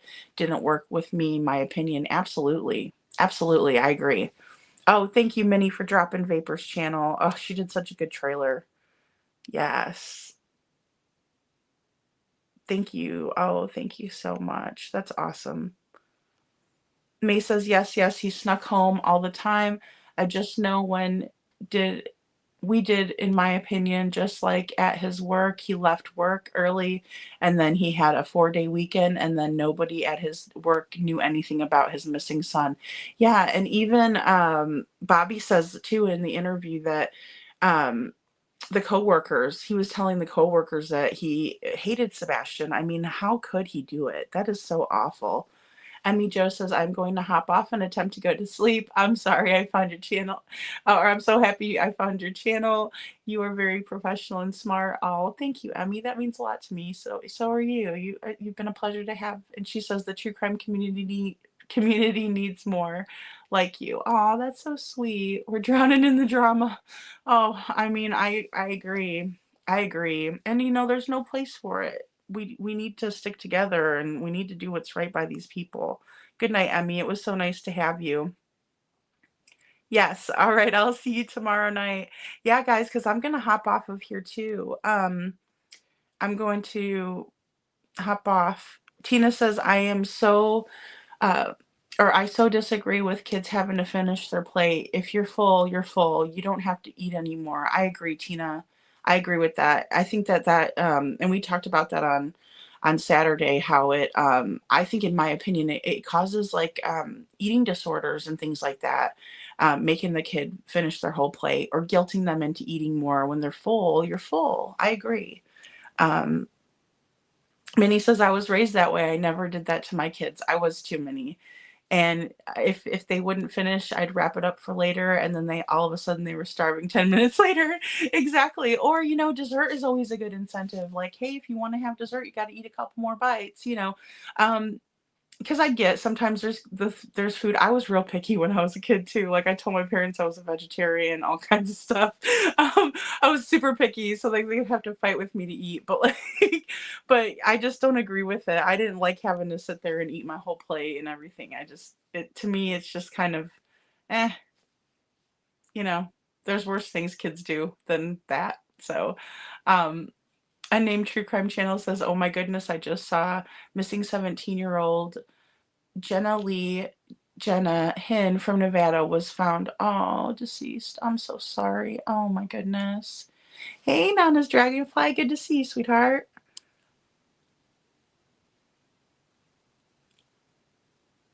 Yeah, I so disagree with the finish your plate rule. If you are full, you are full. Absolutely. Absolutely. Yeah. Well, thank you all for being here, guys. Thank you all for being here so much. I appreciate all of you. I think you all are wonderful. Faye, good to see you, sweet Faye. How you doing, sweetie? And oh, Vapor's a man. Oh boy. Well, in that case, thank you for letting me know. Okay, cool. All right, because I keep calling Vapor a woman. Poor Vapor. But like, Lady Freedom, come on now. Oh, that's awesome. That's awesome. Will be 6 degrees on Thursday. Brr, that's freezing. That's freezing. I'm so happy to see others picking up Crystal's case. Me too, Star. Me too. I'm super excited for all of it. I think it's a wonderful thing. And I think, yes, Path, you have a pleasant evening as well. I'm just so glad that it's getting exposure and things like that. I think we need thank you, Minnie. I think we need some big players to come in. You know what I mean? Behind the scenes, we've been pushing it on people for lack of a better way to say it, but just like, hey, do you know about this case? Did you hear about this? Because I would love to see some of the bigger names get into it and dive in. And just the love that thank you, Lori. Thank you, Rebecca. You're welcome. I'm so glad you guys are here. I just think that if we can get some other of the bigger channels to take a bite out of this, it'll be so great, because Jana is that's all she wants is to. When I asked her what her goal is that she wants justice for her sister, right? But she wants her sister's story to be told, but she also wants to make sure that this helps other families too. That is one thing that is super, super important to her. Yes, Emmy Joe, it's just my channel name and then at gmail.com. So Lady Freedom's Raw Narratives at gmail.com. But no apostrophe, because it won't let it happen or let it do it. Oh yeah, there we go, Minnie. Thank you. But yeah, so it's just super important, and that's all I want to do is make sure we can get her the help that she wants. Um, I want to do that for her family, guys. Her family is really good people. You know what I mean? They're good people, and Crystal was a good person. Um, Unfortunately, she got involved with a person that wasn't so good, and some of the things that we can't even probably discuss is how bad he was, right? And so in that way, thank you, Emmy Joe, thank you. In that way, it's just one of those cases where it goes really, really deep. The corruption, the deviancy, um, just a lot. And, you know, she didn't deserve what happened. Nobody deserves that, but a good person like Crystal, a sweet-hearted, good person, who was loved by her family loves her. She deserves to get justice. So, all right, guys. Well, thank you all so much for being here. I love you all very, very much. Please stay safe out there. And, let's keep Sebastian's case going. Let's keep Crystal's case going. And let's pray for justice for all of the kids that are out there missing, for all of the people who have been wronged and who haven't been able to get justice. Let's pray for that justice. Pray for little Summer, who we talked about tonight. Ellen Greenberg's family, who needs justice still. There's just so many out there. And I know that's what you guys are looking for, because, you wouldn't be into true crime if that was the case. I know there's some people out there that like the morbid aspects of it and everything like that. But there's so many good-hearted, good people out there that really just want justice for the people and the stories that they listen to and that are out there. So thank you all so much. Minnie, Star, Lori, Emmy Joe, Lot Lizards, Rebecca, Unnamed True Crime Channel. Thank you for letting me know Vapor is a man. Vapor, you are the man. And let's see, The Path, Faye, always good to see you, Faye. Let's see, Lisa C. We got Tina, Nana, Dragonfly. So good to see all of you. May, I think you all are wonderful. Margaret, I love you. Tina. So I will see you all tomorrow, and you all have a wonderful night. I am going to check my emails too, guys. In the meantime, I apologize. It's taken me so much time. And thank you all so much for being here. Everybody in the bushes, love you all. Take care.